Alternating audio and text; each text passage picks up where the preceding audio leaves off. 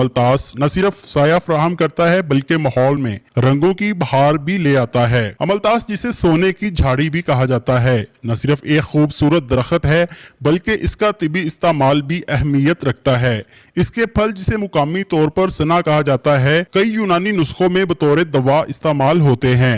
शहरियों का बात करते हुए कहना था कि जर्द रंग के फूल बहुत ही प्यारे लग रहे हैं। हम रोजाना कॉलेज जाते हैं तो इन्हें देखते हैं तो दिल बाग बाग हो जाता है। हुकूमत को चाहिए कि ऐसे दरख्त ज़्यादा से ज़्यादा लगाए। ये जर्द रंग के फूल बहुत खूबसूरत हैं और सुबह के टाइम जब हम आते हैं तो कॉलेज में बहुत खूबसूरत लगते हैं और दोपहर के टाइम भी छाँव का इंतज़ाम करते हैं हमारे लिए।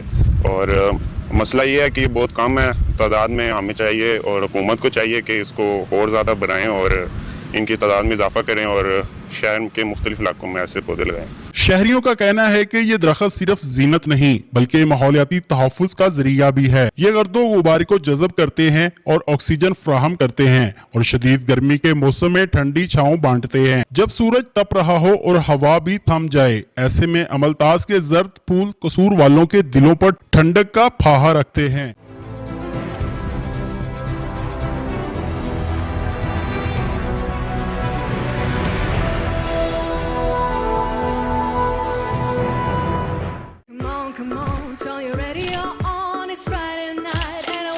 It's me, Jia. This is my street vibes.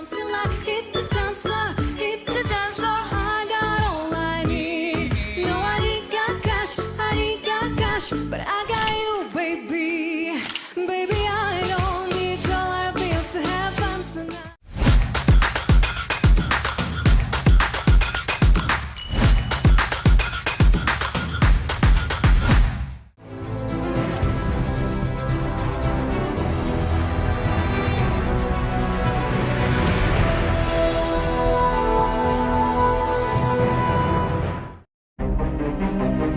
Hello, I'm Alan Curry. I'm bringing you a show badge of honour on my successful life in the police service to the rank of Chief Superintendent. Talking about me, and hopefully I'm saying some nice things about myself. There's a couple of bad ones, I'm sure, as well. And I don't like criminal activity. As opposed to the other way around when you arrest somebody and have to find the evidence. And the feeling of doing something for somebody else, I don't know how you can get that from anybody else.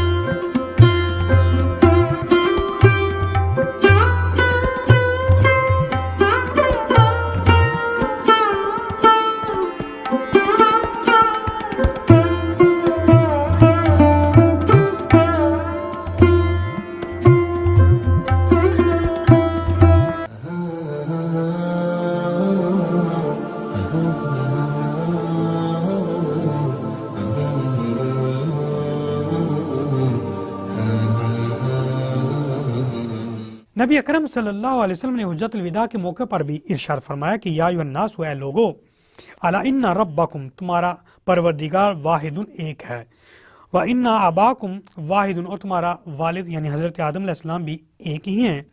तुम में से कोई भी शख्स अफजल नहीं है लिए अरबीन अला अजमीन, यानी कोई भी अरबी अजमी पर फोकियत नहीं रखता और कोई भी अजमी अरबी पर फोकियत नहीं रखता। ये नहीं कि कुरान अरबी में है, हदीस अरबी में है तो इस लिहाज से उसको फोकियत हासिल होगी। अगर कोई अजमी है और कुरान और सुन्नत को समझने वाला है और पे अमल करने वाला है तो वो अरबी से अफजल है। इसी तरह फरमाया कि वला अली अहमरा अला असवदा, तो कोई भी सुर्ख रंग वाला, सफ़ेद रंग वाला वो काले रंग वाले से अफजल नहीं है, और इसी तरह काले रंग वाला वो सफ़ेद रंग वाले से अफजल नहीं है। अगर कोई काले रंग का है اور وہ غریب بھی ہے، جھونپڑی میں رہتا ہے، لیکن اللہ تبارک و تعالیٰ پر مکمل ایمان رکھتا ہے اور اللہ کے فرامین کی پابندی کرنے والا ہے، اللہ کا محبوب ہے، تو وہ اس بندے سے افضل بن جاتا ہے، چاہے وہ اس کا جتنا مرضی بڑا سٹیٹس ہو۔ لیکن اللہ تبارک و تعالیٰ کے نزدیک بلند کون ہے؟ جس کے اندر اللہ کا ڈر ہے اور پرہیزگار ہے۔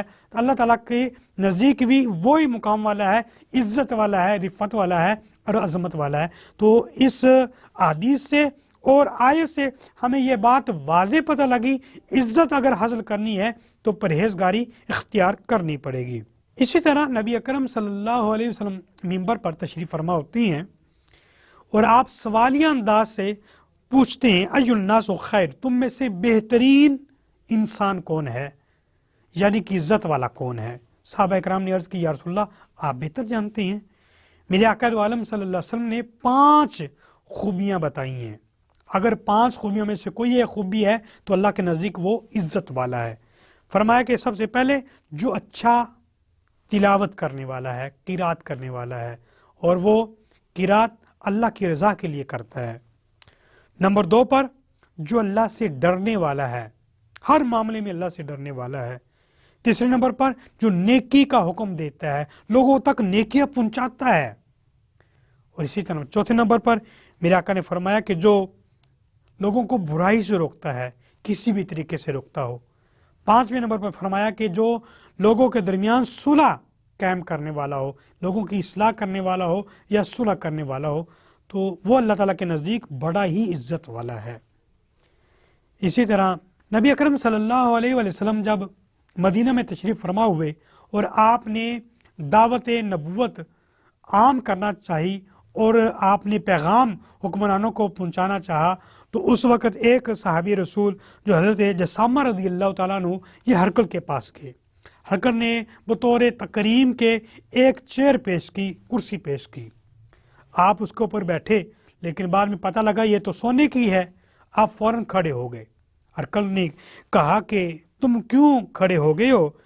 تو اس وقت صحابی نے یہ کہا کہ سمعت رسول اللہ صلی اللہ علیہ وسلم ینہا عن مثل ھذا، کہا کہ اللہ کے پیارے حبیب نے سونے اور سونے جیسی کوئی بھی چیز ہے اس پر اس کا استعمال ہمارے اوپر حرام قرار دیا ہے۔ تو اس نے کہا یہ تو ہم تکریم کے لیے کرتے ہیں۔ اس وقت صحابی رسول نے فرمایا کہ اس چیز میں کبھی بھی عزت نہیں ہو سکتی جس کو رسول اللہ حرام قرار دے، منع فرما دے۔ تو اس اعتبار سے ہر وہ چیز جو انسان کے لیے، جو مسلمان کے لیے حرام ہے، جو ناجائز ہے، وہ کبھی بھی انسان کی عزت کا سبب نہیں ہو سکتی۔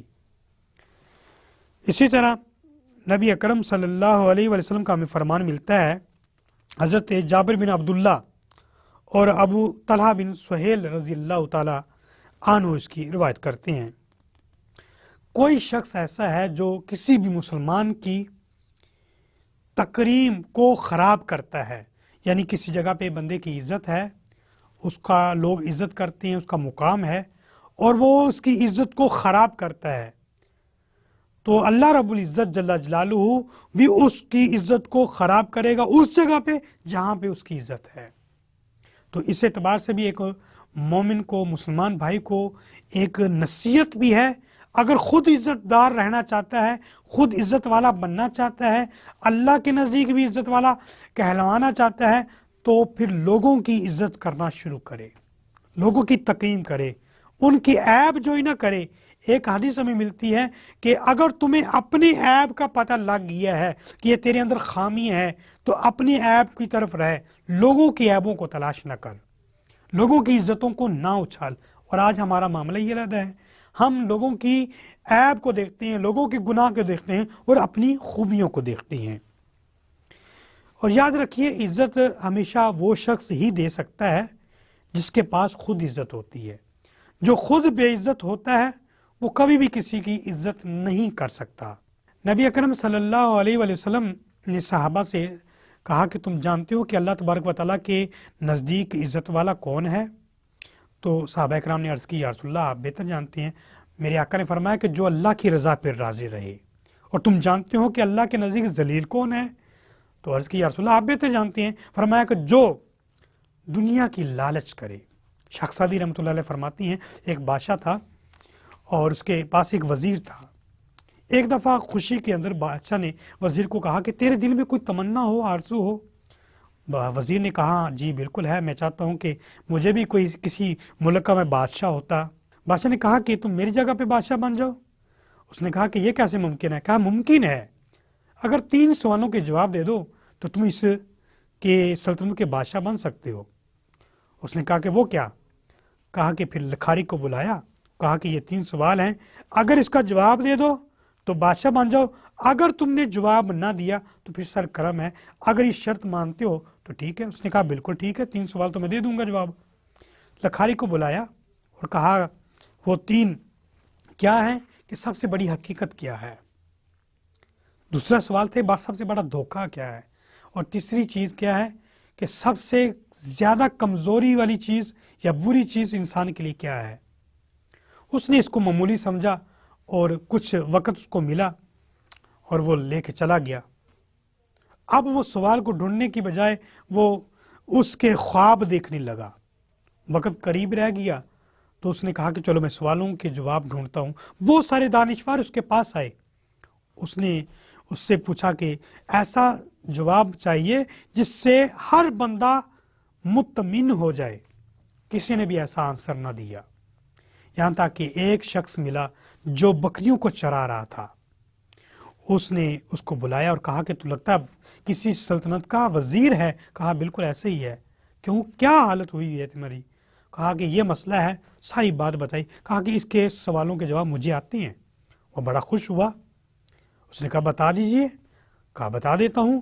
کہا کہ سب سے بڑی حقیقت کیا ہے؟ تو اس بزرگ نے کہا کہ سب سے بڑی حقیقت ہے کہ دنیا سے انسان کو رخصت ہونا ہے, یعنی موت سب سے بڑی حقیقت ہے. کوئی بھی چیز ہے, ہر چیز کو فنا ہونا ہے. کل من علیہ فان. وہ بڑا خوش ہوا. اس نے کہا کہ دوسرے سوال کا جواب کیا ہے؟ تو کہا دوسرا سوال کیا ہے؟ کہا کہ سب سے بڑا دھوکہ کیا ہے؟ تو بزرگ نے کہا کہ سب سے بڑا دھوکہ انسان کی اپنی زندگی ہے. وہ سوچتا ہے کہ کل میں یہ کروں گا, پرسوں میں یہ کروں گا, میرے ساتھ یہ زندگی باقی رہے گی, میں یہ کر لوں گا. یہاں تک کہ زندگی کسی وقت بھی اس کو دھوکہ دے دیتی. میرے آقا نے فرمایا زندگی کو جانتے ہو, زندگی اور موت کے درمیان کتنا فاصلہ ہے؟ صحابہ کرام نے عرض کی کہ 1 رکعت کی مقدار. میرے آقا نے فرمایا نہیں, ابھی نیت کی ہے, نہ جانے ہاتھ اٹھا سکوں نہ اٹھا سکوں. اتنی مقدار کی بھی موت اور زندگی کے درمیان فاصلہ نہیں ہے. یعنی کہ کبھی بھی انسان دنیا سے رخصت ہو سکتا ہے, دھوکہ دے سکتی ہے. تیسری چیز جب اس نے کہا نہیں, تیسری چیز کے لیے قیمت لگے گی. 2 سوال فری ہو گئے ہیں. عرض کی کہ تیسری کا پھر کیا قیمت کیا ہے؟ کہا کہ یہ جو میرے پاس کتا ہے جو جس پیالے میں دودھ پی رہا ہے اس کو پی لو. تو وہ اس کو پینے کے لیے کھڑا ہوتا ہے. تو کہا کہ تیسری چیز کا جواب یہی ہے جو تم نے کیا, یعنی دنیا کی لالچ, دنیا کی ہرس, وہ انسان کو اندھا کر دیتی ہے. اللہ تعالیٰ کی بارگاہ میں ہم عرض کریں گے کہ اللہ تبارک و تعالیٰ ہمیں عمل کی توفیق عطا فرمائے. وآخر دعوانا ان الحمدللہ رب العالمین.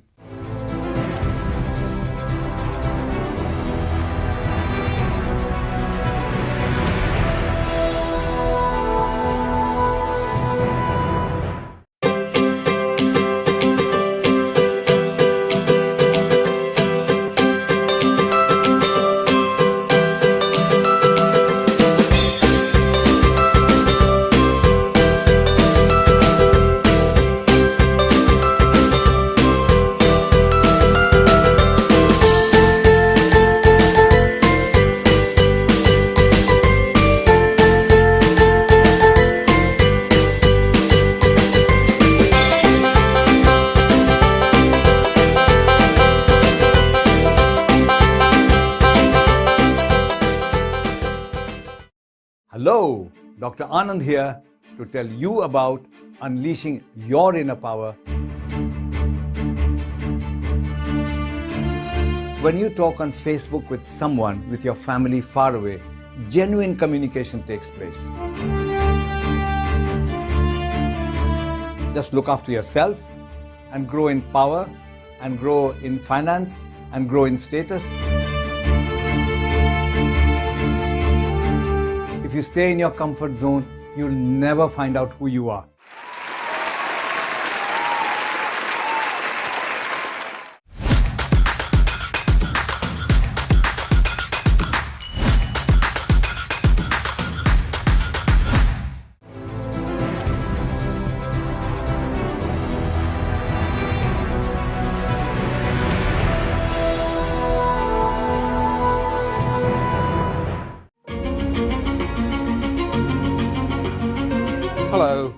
I'm Robin Ashby. I'm a city councillor. I'm an advisor. I have done a lot of things in my life.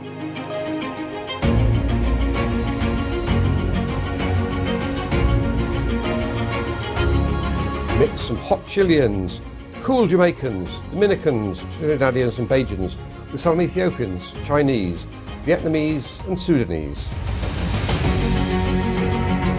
There were 282,000 people who came here to study. We can absolutely understand that first generation come here and they're in a strange land where they have to learn new customs, and it's cold as well.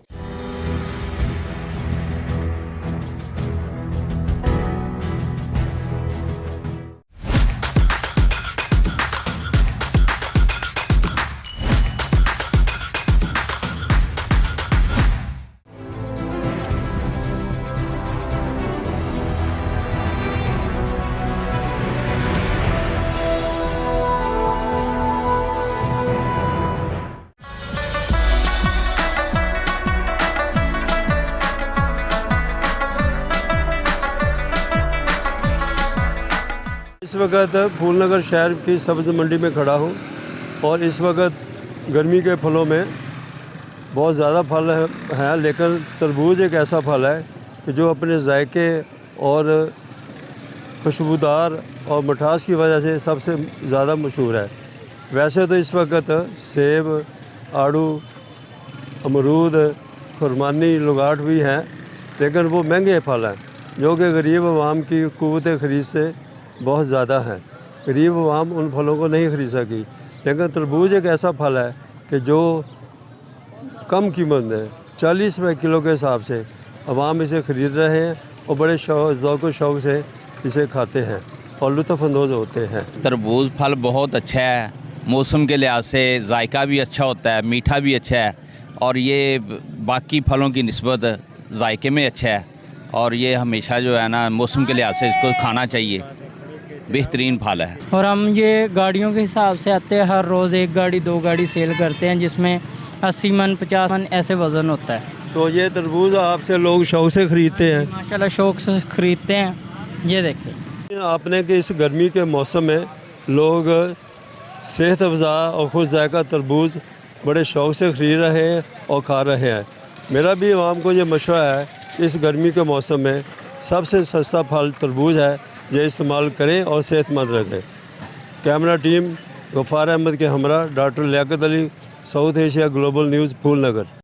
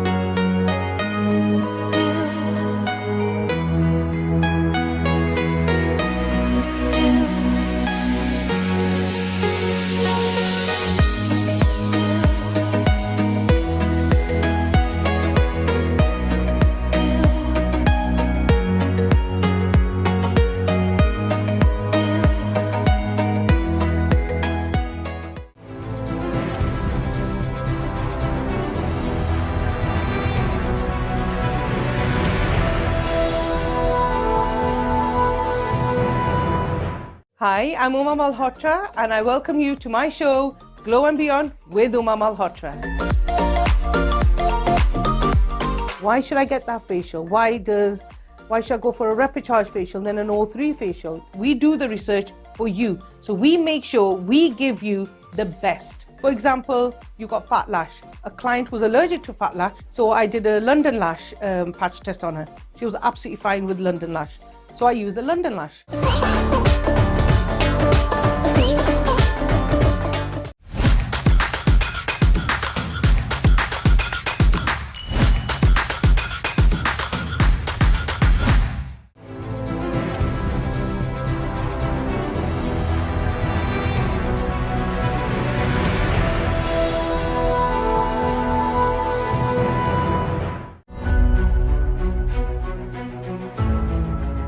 Hello and welcome to Business ABC. But the number one reason why businesses fail, whether they are starting or scaling or growing, is because of money. And when you go to them with an idea, they will always go, "Oh, great idea. Oh, vadya."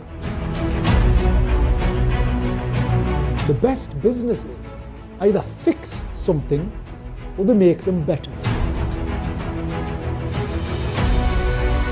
Where it's legal or where it's contract, take your time.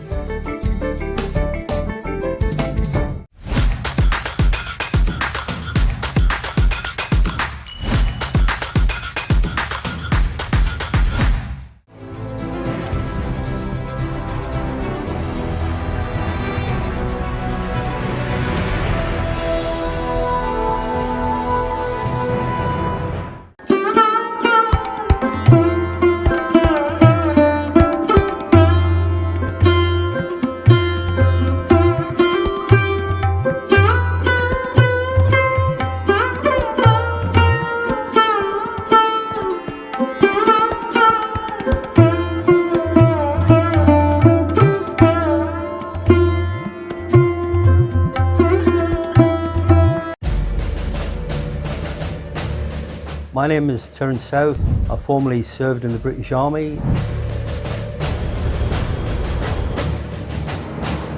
We had to go down as the muscle squad and go on, you come with us. She said, "No, let us go, we're fighting." No.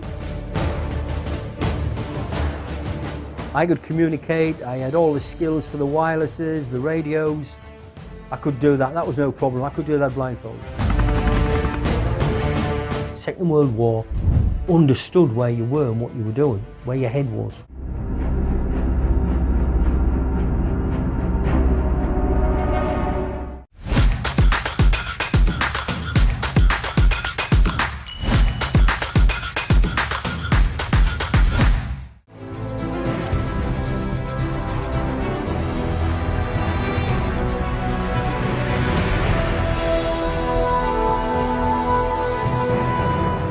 अगर आप कमाते हैं तो अपनी ज़ात पे अगर खर्च ना करें तो फिर कहाँ किया? इस मामले में मैं अपनी फैमिली में, अपने ख़ानदान में बड़ा फजूल खर्च मशहूर हूँ। देखिए 91 में हमने ये मैगजीन स्टार्ट किया था और ये दुनिया का टॉप, पाकिस्तान के टॉप जर्नल्स में था, जो रिसर्च ओरिएंटेड इलस्ट्रेटेड जर्नल था। हम कम से कम अब जो है 77 साल बाद हम एक कौम इकट्ठे हो जाए। हमारे दौर के अंदर 34 अरब डॉलर रेमिटेंस जो था ओवरसीज पाकिस्तानी भेज रहे थे। कादिर रहमतुल्लाह अलैह फरमा गए हैं कि काम का टाइम बढ़ाएं, काम करें। आप यकीन करें कि नॉर्दर्न एरिया के पैकेजेस इतने ज़्यादा है, अभी पाकिस्तानियों ने नॉर्दर्न एरिया को भी नहीं अभी इतना एक्सप्लोर किया।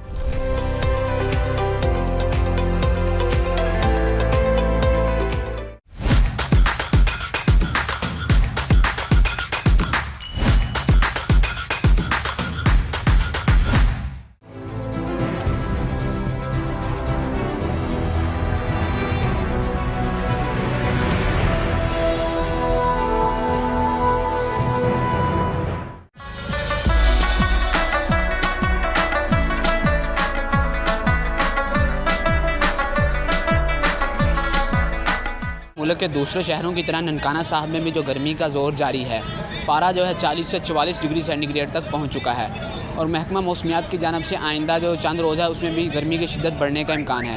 گرمی کی شدت بڑھنے کے ساتھ ساتھ جو ہیٹ ویو ہے اس میں بھی کافی اضافہ ہو گیا ہے.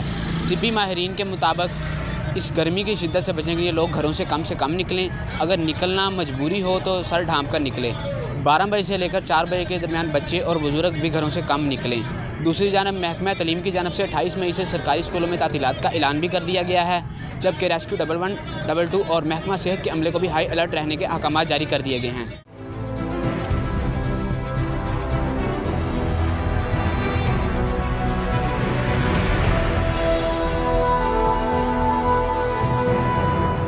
آپ لوگوں نے پہلے بھی آواز اٹھائی اسلام آباد میں غیر بجلی کے خلاف، مہنگائی کے خلاف، تو آپ لوگوں کی آواز سنی نہیں گئی. دیکھیے جماعت اسلامی نے مہنگائی کے خلاف اور خاص طور پر بجلی کے بلوں میں ہوش ربا اضافے کے خلاف ہم نے آواز بلند کی تھی. 300 یونٹ تک کا انہوں نے کہا تھا کہ ہم سولر سسٹم دیں گے. ہاں جی. کراچی میں سندھ میں دینا شروع کیا ہوا، وہاں وہ ہماری حکومت ہے.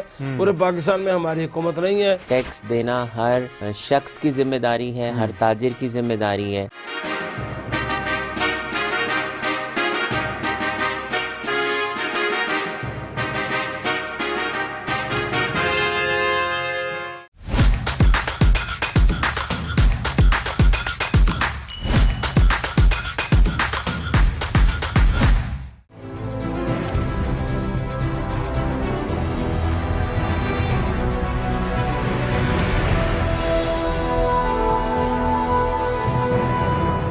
ٹرسٹ ہے لوگوں کا.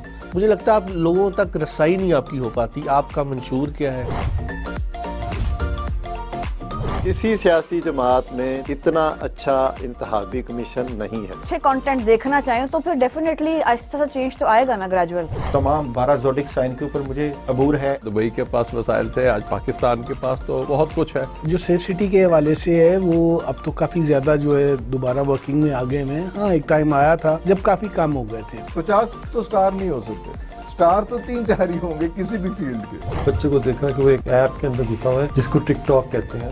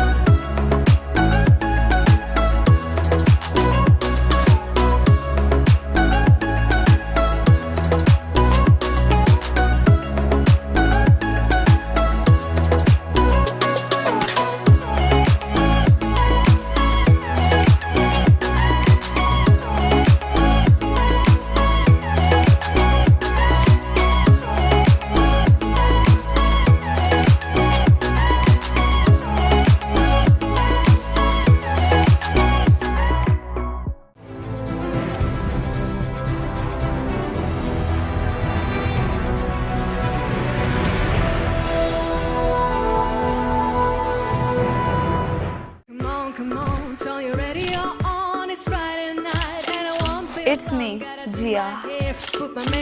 This is my Street Vibes.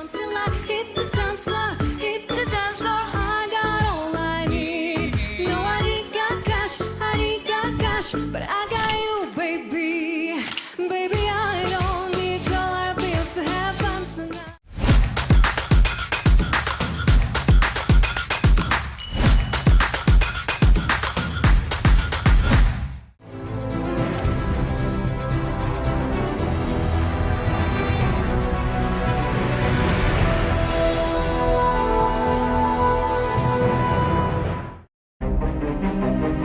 Hello, I'm Alan Curry. I'm bringing you a show badge of honour on my successful life in the police service to the rank of Chief Superintendent.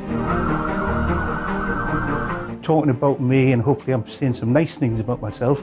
There's a couple of bad ones, I'm sure, as well. And I don't like criminal activity.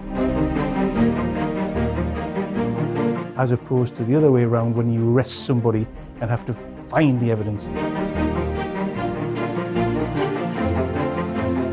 And the feeling of doing something for somebody else, I don't know how you can get that from anybody else.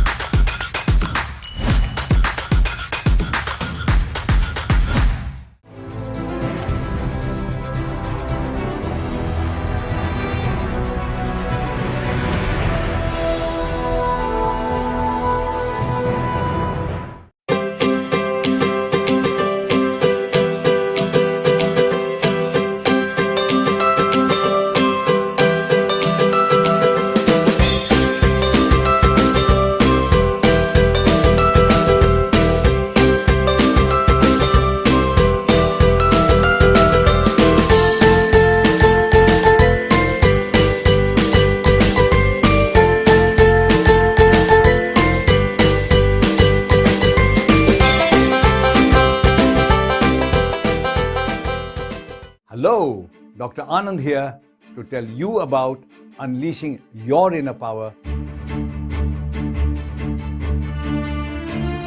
When you talk on Facebook with someone with your family far away, genuine communication takes place.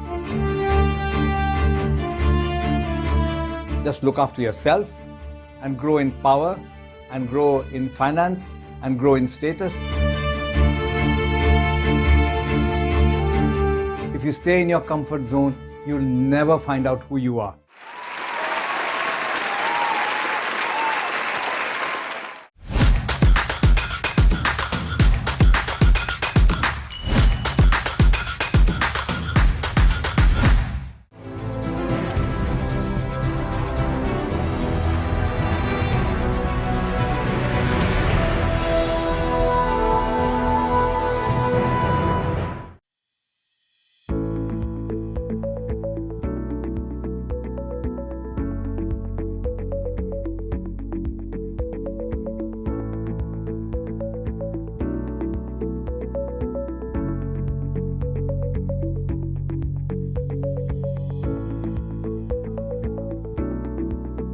When I saw my father treating patients and the satisfaction that he used to get in treating patients who were disabled and suddenly making them walk, that gave me an inspiration as well. And that's where my mindset right from childhood was that I want to help people, I want to do something for the country.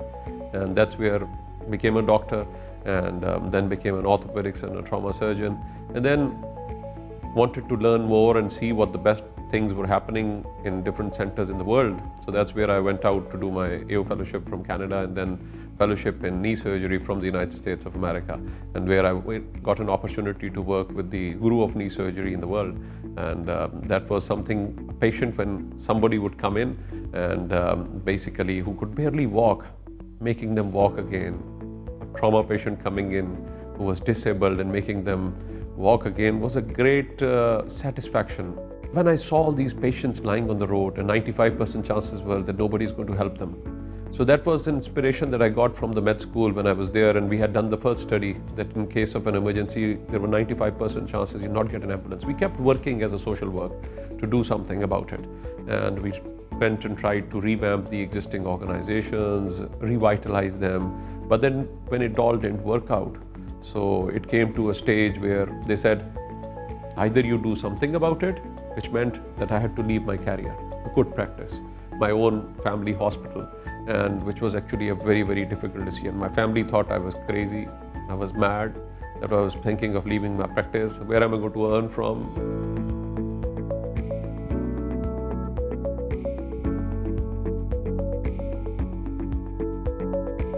The biggest challenge that we faced when we were making rescue was changing minds. The mindset was, this can't be done in Pakistan, a developing country, a rescue service. and one number and people will immediately get help. So it was like as if I was talking some very strange words, and this was impossible in a developing country. The biggest challenge was we didn't have trained human resource. For the first time we started the training of emergency medical technicians. Then the ambulances, if we imported them, we couldn't maintain them, the repair and maintenance would have been necessary, so we had to start the fabrication of ambulances within Pakistan so that it was easy for repair and maintenance. Then we started it in October, so in 2004, and everybody was, it will not work out. We started with only 14 ambulances in the city of Lahore. A change of government is always a challenge. Whatever initiatives have been taken by the previous government, the new government looks at it from an apprehension and they want to start their own project. Initially we did face a lot of resistance, and obviously we had to clarify all of those things. So the challenge and rescue go together. And when these people, even from the new government, who went there and said, my mother has been saved because of this, you can stop everything else done by the previous government, but not this service. So I think that became our biggest help, and our performance spoke for itself. Starting from the city of Lahore in 2004, and today, after 16 years, when I see what we've been able to achieve, even it's difficult for me to believe that. Where we started from 14 ambulances and then expanded to all the 36 districts of Punjab province with 110 million population, our fleet went up to 350 ambulances. And we kept it very cost effective, developing a response time based model rather than a population based model. So with minimal resources, we were able to extensively cover the area.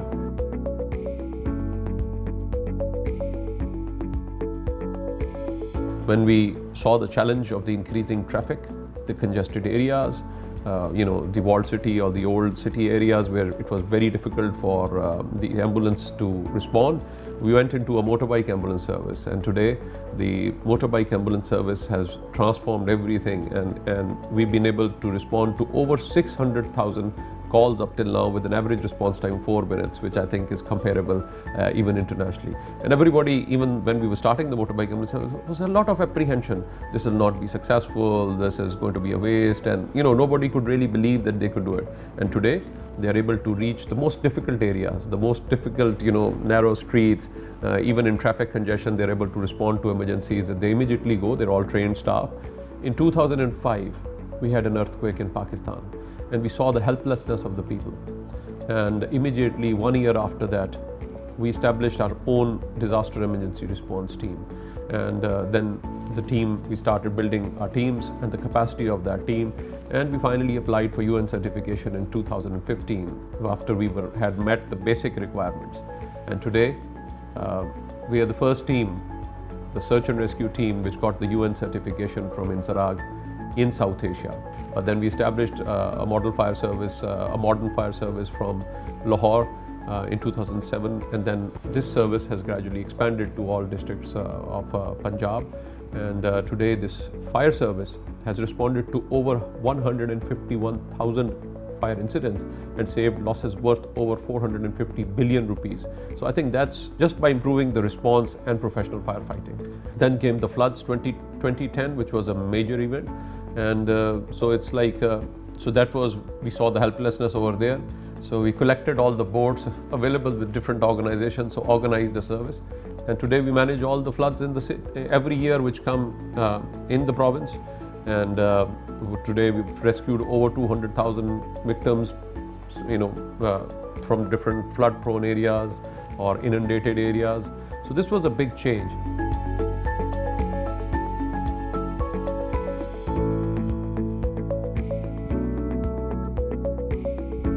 After the successful launch of an emergency rescue service in Pakistan, I still always wanted to go back and help the people of this country. So my old patients and everybody else motivated me that I needed to give more time to this clinical practice. So I had to sacrifice my evenings for this. So I had to sacrifice my private life, and I dedicate 3 evenings at least in a week to come and help these poor and needy patients. Clinical practice is very important. It keeps you humane, because once you're involved in the entire day in the administrative affairs, managing such a large service, then coming and helping people in need is a lot of satisfaction. And I think if I can provide them with those services, I think that's the biggest satisfaction that I get, which no money can bring.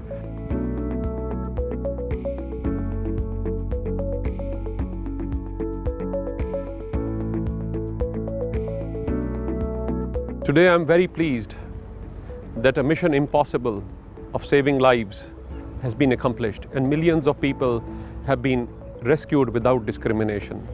But I hope that we can establish safer communities to live, work and travel in Pakistan. That's our vision for the next 10 years.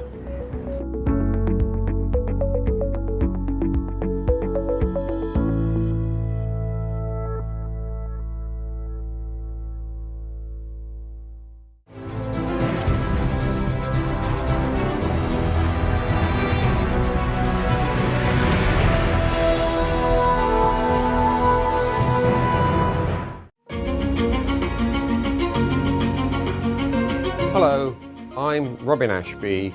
I'm a city councillor, I'm an advisor. I have done a lot of things in my life.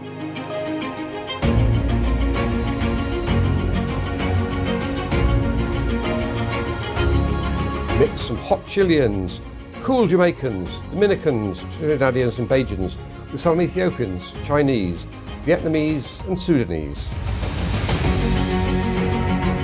There were 282,000 people who came here to study. We can absolutely understand that first generation come here and they're in a strange land where they have to learn new customs and it's cold as well.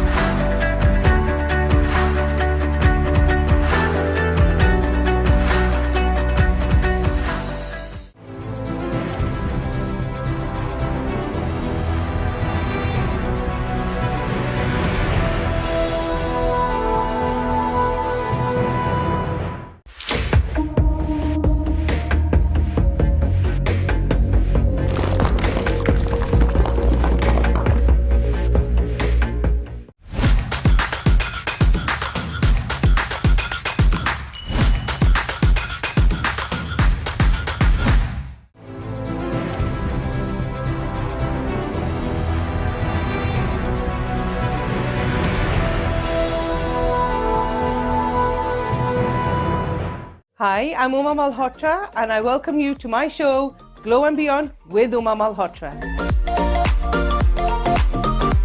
Why should I get that facial? Why should I go for a rapid charge facial then an O3 facial? We do the research for you. So we make sure we give you the best. For example, you got fat lash. A client was allergic to fat lash, so I did a London Lash patch test on her. She was absolutely fine with London Lash. So I used the London Lash.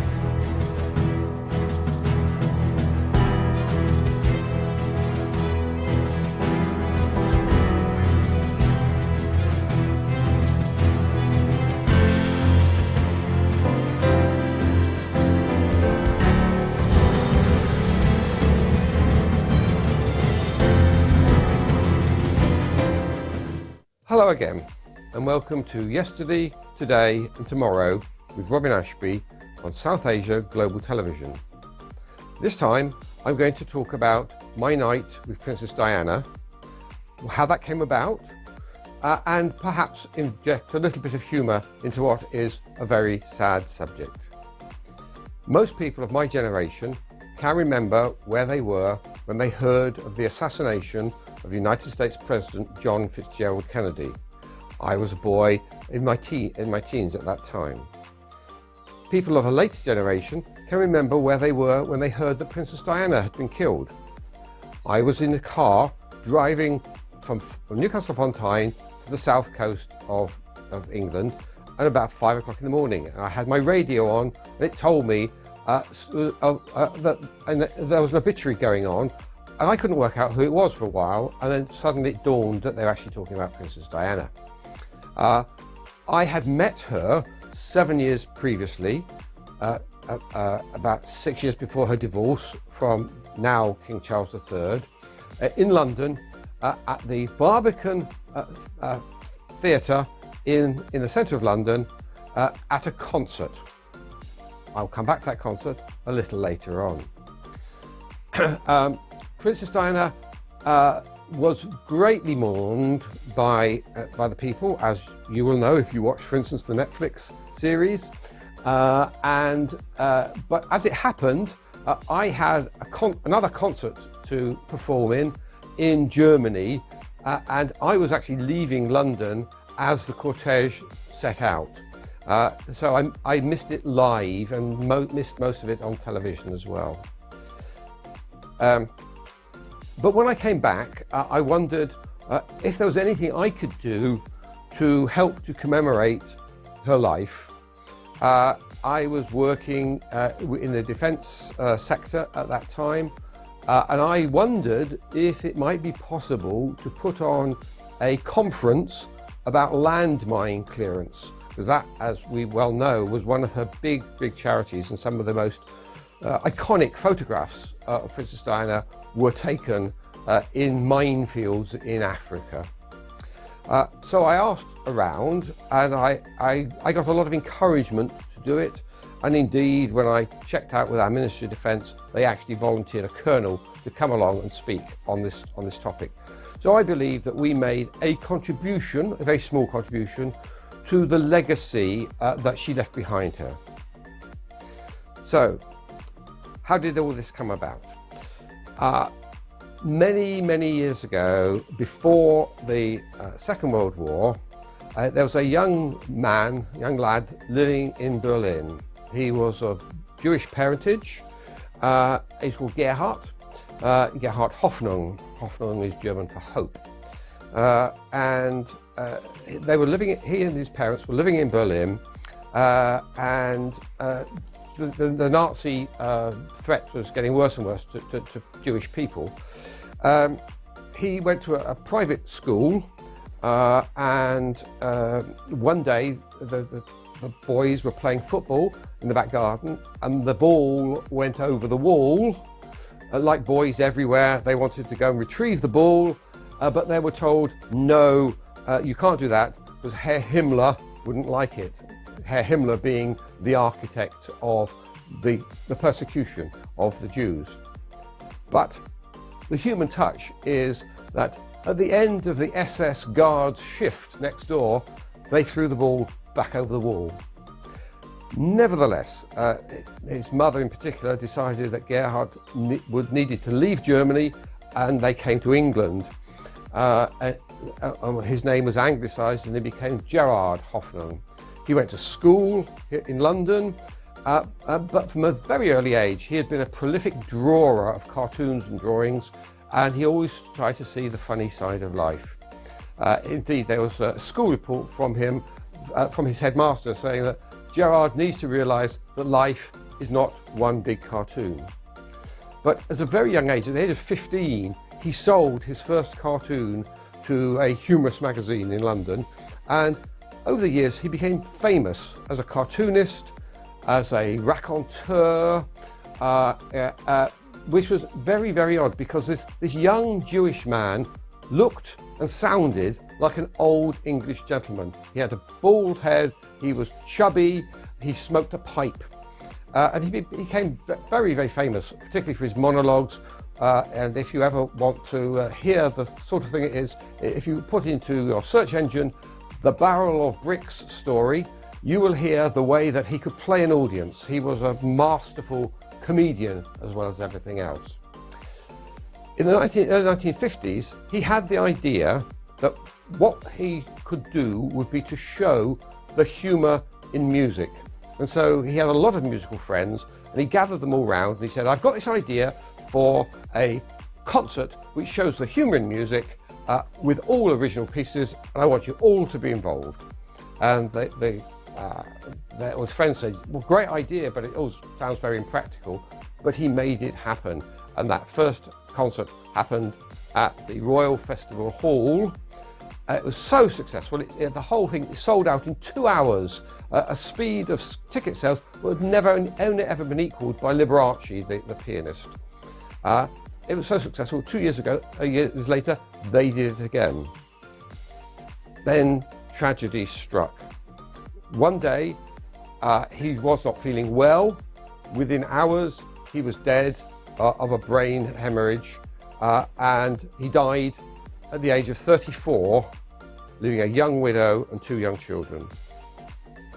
That could have been the end of that part of his legacy, but my business partner, himself a Czech Jew refugee who had come here just before the Second World War, came to know Annette Hoffnung and persuaded her to, Annette Hoffnung being his widow, persuaded her to allow him to put on some concerts to show how he could treat them.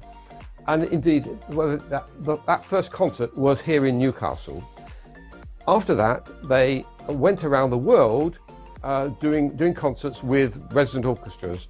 And during the history of those Hoffnung concerts on the road, as it were, they went all the way from the Hollywood Bowl in California to Cowboys in Billings, Montana, at one of the smallest capitals, all the way up to Japan, where we did several tours. I say we because later on in the 1980s, I became involved with Tom Bergman on business deals, and he brought me in to the concerts. So when after our concert with Princess Diana in 1990, he had the second of his heart attacks, and some years later he had another one. That one came after we'd had a grand tour. We'd been in Leipzig and Berlin in Germany.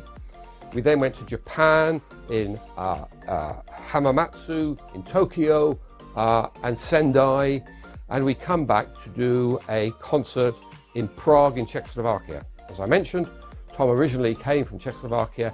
He had fled there when the Nazis moved in for the Second World War. He'd gone back in 1945 to run his family business. He'd become a Czech member of parliament, and one night in 1948 he had a call from a friend in the security service. His friend said, "I'm coming to see you in the morning." That was a cue that the Russians were taking over the government of Czechoslovakia and were coming to arrest him. So at a couple of hours' notice, he and some family friends walked out of the country. They were crossing a ploughed field in the snow when a guard aboard came up to them with a rifle and said, "Who are you and where are you going?" To which Tom answered, "We're going for a walk." And the guard pulled up his rifle and said, "Good luck." They walked out, and he came via Austria, in France, where he played the piano in bars for tips, and eventually ended up in England, where he became the founder of the first public relations company outside of London, and the concerts were in his blood. So when the Berlin Wall fell and Czechoslovakia became free, he said, "We must go to Czechoslovakia and do a concert." I was completely in agreement. I said, "We'll do it for free." And he said, "No, we will get paid for it, and we'll get paid in hard currency as well." So we went to Prague, and we took part in Prague Spring, one of the most famous concerts in the Czech musical calendar at the Smetana Hall. We recorded it. We actually made a video of it, which is still available online if you secondhand, if you'd like to take a look. And after that concert, very successful, he'd gone back to his home country as a musician on national television, the thing that he'd always wanted to achieve in his life. And a couple of days later, while having a small holiday there, he had another heart attack and died. We went over to Czechoslovakia to pick up his ashes, and we brought them back here to Newcastle, where they are now buried. We thought, well, Netta and I were discussing this on the plane as we were bringing his urn back with us. And we said, well, we don't necessarily have to stop without Tom. Maybe there's a way we can carry on. And indeed we did. And we did that for many years. And we had concerts, again, back in Japan again, in all over Europe, at festivals for Fasching, which is the Easter celebrations, the pre-Easter celebrations, for New Year's concerts. And these continue to be greatly enjoyed. And I'll tell you more about the content of those and my conversation with Princess Diana in the next part.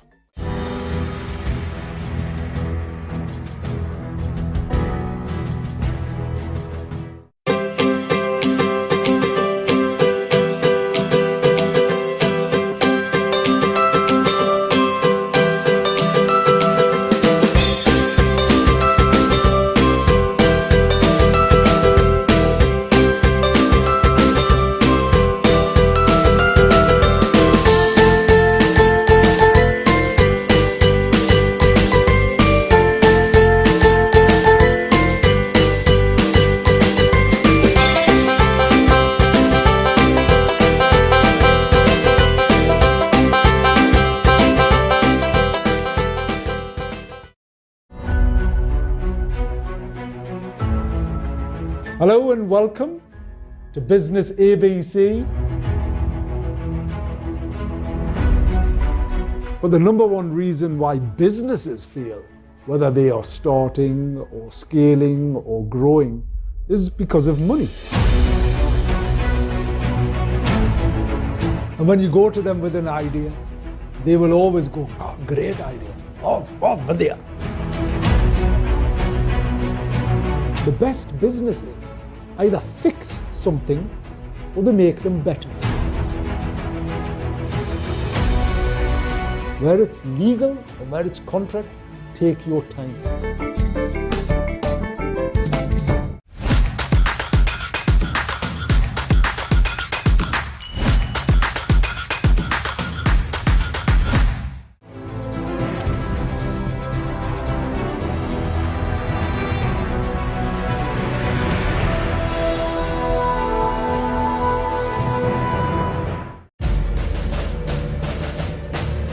My name is Terence South.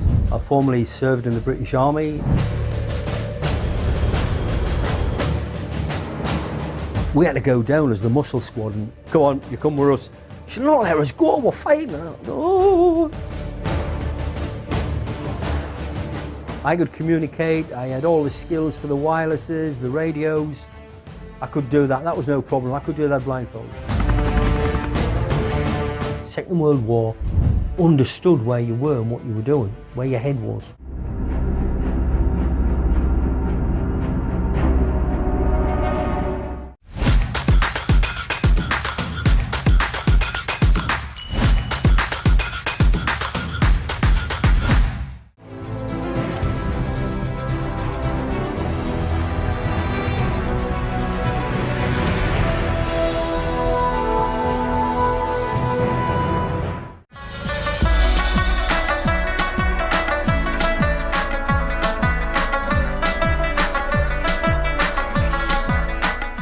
सूरज के बदलते हुए तेवर के साथ मुल्क भर की तरह हवेली लखा और गिरदो नवा में भी गर्मी की शिद्दत में बेपनाह इजाफा हो गया। गर्मी की शिद्दत की वजह से शहरियों ने हवेली लखा रोड अड्डा हेड सुलेमान की, जिसे मुल्तान दिल्ली रोड भी कहा जाता है, सड़क किनारे लगे घने दरख्तों की छांव के नीचे कायम मशरूबात पॉइंट का रुख कर लिया। जहाँ पर मुख्तलिफ किस्म की मशरूबात के पॉइंट कायम हैं। यहाँ पर गन्ने का रस, सिकंजबी, सरदियाई, सत्तू और इमली के शरबत समेत मुतद्दद मशरूबात के ठेले लगे हुए हैं। गर्मी की शिद्दत को कम करने के लिए यहाँ मशरूब पीने लोग जौक दर जौक आते हैं और ठंडे मशरूबात पीकर राहत महसूस करते हैं। हैड सुलेमान की इलाका की सरदियाई बहुत मशहूर है, जिसमें बादाम, खशखाश, सौंफ, ज़ीरा, छोटी इलायची, चार मगज़ और दीगर अशिया मिलाकर तैयार की जाती है, जो पीने वालों के लिए खुश ज़ैक़ा होने के साथ गर्मी की शिद्दत कम करके दिल को सुकून, ठंडक और राहत बख्शती है। रिपोर्ट शाद सईद वट्टू, नुमाइंदा South Asia, Global TV, Head Sulemanki Haveli लखा।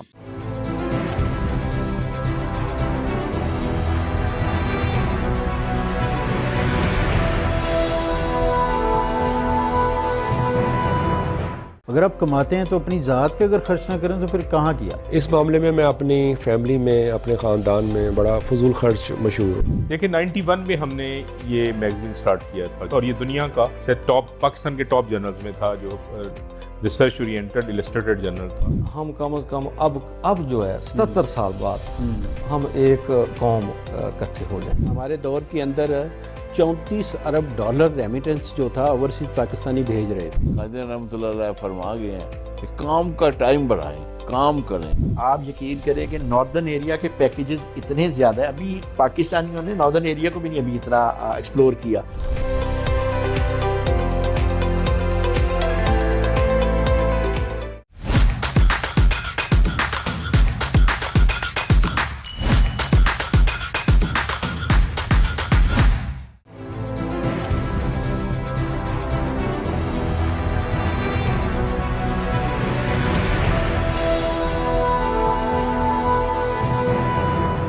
आप लोगों ने पहले भी आवाज़ उठाई इस्लामाबाद में गैर, बिजली के ख़िलाफ़, महंगाई के ख़िलाफ़, तो आप लोगों की आवाज़ सुनी नहीं गई। देखिए, जमात इस्लामी ने महंगाई के ख़िलाफ़ और ख़ास तौर पर बिजली के बिलों में होश रुबा इजाफे के ख़िलाफ़ हमने आवाज़ बुलंद की थी। 300 यूनिट तक का उन्होंने कहा था कि हम सोलर सिस्टम देंगे। हाँ जी। कराची में, सिंध में देना शुरू किया, वहाँ वो हमारी हुकूमत है, पूरे पाकिस्तान में हमारी हुकूमत नहीं है। टैक्स देना हर शख्स की जिम्मेदारी है, हर ताजिर की जिम्मेदारी है।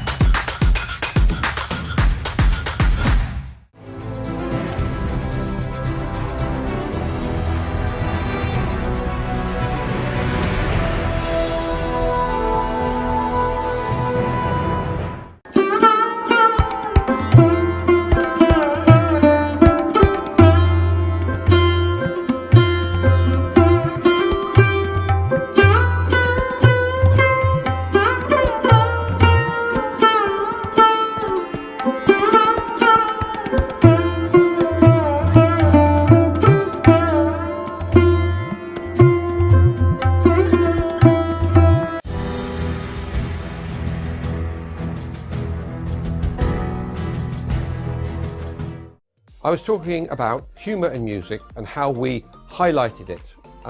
Just as a small demonstration, not a lot of people know, except for small boys, that if you blow into a bottle, you can get a musical note. And here I have 2 bottles, and I'm going to show you that you can indeed get a musical note out.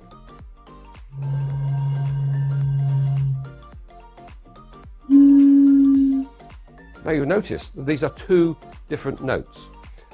It is possible to tune these to the notes of the musical scale. And if you've got 8 bottles, you can get the 8 musical notes in the scale.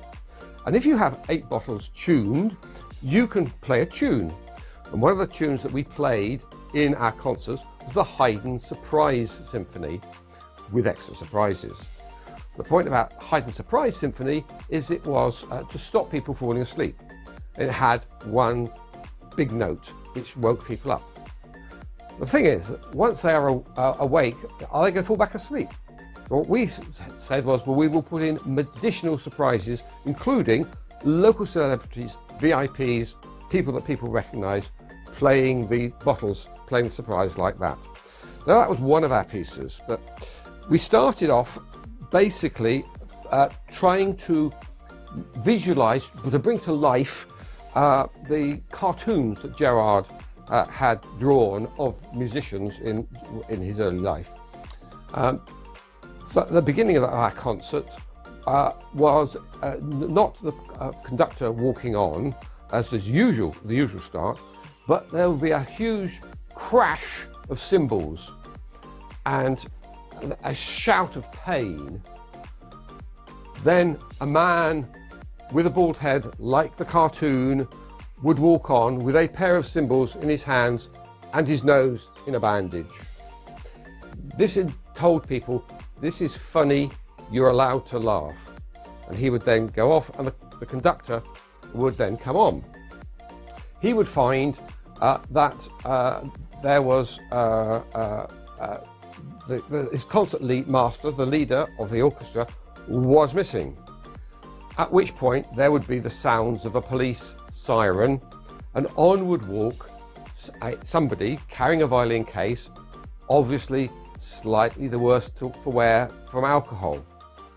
That policeman was often me. I would be dressed up in a police uniform and I would come on with my violin case and I would sit in the vacant leader's spot. I would talk to the audience as I was inebriated. I was jolly. I would be disturbing the whole concert there, and I would get my violin out and I would go as if to play it. At which point there would be another police siren, and another policeman would come on, breathalyze me, and take me away.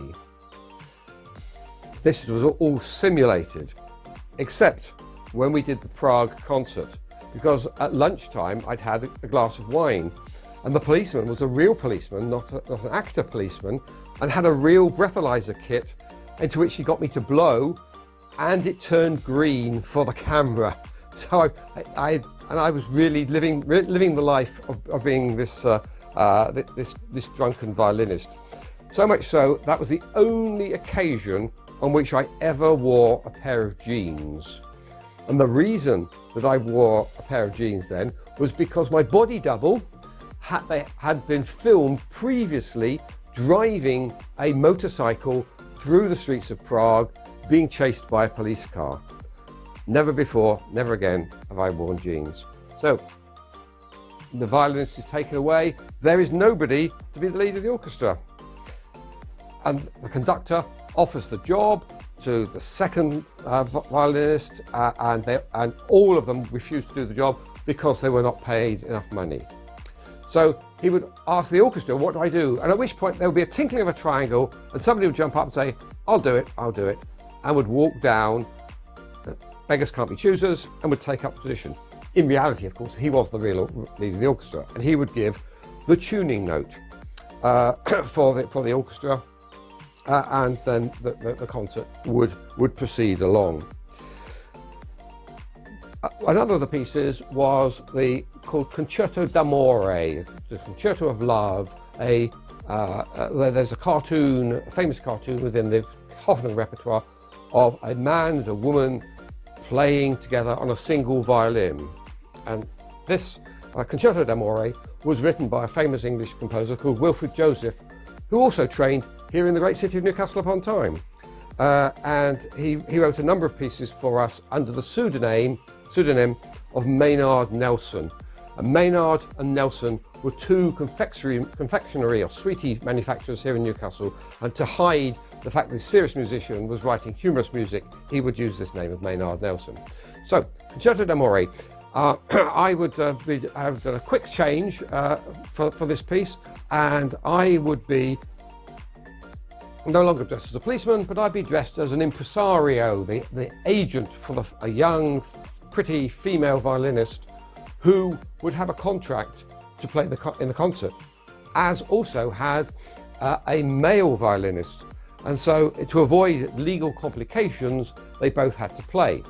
Now, clearly, there would be a lot of tension between the two of them, and that would play out to begin with, until the female violinist would cry a little tear, and the male violinist would give her the opportunity to play on her own. At which point he noticed she's a good player, And he'd notice also she's pretty. And so he gets very interested in her. And the two of them start playing together and to each other. And this goes on throughout the whole of the piece. And at the end, she's holding the violin and he is playing his bow as they walk off together off stage with a quick kiss just as they leave. Brings the house down. That was another one of the cartoons that was envisaged by Gerard, which was made into an entire musical work. There's the cymbals, the beer bottles. There is a cartoon of a tenor singer who has a waistcoat which has the loud and the soft button. And we had an entire sequence of a man for whom we prepared a special waistcoat which would make him sing louder and softer. And he had a whole piece of musical pastiche, cartoonish, on which he would sing the aria, which is called Aria.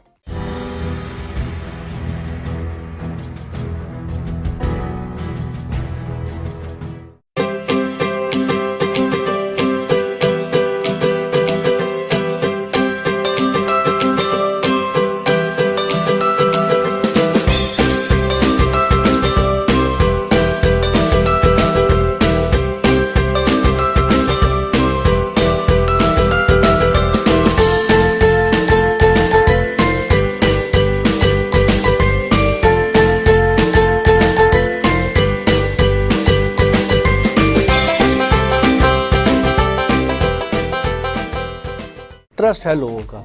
मुझे लगता है आप लोगों तक रसाई नहीं आपकी हो पाती। आपका मंशूर क्या है? किसी सियासी जमात में इतना अच्छा इंतखाबी कमीशन नहीं है। अच्छे कंटेंट देखना चाहें तो फिर डेफिनेटली आहिस्ता सा चेंज तो आएगा ना, ग्रेजुअल। तमाम 12 ज़ोडिक साइन के ऊपर मुझे अबूर है। दुबई के पास वसाइल थे, आज पाकिस्तान के पास तो बहुत कुछ है। जो सेफ सिटी के हवाले से है वो अब तो काफी ज्यादा जो है दोबारा वर्किंग में आ गए हैं। हाँ, एक टाइम आया था जब काफी कम हो गए थे। 50 तो स्टार नहीं हो सकते, स्टार तो 3-4 ही होंगे किसी भी फील्ड के। बच्चे को देखा कि वो एक ऐप के अंदर घुसा हुआ है जिसको टिकटॉक कहते हैं।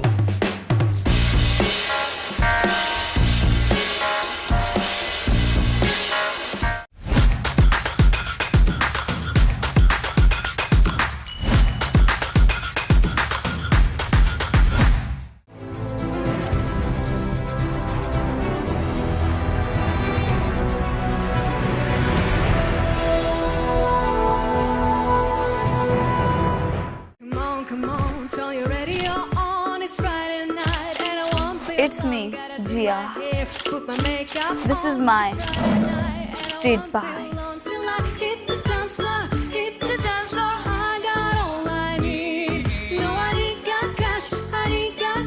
But I got you, baby.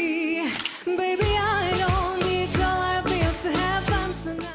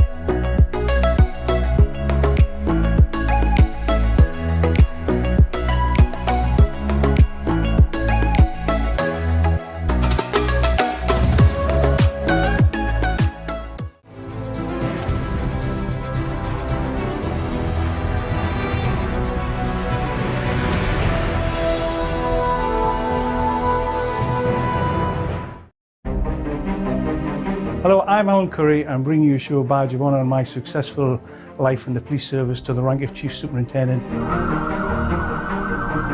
Talking about me, and hopefully I'm saying some nice things about myself. There's a couple of bad ones, I'm sure, as well. And I don't like criminal activity, as opposed to the other way around when you arrest somebody and have to find the evidence. And the feeling of doing something for somebody else, I don't know how you can get that from anybody else.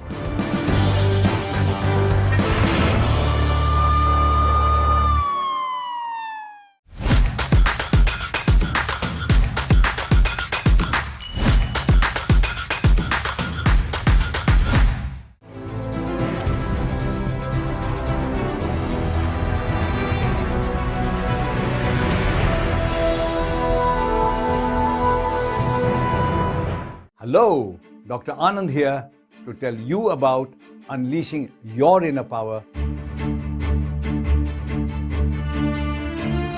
When you talk on Facebook with someone with your family far away, genuine communication takes place. Just look after yourself and grow in power and grow in finance and grow in status. If you stay in your comfort zone, you'll never find out who you are.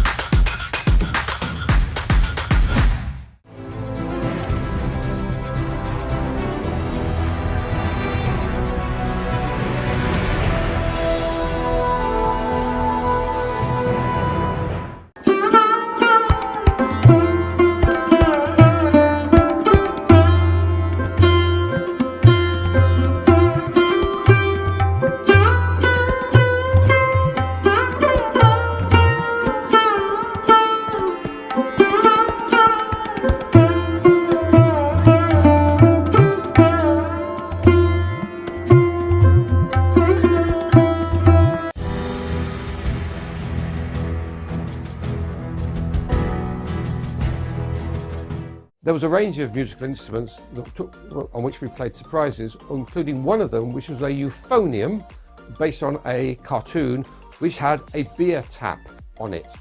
We had this specially made, and inside the euphonium was a reservoir into which beer was poured, and during the piece the euphonium player would turn the tap, he would draw some beer from his euphonium and he would drink it.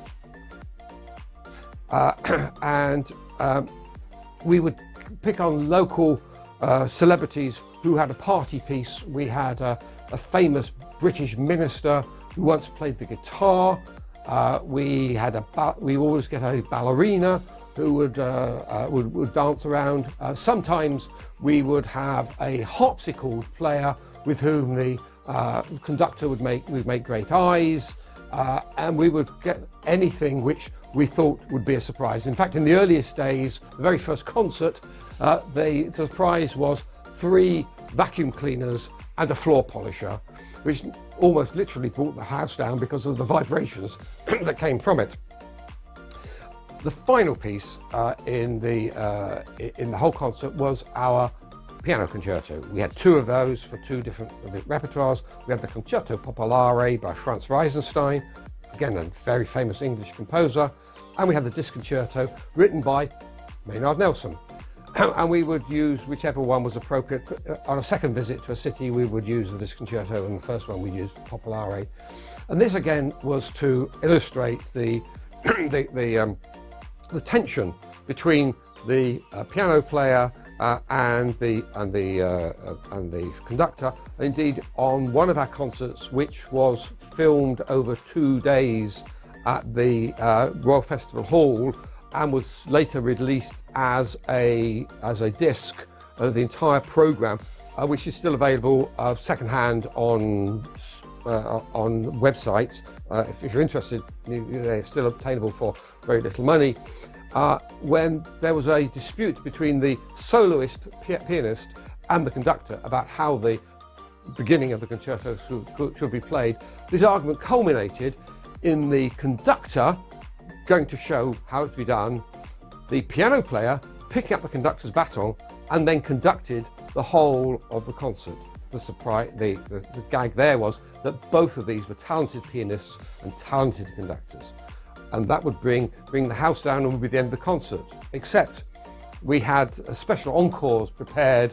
One of them was where the whole orchestra would take part, not playing their instruments, but chanting the names of composers. And we would also have another one based on Smetana's, one of Smetana's works, where the tenor would come on trying to sing O Solo Mio as his encore, and would be chased away and would run round the auditorium being chased, and would end up on a balcony far above when he would sing his very final O Sole Mio. After the concert, with which Princess Diana attended, as she was the guest of honour, it was in aid of the British Lung Foundation, another one of her charities. There was a reception. I was at that reception. I talked to Princess Diana, and I told her that I was the policeman that she had seen on stage. She was delighted to hear this, and she told me the story of how she and Fergie, the Duchess of York, had dressed up as policewomen and gone out night clubbing in London, which is one of the light-hearted episodes within her life, which is one of the reasons that people loved her so much.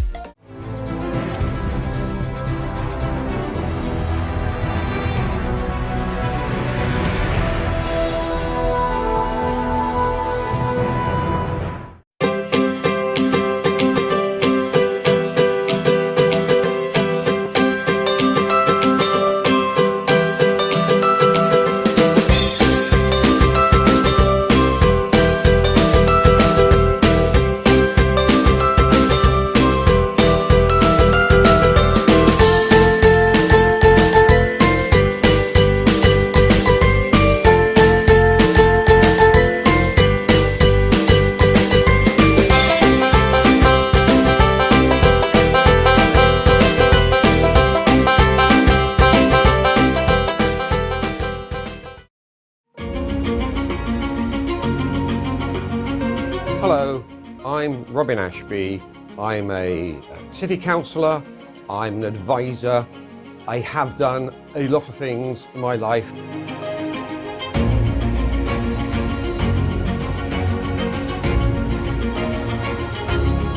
Mix some hot Chileans, cool Jamaicans, Dominicans, Trinidadians and Bajans, with some Ethiopians, Chinese, Vietnamese and Sudanese. There were 282,000 people who came here to study. We can absolutely understand that first generation come here and they're in a strange land where they have to learn new customs, and it's cold as well.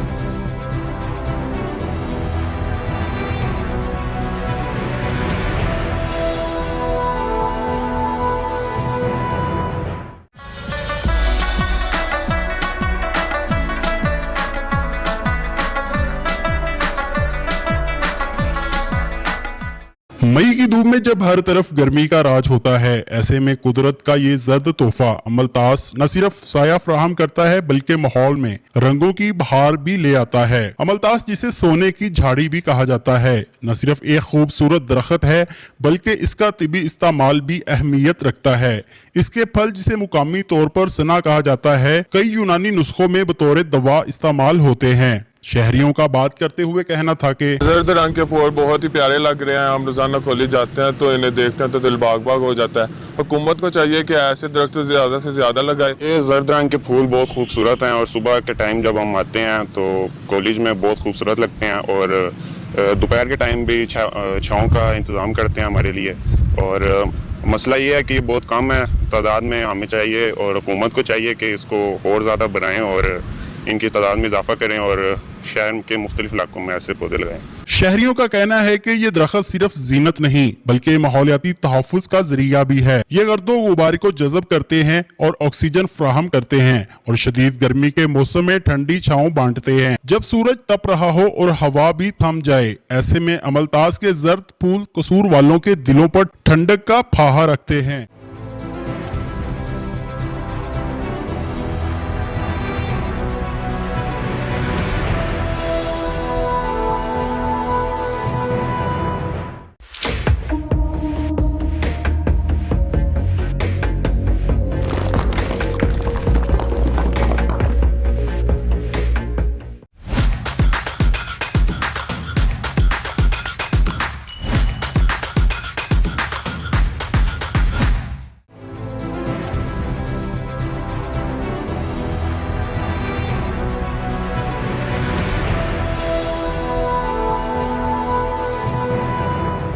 Hi, I'm Uma Malhotra and I welcome you to my show, Glow and Beyond with Uma Malhotra.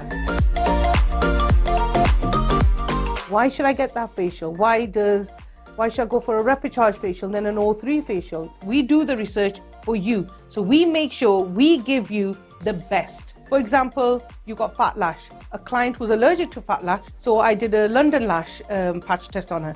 She was absolutely fine with London lash. So I used the London lash.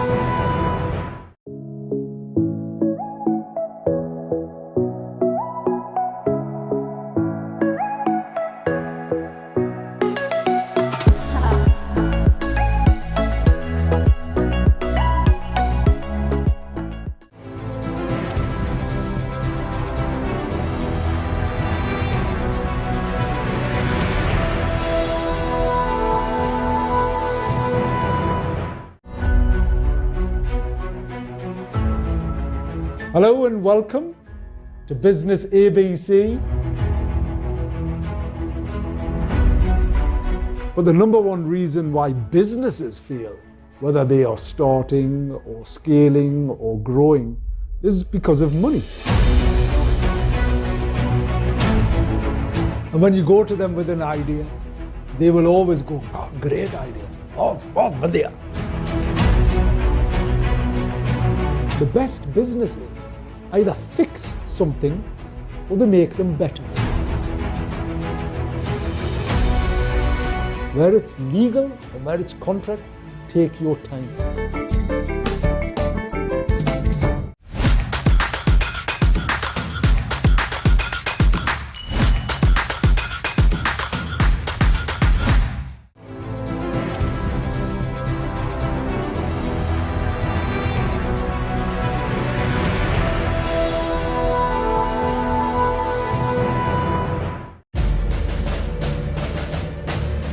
My name is Terence South.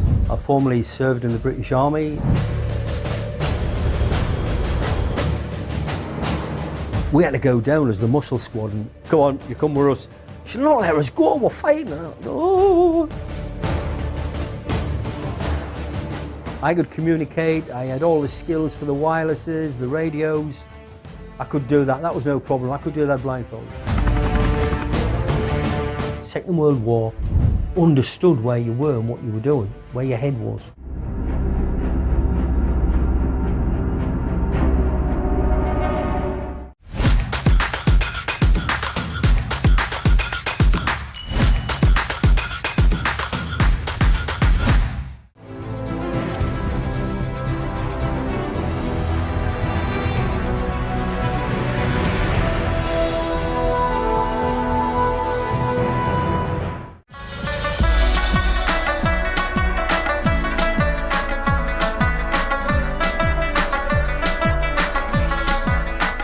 इस वक्त फूलनगर शहर की सब्ज़ मंडी में खड़ा हूँ और इस वक्त गर्मी के फलों में बहुत ज़्यादा फल हैं, लेकिन तरबूज एक ऐसा फल है कि जो अपने जायके और खुशबूदार और मिठास की वजह से सबसे ज़्यादा मशहूर है।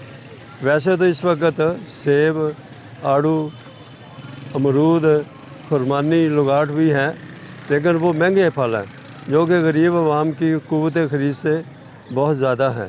गरीब आवाम उन फलों को नहीं ख़रीद सकी, लेकिन तरबूज एक ऐसा फल है कि जो कम कीमत में 40 रुपये किलो के हिसाब से आवाम इसे ख़रीद रहे हैं और बड़े ज़ौक़ व शौक़ से इसे खाते हैं और लुत्फ़अंदोज़ होते हैं। तरबूज फल बहुत अच्छा है, मौसम के लिहाज से जायका भी अच्छा होता है, मीठा भी अच्छा है और ये बाकी फलों की निस्बत जायके में अच्छा है और ये हमेशा जो है ना मौसम के लिहाज से इसको खाना चाहिए, बेहतरीन फल है। और हम ये गाड़ियों के हिसाब से आते हैं, हर रोज़ 1 गाड़ी 2 गाड़ी सेल करते हैं जिसमें 80 मन 50 मन ऐसे वज़न होता है। तो ये तरबूज आपसे लोग शौक़ से ख़रीदते हैं? माशाल्लाह शौक़ से ख़रीदते हैं। ये देखिए आपने कि इस गर्मी के मौसम में लोग सेहत अफ़ज़ा और खुश जायका तरबूज बड़े शौक़ से ख़रीद रहे हैं और खा रहे हैं।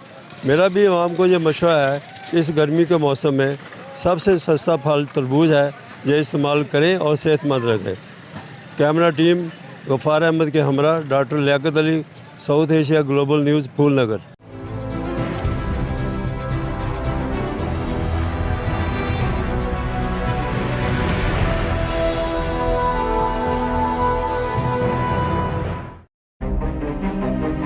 Hello, I'm Alan Curry. I'm bringing you a show badge of honour on my successful life in the police service to the rank of Chief Superintendent.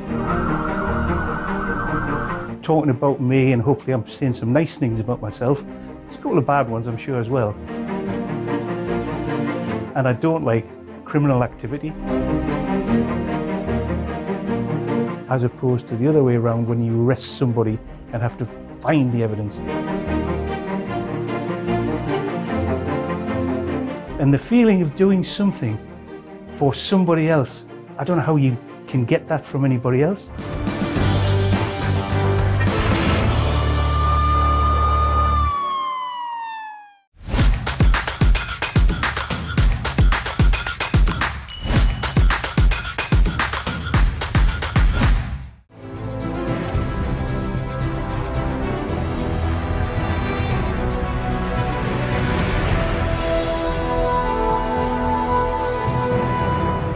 अगर आप कमाते हैं तो अपनी ज़ात पे अगर खर्च ना करें तो फिर कहाँ किया? इस मामले में मैं अपनी फैमिली में, अपने ख़ानदान में बड़ा फजूल खर्च मशहूर हूँ। देखिए 91 में हमने ये मैगज़ीन स्टार्ट किया था और ये दुनिया का टॉप, पाकिस्तान के टॉप जर्नल्स में था, जो रिसर्च ओरिएंटेड इलस्ट्रेटेड जर्नल था। हम कम से कम अब जो है 77 साल बाद हम एक कौम इकट्ठे हो जाए। हमारे दौर के अंदर 34 अरब डॉलर रेमिटेंस जो था ओवरसीज पाकिस्तानी भेज रहे थे। कायदे रहमतुल्लाह अलैह फरमा गए हैं कि काम का टाइम बढ़ाएं, काम करें। आप यकीन करें कि नॉर्दर्न एरिया के पैकेजेस इतने ज़्यादा है, अभी पाकिस्तानियों ने नॉर्दर्न एरिया को भी नहीं अभी इतना एक्सप्लोर किया।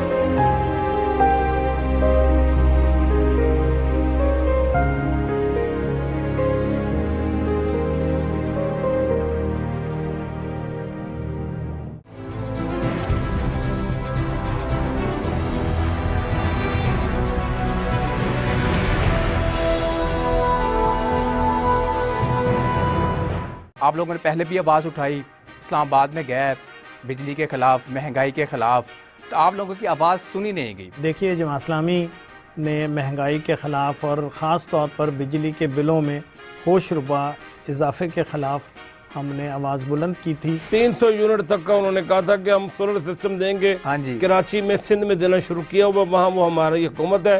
پورے پاکستان میں ہماری حکومت نہیں ہے. ٹیکس دینا ہر شخص کی ذمہ داری ہے, ہر تاجر کی ذمہ داری ہے.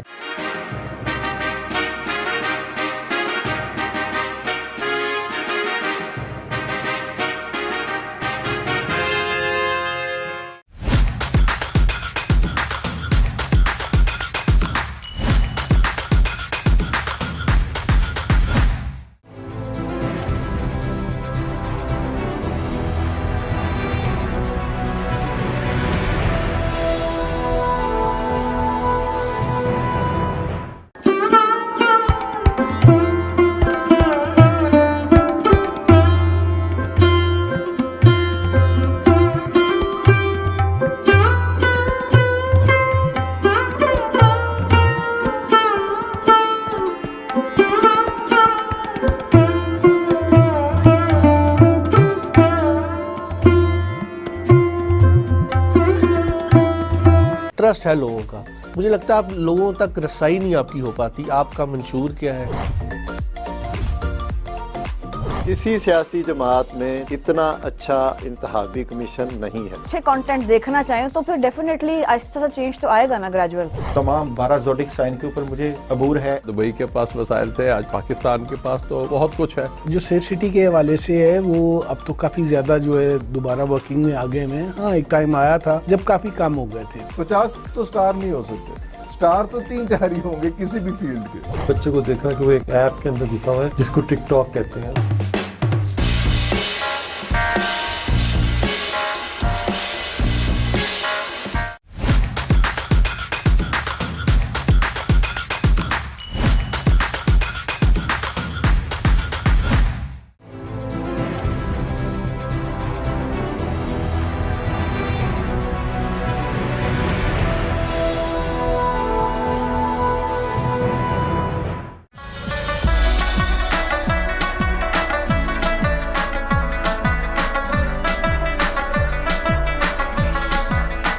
ملک کے دوسرے شہروں کی طرح ننکانہ صاحب میں بھی جو گرمی کا زور جاری ہے, پارا جو ہے 40 سے 44 ڈگری سینٹی گریڈ تک پہنچ چکا ہے. اور محکمہ موسمیات کی جانب سے آئندہ جو چند روز ہے اس میں بھی گرمی کی شدت بڑھنے کا امکان ہے. گرمی کی شدت بڑھنے کے ساتھ ساتھ جو ہیٹ ویو ہے اس میں بھی کافی اضافہ ہو گیا ہے.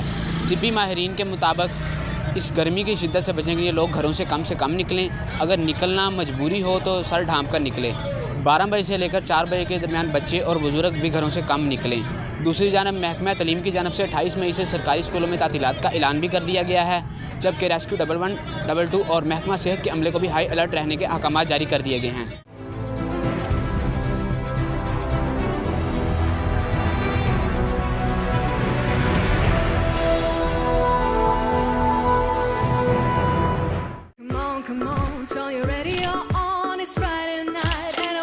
It's me, Jia.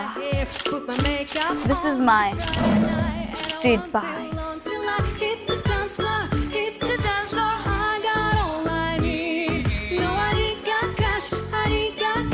But I got you, baby. Baby, I don't need dollar bills to have fun tonight.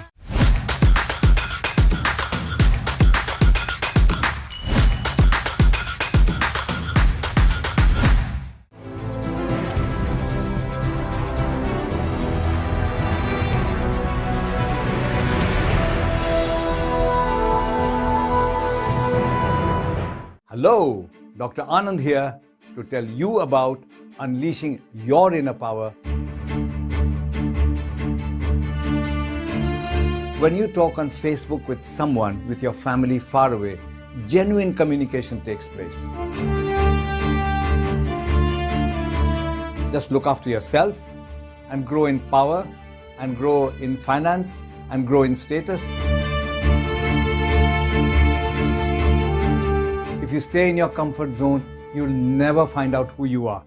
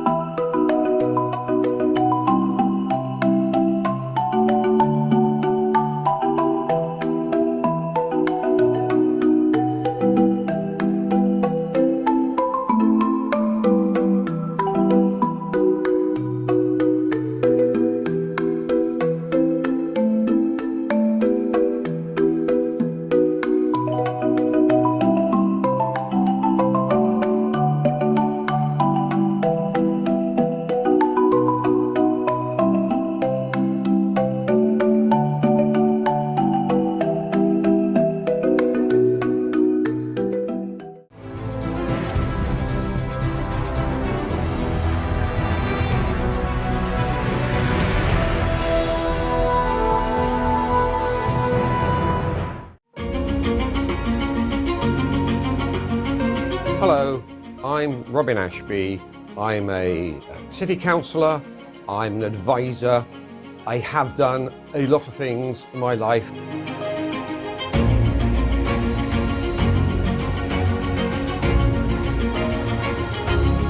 Mix some hot Chileans, cool Jamaicans, Dominicans, Trinidadians and Bajans with some Ethiopians, Chinese, Vietnamese and Sudanese. There were 282,000 people who came here to study. We can absolutely understand that first generation come here and they're in a strange land where they have to learn new customs and it's cold as well.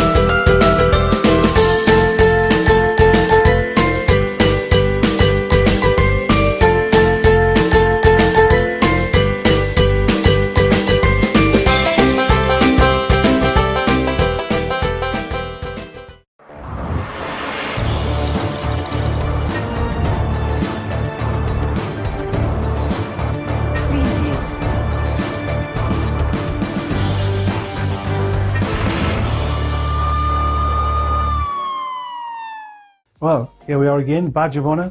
I'm Alan Curry. And if you've been watching the previous episodes, you'll have heard me talk about my early life, parental upbringing, how I joined the police service, what some of my inspirations were. And I've been asked to sort of describe a little bit of how I actually managed to get to the rank of Chief Superintendent. I suppose there's your own personal values. I always wanted to challenge myself. If you put the rank structure in place, I joined as a PC, and the ranks I went through were Sergeant, Inspector, Chief Inspector, Superintendent, and Chief Superintendent. And each one of those ranks has different roles and responsibilities, but each one of those can teach you things to allow you to move to the next rank once you've been able to hit a level of competency. And I never wanted to move on till I felt I knew the job that I was doing or competent. So it's always been in myself to want to progress, to want to learn. I still learn now. I always say you never learn it. And of course, I will qualify this by going back to what my father says. Self-praise is no recommendation. So please take what I'm saying with it. This is not, I'm the greatest. It's just what I was, what I am, because of the way we've moved forward. So each one has a different responsibility. As a sergeant, I had 8 people to look after. As an inspector, I had 20. As a chief inspector, I had 100 odd. And as I moved forward, I finished off with 500 staff. Now, it's really hard to have all those people but each one of the roles and ranks, I wanted to achieve competency in, and that really helped me move forward and progress. And I mentioned in an earlier episode that to be a leader, you have to have followers. And there's a certain amount of respect comes from being a leader with followers. And one of the things I always found very interesting if we are talking about leadership was I never changed my personality no matter what day I went to work. Like everybody else, I had children, I had a wife, maybe not all things went well at home, But my officers and my staff only ever saw me as Alan Curry, because I felt if they knew how they could work with me and what I could do with them, for them and together, they knew how they could then do the job. So we've worked about the early parts of me doing the job, but I wanted my officers to do the job the way I saw it was done. They were doing my job 20 years ago. They believed in the community, they wanted to help people, they wanted to do the job correctly, and they knew if they did the job correctly that they were always going to get my support. So that's my motivation as I progressed, and my attitude, and probably we've got to go back to family, haven't we? You know, that's what my parents taught me, to be as good as you can be, but not to strive necessarily for money. Money's always a nice sort of aspect to it, but it wasn't the key motivation. It was about personal development. And within that sort of thing, bear in mind I mentioned early on that I didn't pass my 11 plus. I did further education. I taught myself. I read books and I watched others. I've said earlier on, you get good habits taught, but some are caught. And I caught an awful lot of good behaviour from people I worked with and for, and that put me in good stead. So you continually learn. I wanted to learn. I wanted to be ambitious. And then the next step is, I never wanted to be the best. I wanted to be the best person I could be, and I wanted to be the best commander I could be. And if I could be as good as I can be, the people behind could be their best without any hindrance or fear of failure. Everybody, I quite like a book called The 1 Minute Manager. And one of the things he always said, or the writer said, catch people doing things right. It's easy to catch people doing things wrong. That's not a problem. But it's about catching people doing things right. And they always remember it. You know, I said about my father, he never gave me much praise, but I always knew he was proud and praising me. Well, I made sure my staff knew when they'd done a good job, they were spoken to, and I went to see them. I didn't sit in an office, but they were some of the habits I caught of other leaders who I respected and dealt with. And I've got to go back to my final word. Part of me being where I was and what I was from the people I worked with, my own upbringing, my personal style, and my desire to learn and to be as good as I can be. Maybe not the best, but as good as I personally could be.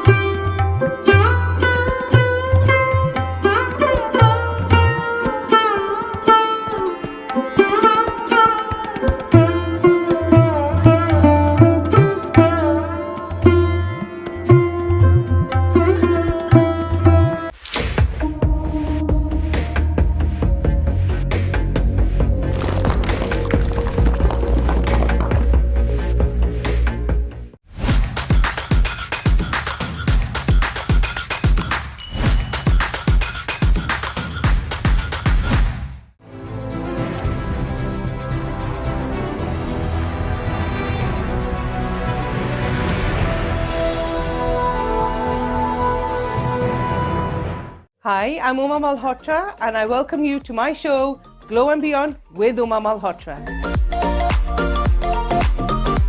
Why should I get that facial? Why should I go for a Repicharge facial then an O3 facial? We do the research for you. So we make sure we give you the best. For example, you got fat lash. A client was allergic to fat lash, so I did a London Lash patch test on her. She was absolutely fine with London Lash. So I used the London Lash.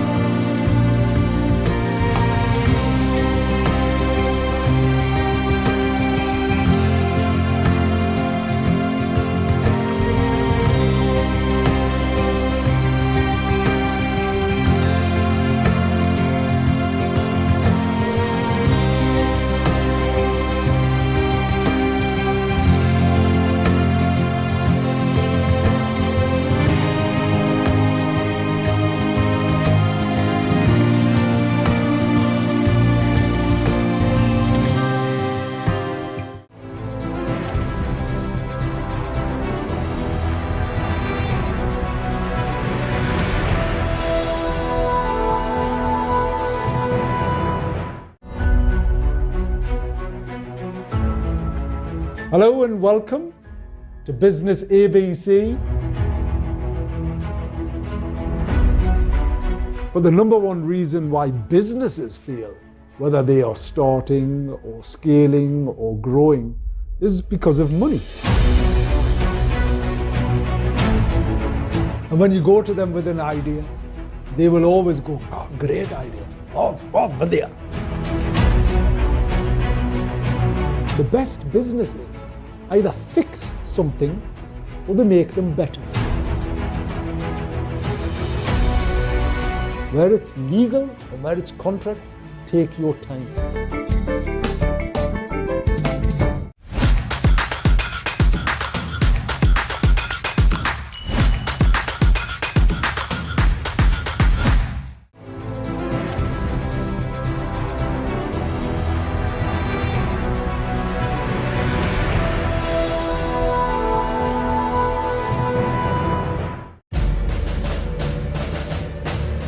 My name is Terence South.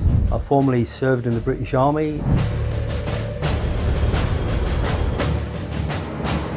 We had to go down as the muscle squad and come on, you come with us. Should not let us go, we're fighting. No. I could communicate, I had all the skills for the wirelesses, the radios. I could do that, that was no problem. I could do that blindfolded.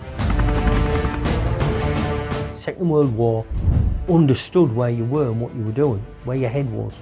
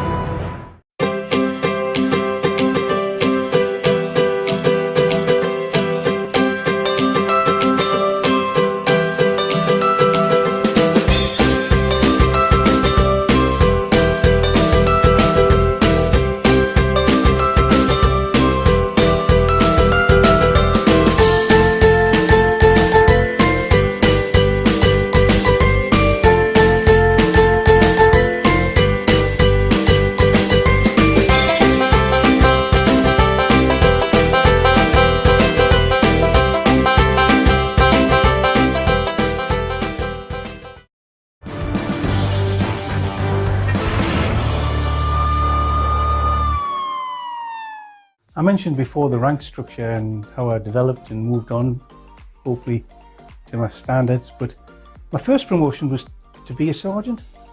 Now, it was very unusual when people get promoted around 5-6 years. I didn't get promoted till 12 years, which was quite late. But I'd been doing my best learning the job, and I got promoted to Jarrow as a sergeant. And now I've got responsibility for the officers, and we had some fine officers there. But not everybody wanted to be a leader. There were some great operators within that community who actually didn't aspire to be a sergeant, an inspector, or moving on. Yes, we always say money would have been nice, but they always were able, the wages were getting better. But some of these individuals, they were striving within the role they were doing. They were permanently trying to be the best they could be for the organisation and themselves. And I think one of the things that was noticeable for me being a sergeant, watching those things, because I was striving slightly differently because I wanted to be a sergeant, and I wanted to challenge myself in that role. But I also recognised, more than I did when I was part of the team, that some of my members who made the team and who I had responsibility for were actually as good, and in some ways, if not better, than some of the skill set I had. But what they didn't particularly want to do was take on some of the areas or responsibilities for promotion. But those officers were the salt of the earth in relation to the work they did, pillars of community, been in the area for a long time, knew everybody, could walk down the street, and their ambition and desire was to be as good as they could be within that role. So not everybody can be a leader, not everybody can get promoted, but that doesn't diminish the fact of the job that gets done from the perspective of an individual recognising the values and objectives of the organisation, putting their heart and soul in achieving those objectives, and doing it for both the organisation, for themselves, and from that a recognition, because they were recognised, of their worth in the role that they were doing on behalf of the people we were serving. Yet I suppose the message that I learned from being the sergeant was, not everybody's going to be a sergeant, not everybody's going to be an inspector, but a lot of those officers progressed within themselves, within the organisation. They didn't hold rank or responsibility, but they were some of the officers I went to for advice and guidance.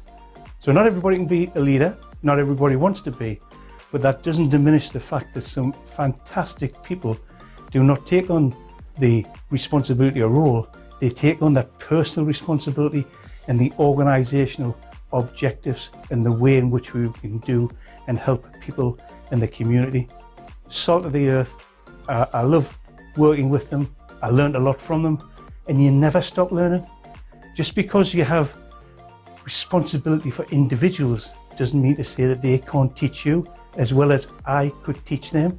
It's a cross-section of skills, a cross-section of skill sets, but it's how you complement each other to a common goal and objective. And these people were great. I can even think of one individual officer who actually, his part-time job, and not a job, he had a role helping out his disabled mother who had an antique shop, and they called him Jack, so it's not going to mean anything, Jack. Jack could go anywhere in Jarrow. He could do anything, he could talk to anybody, he knew everybody. And he was, we mentioned very early on Dixon the Dog Green and people like that. He was your original community police officer who knew everybody. And he'd been at Jarrow for years. And he was one of the most competent officers I've ever met in my service. But he didn't want to be a sergeant. But honestly, if I needed to know anything, or speak about people, or even learn about certain ways to do the job differently, I'd go to Jack. And he'd just say, okay, Alan, have you tried this? Or have you tried that? Back to some of the things I've said. Good habits are taught, but they're also caught. And you can never stop learning from your peers, and you never stop learning from people you work with on a daily basis. And I had as much respect, and always will have respect, for Jack. He was what policing is all about.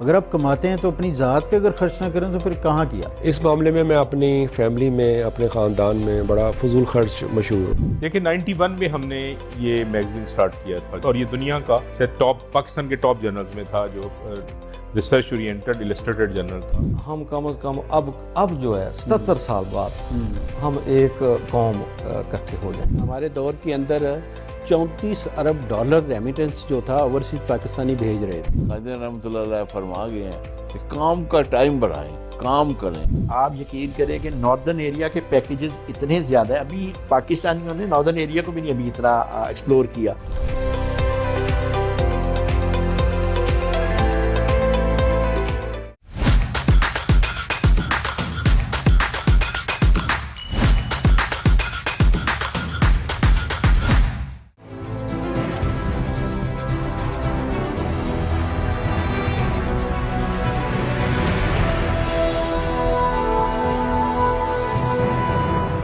आप लोगों ने पहले भी आवाज़ उठाई, इस्लामाबाद में गए बिजली के ख़िलाफ़, महंगाई के ख़िलाफ़, तो आप लोगों की आवाज़ सुनी नहीं गई। देखिए, जमात इस्लामी ने महंगाई के ख़िलाफ़ और ख़ास तौर पर बिजली के बिलों में होश रुबा इजाफे के ख़िलाफ़ हमने आवाज़ बुलंद की थी। 300 यूनिट तक का उन्होंने कहा था कि हम सोलर सिस्टम देंगे। हाँ जी। कराची में, सिंध में देना शुरू किया, वहाँ वो हमारी हुकूमत है, पूरे पाकिस्तान में हमारी हुकूमत नहीं है। टैक्स देना हर शख्स की जिम्मेदारी है, हर ताजिर की जिम्मेदारी है।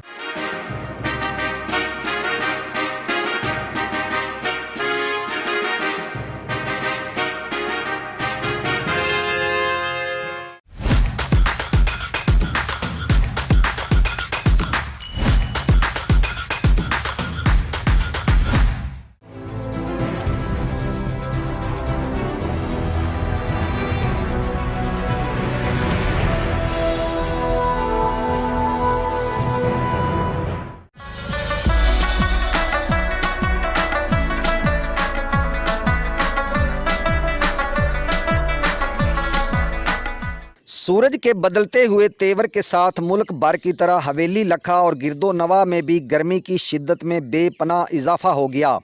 गर्मी की शिद्दत की वजह से शहरियों ने हवेली लखा रोड अड्डा हेड सुलेमान की, जिसे मुल्तान दिल्ली रोड भी कहा जाता है, सड़क किनारे लगे घने दरख्तों की छाँव के नीचे कैम मशरूबात पॉइंट का रुख कर लिया, जहाँ पर मुख्तलिफ़ किस्म की मशरूबात के पॉइंट कैम हैं। यहाँ पर गन्ने का रस, सिकंजबी, सरदियाई, सत्तू और इमली के शरबत समेत मुतद्दद मशरूबात के ठेले लगे हुए हैं। गर्मी की शिद्दत को कम करने के लिए यहाँ मशरूब पीने लोग जौक दर जौक आते हैं और ठंडे मशरूबात पीकर राहत महसूस करते हैं। हैड सुलेमान की इलाका की सरदियाई बहुत मशहूर है, जिसमें बादाम, खशखाश, सौंफ, ज़ीरा, छोटी इलाची, चार मगज़ और दीगर अशिया मिलाकर तैयार की जाती है, जो पीने वालों के लिए खुश ज़ैक़ा होने के साथ गर्मी की शिद्दत कम करके दिल को सुकून, ठंडक और राहत बख्शती है। रिपोर्ट शाद सईद वट्टू, नुमाइंदा South Asia, Global TV, Head Sulemanki Haveli लखा।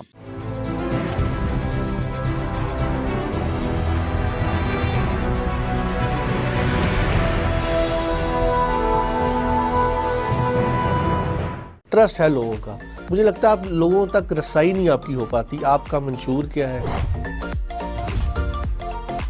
किसी सियासी जमात में इतना अच्छा इंतखाबी कमीशन नहीं है। अच्छे कंटेंट देखना चाहें तो फिर डेफिनेटली आहिस्ता सा चेंज तो आएगा ना, ग्रेजुअल। तमाम 12 ज़ोडिक साइन के ऊपर मुझे अबूर है। दुबई के पास वसाइल थे, आज पाकिस्तान के पास तो बहुत कुछ है। जो सेफ सिटी के हवाले से है वो अब तो काफी ज्यादा जो है दोबारा वर्किंग में आ गए हैं। हाँ, एक टाइम आया था जब काफी कम हो गए थे। 50 तो स्टार नहीं हो सकते, स्टार तो 3-4 ही होंगे किसी भी फील्ड के।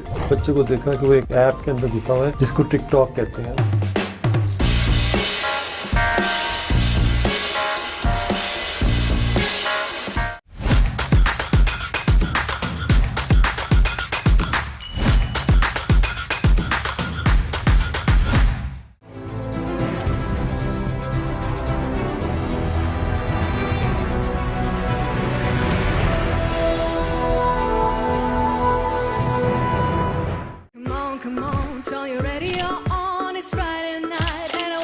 It's me, Jia.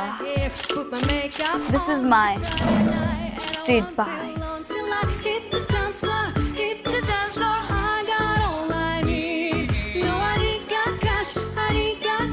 But I got you, baby. Baby, I don't need dollar bills to have fun tonight.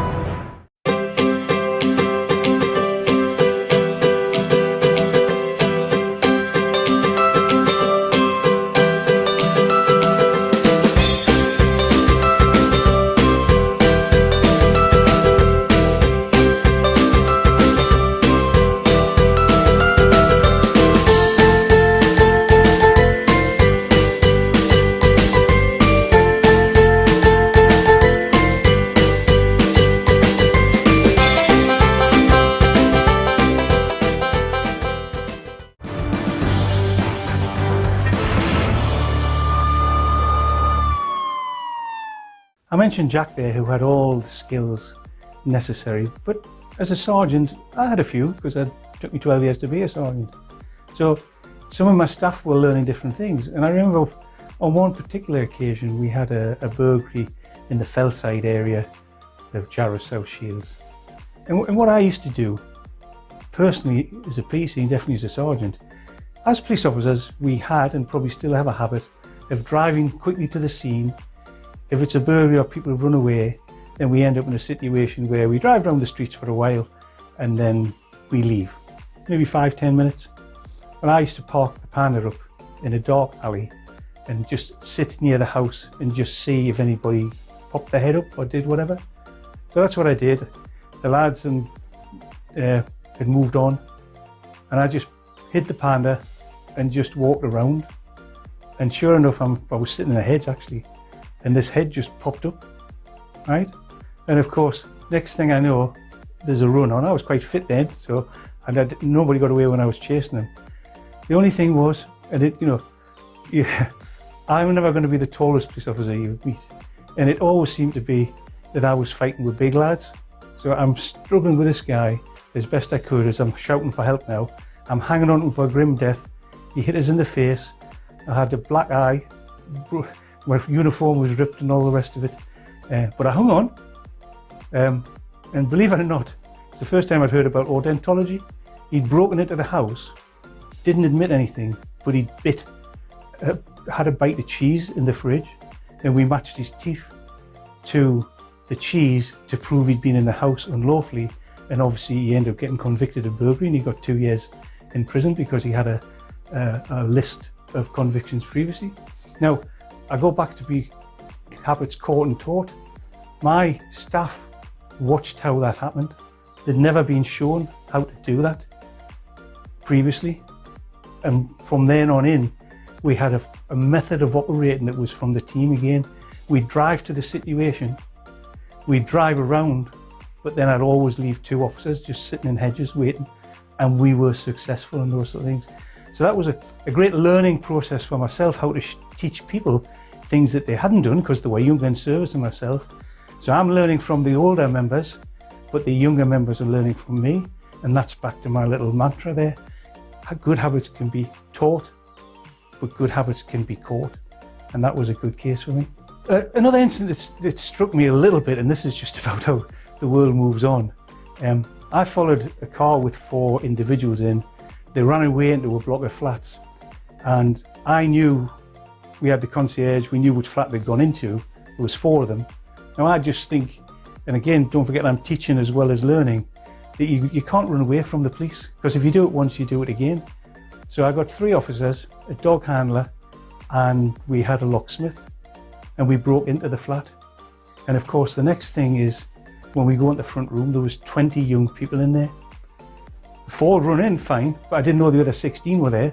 So now I've got 5 officers, 1 with a dog, and all the big lads always seem to want to fight with me. So I was fighting in a walk-in wardrobe, and the dog handler came to help and let the dog off, and the dog bit me, right? So I'm now fighting with somebody, the dog's biting me, we've got people all over the place, I'm looking for help. Anyway, one thing led to another, and we got it all sorted and went back to the station. And I spoke to the dog handler, and I said, John, that's not supposed to happen. I shouldn't be getting bit. He told us, he said, the dog's young, he's got to learn. I'll speak to the sergeant tomorrow. Anyway, he came back on night shift. I said, what did the sergeant say? He said he needs a bite. I said, well, he's had a bite of me. But on the same token, he meant a bite of one of the bad lads. Anyway, that same night, we had another intruder's call. We surrounded this small grass area and we arrested the burglar. I went into our custody office at the time, and this lad's standing there with blood on his arms and on his chest, and he wanted to make a complaint. He said he tried to give himself up 3 times. So I went outside, and the dog's sitting next to the dog handler, John. And I said, John, what happened? And he just patted the dog's head and he said, the dog's had his bite. That was another learning issue as well, and another way that we all learned together. Success story, we'd done the job properly, we completed the organisational objectives, and somebody who wanted to commit crime and burglary had been dealt with appropriately. Well, that's me up to my rank of sergeant. Thank you for watching or listening. I believe you're going to see me again in the future. Hopefully I look forward to it and you look forward to it. Thank you.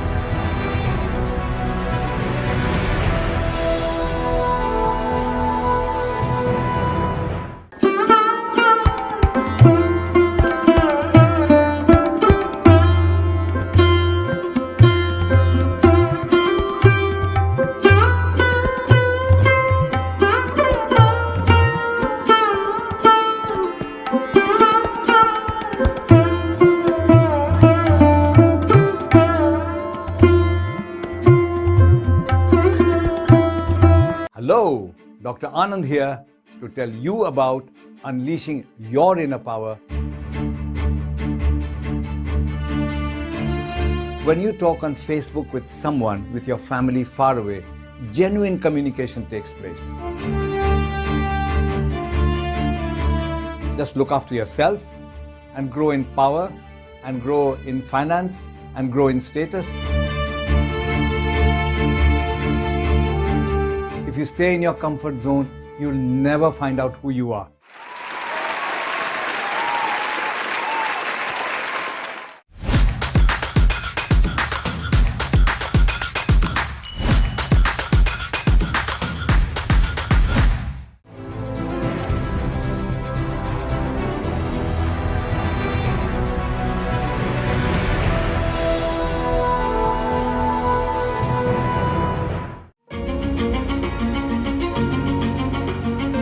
Hello, I'm Robin Ashby.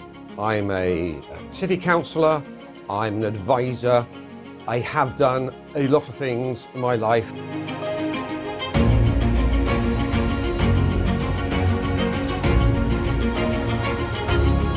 Mix some hot Chileans, cool Jamaicans, Dominicans, Trinidadians and Bajans, with some Ethiopians, Chinese, Vietnamese and Sudanese. There were 282,000 people who came here to study. We can absolutely understand that first generation come here and they're in a strange land where they have to learn new customs and it's cold as well.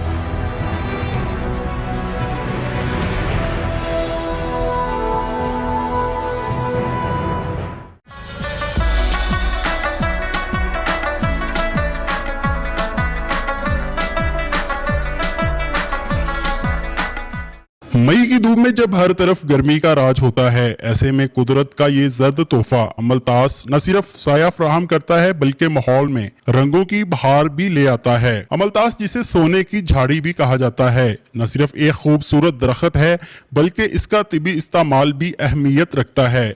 इसके फल जिसे मुकामी तौर पर सना कहा जाता है, कई यूनानी नुस्खों में बतौर दवा इस्तेमाल होते हैं। शहरियों का बात करते हुए कहना था कि जर्द रंग के फूल बहुत ही प्यारे लग रहे हैं। हम रोजाना कॉलेज जाते हैं तो इन्हें देखते हैं तो दिल बाग बाग हो जाता है। हुकूमत को चाहिए कि ऐसे दरख्त ज्यादा से ज्यादा लगाए। ये जर्द रंग के फूल बहुत खूबसूरत हैं और सुबह के टाइम जब हम आते हैं तो कॉलेज में बहुत खूबसूरत लगते हैं और दोपहर के टाइम भी छाँव का इंतज़ाम करते हैं हमारे लिए। और मसला ये है कि ये बहुत कम है तादाद में, हमें चाहिए और हुकूमत को चाहिए कि इसको और ज़्यादा बढ़ाएं और इनकी तादाद में इजाफा करें और शहर के मुख्तलिफ इलाकों में ऐसे पौधे लगाएं। शहरियों का कहना है कि ये दरख्त सिर्फ जीनत नहीं बल्कि माहौलियाती तहफ़्फ़ुज़ का जरिया भी है। ये गर्दो गुबार को जज़ब करते हैं और ऑक्सीजन फराहम करते हैं और शदीद गर्मी के मौसम में ठंडी छाँव बांटते हैं। जब सूरज तप रहा हो और हवा भी थम जाए, ऐसे में अमलताज के जर्द फूल कसूर वालों के दिलों पर ठंडक का फाहा रखते हैं।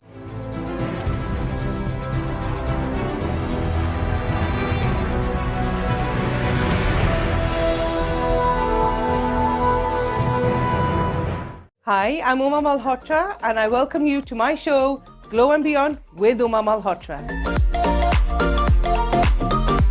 Why should I get that facial? Why should I go for a Repicharge facial then an O3 facial? We do the research for you. So we make sure we give you the best. For example, you got fat lash. A client was allergic to fat lash, so I did a London lash patch test on her. She was absolutely fine with London lash. So I used the London lash.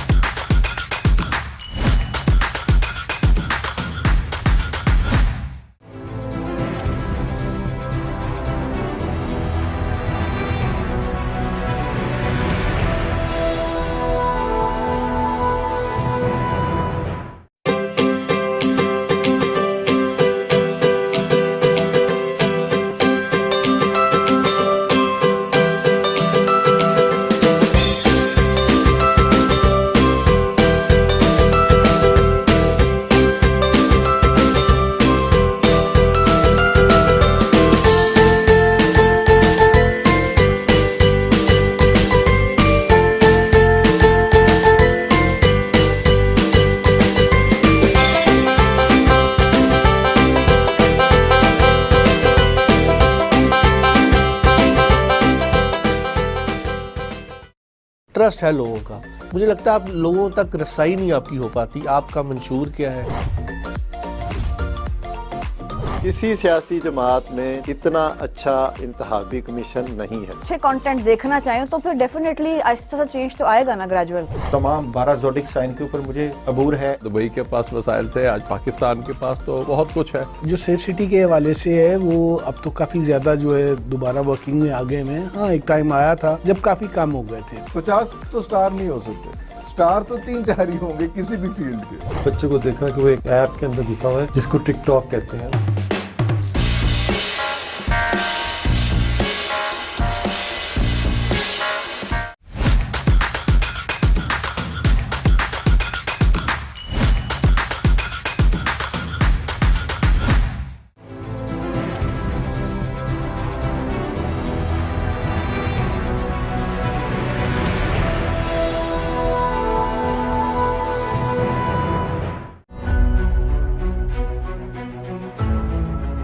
Hello and welcome to Business ABC.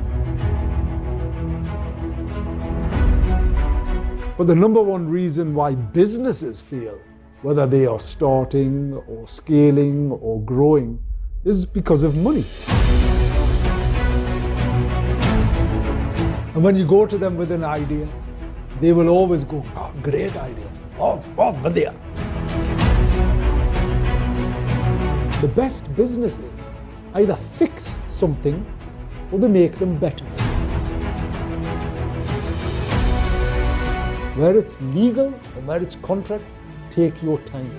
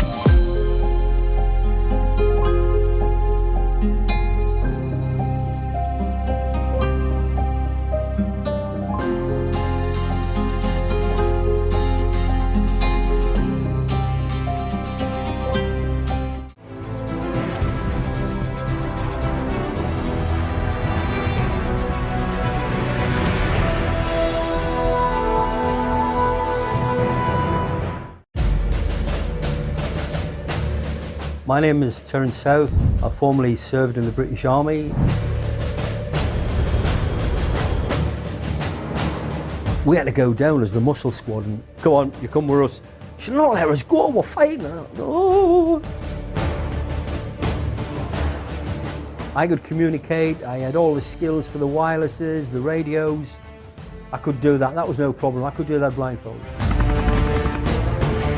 Second World War, understood where you were and what you were doing, where your head was.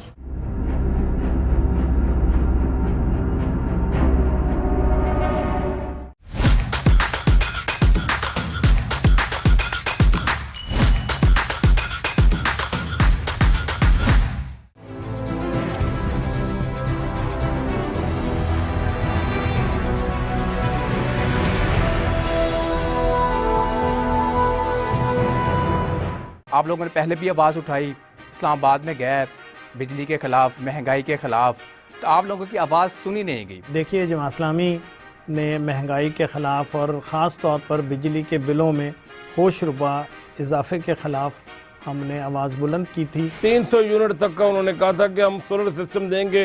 Karachi میں سندھ میں دینا شروع کیا ہوا وہاں وہ ہماری حکومت ہے. پورے پاکستان میں ہماری حکومت نہیں ہے. ٹیکس دینا ہر شخص کی ذمہ داری ہے, ہر تاجر کی ذمہ داری ہے.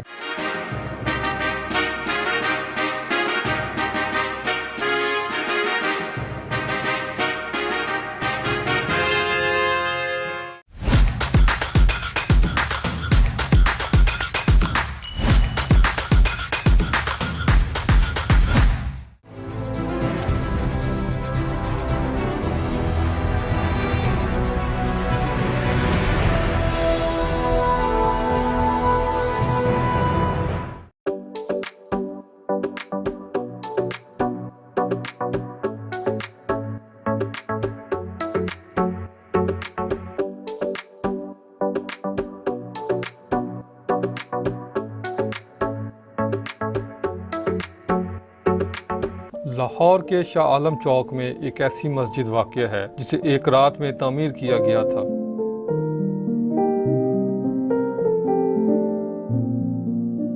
اس مسجد کے اتنی قلیل وقت میں تعمیر کی وجہ اور واقع بھی انتہائی دلچسپ اور ایمان افروز ہے. اس مسجد کے بارے میں علامہ اقبال نے یہ شعر موضوع کیا تھا: مسجد تو بنا دی شب بھر میں ایمان کی حرارت والوں نے, من اپنا پرانا پاپی ہے برسوں میں نمازی بن نہ سکا. تاریخ بتاتی ہے کہ انگریزوں کے دور میں اس مقام سے ایک مسافر کا گزر ہوا اور اس نے یہاں نماز ادا کی, جبکہ یہ علاقہ اس وقت ہندوؤں کی اکثریت کا حامل تھا. ہندوؤں کو یہ برداشت نہ ہوا اور انہوں نے ہنگامہ آرائی شروع کر دی. معاملہ جب عدالت تک جا پہنچا اور وہاں ہندوؤں کا موقف تھا کہ اس جگہ پر مندر تعمیر ہوگا, جبکہ مسلمان یہاں مسجد تعمیر کرنا چاہتے تھے. اس موقع پر مسلمانوں کے وکیل نے انہیں تجویز دی کہ اگر وہ یہاں صبح فجر سے پہلے مسجد تعمیر کر لیتے ہیں تو کیس کا فیصلہ ان کے حق میں ہو جائے گا. یہ سننا تھا کہ مسلمانوں نے گاما پہلوان کی قیادت میں راتوں رات مسجد تعمیر کرنے کا فیصلہ کیا, اور جس مسلمان کے پاس جو سامان تھا اس نے وہ مسجد کی تعمیر کے لیے وقف کر دیا. یہاں تک کہ خواتین رات بھر اپنے سروں پر پانی رکھ کر لاتی رہیں تاکہ مسجد کی تعمیر ممکن ہو سکے. دوسری جانب مسجد کی تعمیر مکمل ہونے کے بعد عدالت نے بھی مسلمانوں کے حق میں فیصلہ سنا دیا. یہ مسجد 1917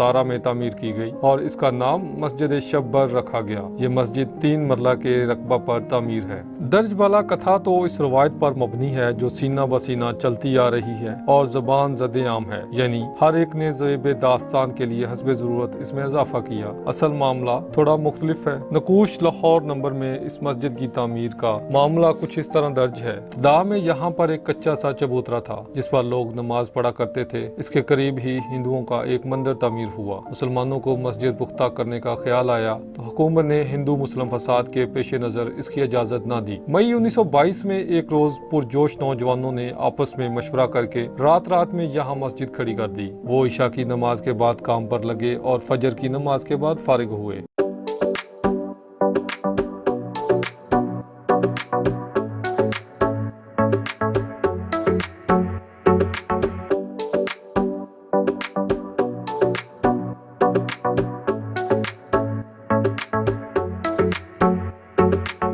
بسم اللہ الرحمن الرحیم.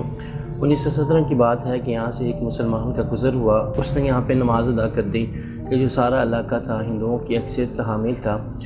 تو ہندوؤں نے یہ کہنا شروع کر دیا کہ مسلمان نے ہمارے علاقے میں آ کے نماز کیوں ادا کی ہے، اور وہ اس میں یعنی مسلمان کا نماز پڑھنا برداشت ہوا، ہندو یہ کہنے لگے ہم یہاں پہ مندر بنائیں گے۔ اور جب مسلمانوں کو پتہ چلا کہ ہندوؤں کا صرف ایک مسلمان کا نماز پڑھنا بھی برداشت نہیں ہو رہا، اور صرف اس بات کے اوپر وہ کہہ رہے ہیں کہ ہم یہاں پہ مندر بنائیں گے، تو مسلمانوں نے بھی کہنا شروع کر دیا کہ ہم یہاں پہ مسجد بنائیں گے۔ مسلمانوں اور ہندوؤں کا آپس میں جو ہے نا تنازع شروع ہو گیا، لڑائی ہوتے ہوتے بات اس وقت کی عدالت تک چلی گئی۔ تو اس وقت کی عدالت کے جو جج صاحب ہیں انہوں نے کہا کہ میں صبح جگہ کا معائنہ کر کے پھر اس کے بعد اس کے حق میں فیصلہ دوں گا۔ تو جب صبح جج نے معائنے کے لیے آنا تھا تو مسلمانوں کے جو وکیل تھے انہوں نے مسلمانوں کو مشورہ دیا کہ اگر آپ راتوں رات اس مسجد کو تعمیر کر دیں تو ہو سکتا ہے یہ فیصلہ آپ کے حق میں ہو جائے۔ تو مسلمانوں نے جو آپس میں مشاورت کی، اور مشاورت کرنے کے بعد جو ہے نا پھر ان نے یہ طے کیا کہ ہم گاما پلوان سے درخواست کرتے ہیں کہ وہ آئیں، اور اگر وہ ہماری سرپرستی کریں تو ہم ایک رات میں مسجد بنا سکتے ہیں۔ تو ہندوؤں کی چونکہ یہاں پہ اکثریت تھی، ان کا جو ہے نا لڑائی جھگڑے کا بھی خوف تھا، خدشہ تھا کہ لڑائی جھگڑا نہ ہو جائے۔ تو پھر جب گاما پلوان کے بعد مسلمانوں کے جو ہے نا ایک وفد گیا، اور انہوں نے جا کے ان سے ریکویسٹ کی کہ اگر آپ ہماری سرپرستی کریں، ہماری نگرانی کریں، تو ہم جو ہے نا یہاں پہ ایک مسجد بنانا چاہتے ہیں، اور صبح اس طرح جج نے آنا ہے اور فیصلہ ہونا ہے اس کے حق میں۔ تو اس گاما پلوان نے یہ کہا کہ جو ہے نا انہوں نے جو ہے نا حامی بھر لی، اور جو ہے نا وہ تشریف لے آئے، اور وہ شالمی چوک میں آ کے وہ بیٹھے، اور جو ہے نا بہت سارے مسلمان پھر اکٹھے ہوئے تو انہوں نے مسجد کو تعمیر کرنا شروع کر دیا۔ اور جب صبح فجر کی نماز اذان کا ٹائم تھا تو اس وقت تک جو ہے نا مسجد کو مکمل تعمیر کر لیا گیا تھا۔ تو پھر جب نماز ہو رہی تھی تو اس وقت جو ہے نا ہندو آئے، تو ہندوؤں نے دیکھا کہ یہ تو پہلے سے تعمیر شدہ عمارت موجود ہے، اور مسلمان تو یہاں پہ نماز ادا کر رہے ہیں۔ تو اس طرح ہندوؤں نے ایک دوسرے کو اکٹھا کر کے بلایا ہوا تھا۔ کچھ ہندو تو یہ دیکھ کے ہی واپس چلے گئے کہ بھائی یہ تو پہلے سے تعمیر شدہ عمارت موجود ہے، مسلمان نماز بھی ادا کر رہے ہیں۔ تو انہوں نے اپنے دوسرے ہندوؤں سے جو لوگ تھے ان سے کہا کہ بھائی آپ نے ہمیں اتنی دور سے کیوں بلایا؟ تو وہ آپس میں یعنی ان کو یہ کہہ کر واپس چلے گئے۔ اور پھر تھوڑی دیر کے بعد جج آیا، تو جج نے بھی آ کے کیا دیکھا کہ یہ عمارت پہلے سے تعمیر شدہ ہے، تو جج نے مسلمانوں کے حق میں فیصلہ دے دیا۔ اس وقت یہ قانون ہوتا تھا کہ کوئی بھی مذہبی عبادت گاہ اگر پہلے سے تعمیر شدہ ہے تو اس کو گرایا نہیں جا سکتا تھا۔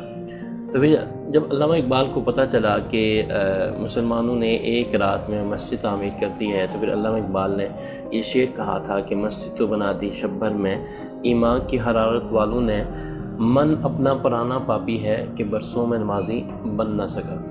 اور اس مسجد کو جو ہے نا 1917 میں بنی، پھر اسی طرح مختلف اوقات میں اس کو ریپیئر کیا جاتا رہتا ہے۔ 1354 ہجری میں اس کو دوبارہ ریپیئر کیا گیا، پھر تیسری بار 2007 میں اس کے جو لینٹر تھے وہ بوسیدہ ہو گئے تھے، اور اس کو جو ہے نا پھر 2007 میں میرے سامنے جو ہے نا اس کو پھر دوبارہ تیسری بار ریپیئر کیا گیا۔ اسی طرح جو وقتاً فوقتاً مسجد کا جو کام نکلتا رہتا ہے تو وہ کام ہوتا رہتا ہے، اور اس مسجد کو آج بھی جو ہے نا لوگ جو ہے نا دور دور سے دیکھنے کے لیے آتے ہیں، اور یہاں پہ نماز پڑھنا ایک سعادت سمجھتے ہیں۔ اور اکثر لوگ تو یہ بھی کہتے ہیں کہ ایک رات میں مسلمانوں نے کیسی مسجد کو تعمیر کیا، تو کئی لوگ تو یہ کہتے ہیں کہ جنات نے شاید تعمیر کی ہو، لیکن میں یہ کہتا ہوں کہ اگرچہ اللہ تعالیٰ کی مدد شامل حال ہو تو یہ تو بہت چھوٹی سی عمارت تھی، بہت بڑی بڑی اور بلند عمارتیں بھی اللہ تعالیٰ کی مدد سے بنائی جا سکتی ہیں۔ ਇਹ ਸਾਡੇ ਵੱਡੇ ਦੱਸਦੇ ਨੇ ਇਹ ਹਿੰਦੁਸਤਾਨ ਜਦੋਂ ਪਾਕਿਸਤਾਨ ਬਣਿਆ ਸੀ ਨਾ ਤੇ ਉਸ ਤੋਂ ਪਹਿਲੇ ਦੀ ਇਹ ਮਸਜਿਦ ਤਿਆਰ ਹੋਈ ਹੈ ਤੇ ਇੱਕ ਰਾਤ 'ਚ ਤਿਆਰ ਹੋਈ ਸੀ। ਇਹ ਜਿਹੜੀ ਹੈਗੀ ਨਾ ਇਹ ਮਸਜਿਦ ਨਾ ਤਿਆਰ ਹੁੰਦੀ ਤੇ ਇੱਥੇ ਮੰਦਿਰ ਤਿਆਰ ਹੋਣਾ ਸੀ। ਇਹ ਸਮਝ ਲਓ ਮੁਸਲਮਾਨਾਂ ਦਾ ਜਜ਼ਬਾ ਸੀ, ਔਰਤਾਂ ਦਾ, ਬੰਦਿਆਂ ਦਾ, ਇਹ ਜਜ਼ਬੇ ਦੇ ਨਾਲ ਤੇ ਇੱਕ ਰਾਤ 'ਚ ਤਿਆਰ ਹੋਈ ਹੈ। ਸਵੇਰ ਫਜਰ ਦੀ ਨਮਾਜ਼ ਹੋਈ ਇੱਥੇ ਤੇ ਹਾਲੀ ਤੱਕ ਉਸੇ ਤਰ੍ਹਾਂ ਹੀ ਇਹ ਕਾਇਮ ਚੱਲਦੀ ਆ ਰਹੀ ਹੈ। ਤੇ ਇੱਥੇ ਬਹੁਤ ਦੁਨੀਆ ਆਉਂਦੀ ਹੈ ਜਿਹੜੀ ਇਹ ਮਸਜਿਦ ਦੇ ਬਾਰੇ ਪੁੱਛਦੇ ਨੇ, ਤੇ ਫੋਟੋਆਂ ਲਾਉਂਦੇ ਨੇ, ਹਰ ਇੱਕ ਹਿਸਟਰੀ ਪੁੱਛਦੇ ਨੇ ਪਿਛਲੀ। ਇਹ ਪਹਿਲੇ ਮਿੱਟੀ ਦੀ ਤਿਆਰ ਹੋਈ ਸੀ, ਉਸ ਤੋਂ ਬਾਅਦ ਫਿਰ ਪੱਥਰ ਲੱਗਾ ਇਹਦੇ 'ਚ। मेरा नाम फराज नकवी है।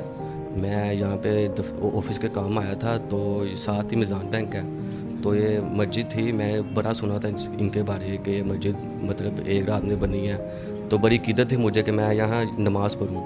تو الحمدللہ میں نے فرسٹ ٹائم یہ نماز پڑھی ہے اس مسجد میں. ہم پہلے نا جذبہ کچھ اور ہوتا تھا, پہلے مسلمان تھے وہ ان کا جذبہ اور تھا, آج بھی ویسا ہی آ رہا ہے. ماشاءاللہ اچھی مسجد ہے. میری ایک خواہش پوری ہو گئی کہ میں اس مسجد میں نماز پڑھی ہوں. سر میرا نام سمیع اللہ ہے, میں باجوڑ کے رہائشی ہوں. تقریباً 2010-11 سے میں یہاں پہ کام کرتا ہوں. تو اس نماز میں ماشاءاللہ نماز پڑھنے آتا ہوں. قاری صاحب جانتے ہیں ہمیں, تو ہمیں بہت سکون محسوس ہوتی ہے جب یہاں پہ ہم نماز پڑھنے آتے. جو مسلمانوں کو اس ٹائم کا جذبہ ہے اور آج کا جذبہ ہے, تو اندازے مطابق مجھے لگتا ہے کہ آج بھی زندہ ہے وہ والا. یہ ایک رات کا مسجد ہے, تو اس ٹائم تو ہم تھے نہیں, لیکن سنا ہے کہ یار ایک رات میں بنا ہوا ہے یہ مسجد. تو ہمیں بہت خوشی محسوس ہوتی ہے جب یہاں پہ ہم نماز پڑھنے آتے ہیں, تو بہت سکون محسوس ہوتے ہیں. اکثرلی میں کام کرتا ہوں باروں بار ہوتا ہوں, تو میری کوشش یہ ہوتی ہے کہ میں اس مسجد میں پہنچوں, یہاں پہ نماز پڑھ لوں. تو بہت خوشی محسوس ہوتی ہے سر, بہت سکون محسوس ہوتا ہے. میرا نام اعجاز احمد ہے جی. میں یہاں پہ تقریباً 1970 سے دکان کر رہا ہوں. اور یہ شب بھر کی مسجد جو ہے یہ پاکستان بننے سے پہلے کی بنی ہوئی ہے. اور علامہ اقبال نے کہا تھا, مسجد تو بنا دی شب بھر میں ایمان کی حرارت والوں نے, من اپنا پاپی پرانا تھا برسوں نوازی بن نہ سکا. بہرحال یہ مسجد بہت پرانی ہے, اور اس کا سامنے یہ جہاں پہ میں کھڑا ہوں اس وقت یہ موتی مندر ہے. اندرا گاندھی کے دادا کا, نہرو کا مندر تھا. اور مسجد جو تھی وہ اس کے مقابلے میں بنی تھی. انہوں نے کہا تھا کہ یہاں پہ مسجد نہیں ہے, تو راتوں رات ہی تقریباً 24 گھنٹوں میں یہ مسجد تیار ہو گئی تھی. پاکستان بننے سے پہلے کی مسجد ہے یہ. اور اب آج آپ نے بھی دیکھ لیا ہے, اور مسجد اسی حالت میں جیسے پرانی پہلے تھی ویسی کی ویسی مسجد آج بھی ویسی کی ویسی ہی ہے. یہاں پہ اس وقت مسلمانوں کو حکومت نہیں تھی, ہندوؤں کی حکومت تھی. یہاں پہ یہ جس جگہ میں کھڑا ہوں یہاں پہ مندر تھا, اور مندر کے سامنے جو ہے نا جگہ تھی ایک, وہاں پہ اپنا گاما پہلوان تھا. اور یہاں سے کہتے تھے کہ مسجد جو بنائی گئی ہے نا رات کو شروع کی ہے 4 بجے عشاء کے بعد شروع ہوئی ہے, اور صبح اذانوں کے فجر کی نماز جب ہوئی ہے نا تو مسجد تیار ہو گئی تھی. لوہاری یہاں سے لے کے نا تو اپنا دلی دوجہ تک اینٹوں کی لائن لگی ہوئی تھی لوگوں کی. انہوں نے پتھر لا کے ایک دم مطلب راتوں رات مسجد بنائی تھی یہ. اور ایک رات میں یہ مسجد صبح انہوں نے معائنہ کرنا تھا, انگریز نے آ کے معائنہ کرنا تھا, ڈالر نے آ کے معائنہ کرنا تھا کہ یہ مسجد یہاں پہ جگہ ہے کہ نہیں. صبح آئی تو دیکھا تو ہاں مسجد کی جگہ موجود تھی, مسجد بنی ہوئی تھی اس وقت. اس نے ڈکلیئر کیا تھا کہ ہاں مسجد ٹھیک ہے, مسجد کی جگہ ٹھیک ہے. میرا نام جی شہزاد عبدالحمید ہے جی, اور میں اندرون لاہور کا رہنے والا ہوں, رہائشی ہوں. جدی پشتی لوگ ہیں, ہم ادھر کے رہنے والے. تو یہ جو مسجد ہے آپ اس کے بارے میں جو ہمارے بزرگوں نے, ہمارے باپ دادا نے جو بتایا, یہ ایک تاریخی مسجد ہے, بہت زیادہ تاریخی مسجد ہے. اصل میں یہ جب انڈیا اور پاکستان اکٹھے تھے, سارے لوگ یہ اکٹھے تھے, تو اس وقت یہ مسلمانوں نے کہا کہ یہ مسجد ہے, ہندو کہتے تھے یہ مندر ہے. تو اس وقت کی برٹش گورنمنٹ تھی, علامہ اقبال صاحب تھے, قائد اعظم محمد علی جناح صاحب تھے, وہ وکیل تھے. تو ان لوگوں کی مشاورت سے اور لوگوں کی مشاورت کی وجہ سے برٹش گورنمنٹ نے کہا کہ یہ صبح آ کر دیکھیں گے یہ کیا ہے, مندر ہے, مسجد ہے, کیا سلسلہ ہے. تو مسلمانوں میں آپ کو پتہ ہی ہے کیا جذبہ ہوتا ہے. یہ آپ نے جب اسلام کی بات پہ آتا ہے تو وہ اللہ کے حکم سے پھر اور بن جاتا ہے مسئلہ. تو پھر لوگوں نے یکدم اللہ کی مدد سے ایک رات میں کھڑی ہو گئی تھی. یہ تاریخی بات ہے. یہ بھی یہ مسجد شب پر ایک رات والی مشہور ہے پوری ورلڈ میں. ادھر سے بڑے بڑے سیاح آئے ہیں, بڑے بڑے لوگ آئے ہیں. میرا کام ہے یہ کباڑ وغیرہ کا, تو مجھے 25 سال سے اوپر ہو گئے شوق میں, 25 سال سے اوپر مجھے ہو گیا. تو باپ دادا نے بتایا, تاریخ نے بتایا, یہ ایک تاریخی مسجد ہے, اللہ پاک کی دی ہوئی ایک نعمت ہے. تو خدا کی مدد سے اس وقت کے لوگوں نے ایمان تھا, جذبہ تھا, اس وجہ سے یہ ایک رات میں تعمیر ہو گئی ہے. اس وجہ سے اس کو مسجد شبر المشہور ایک رات والی مسجد شالمی چوک کہتے ہیں. مٹی اور گارے کا دور تھا, وہ مٹی اور گارے کے ذریعے انہوں نے ये इसको तमीर कर दिया अल्लाह पाक की रहमत से, नबी पाक के सदके। तो ये ना मतलब कि खड़ी हो गई।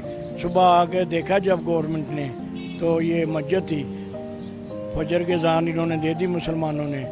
तो जैसे हिंदू पहले सोए रहे थे, उस वक्त भी अल्लाह के हुक्म से वे सोए हुए थे।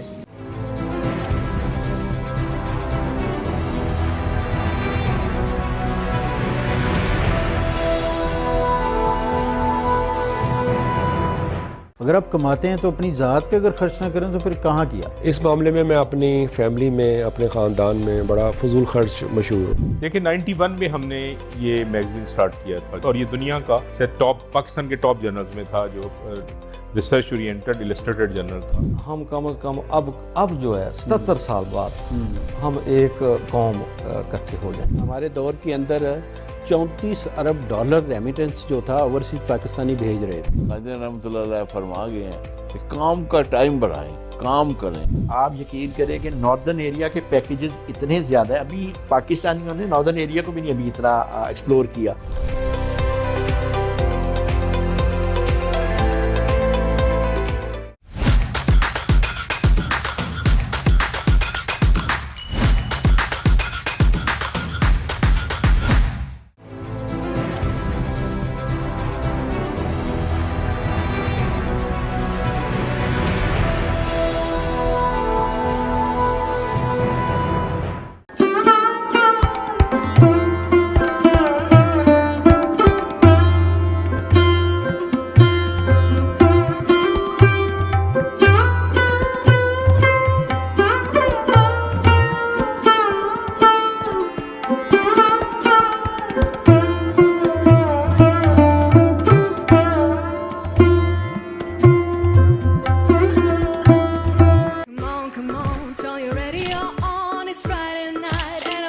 It's me, Jia. This is my street vibes.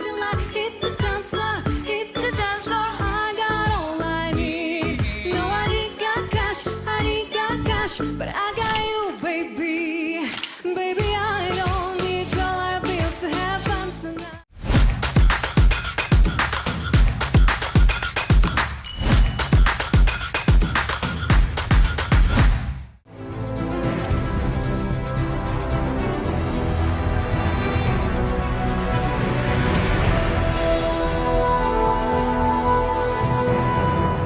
Hello, Dr. Anand here to tell you about unleashing your inner power. When you talk on Facebook with someone, with your family far away, genuine communication takes place. Just look after yourself and grow in power and grow in finance and grow in status. If you stay in your comfort zone, you'll never find out who you are.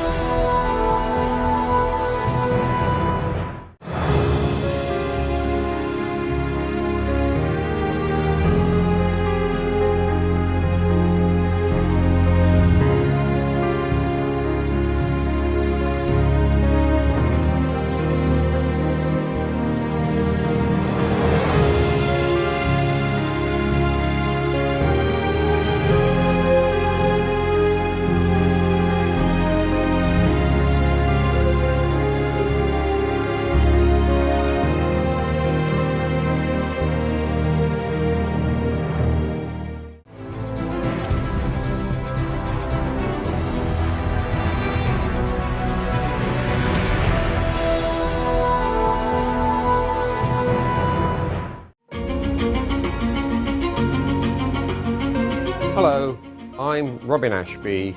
I'm a city councillor, I'm an advisor. I have done a lot of things in my life.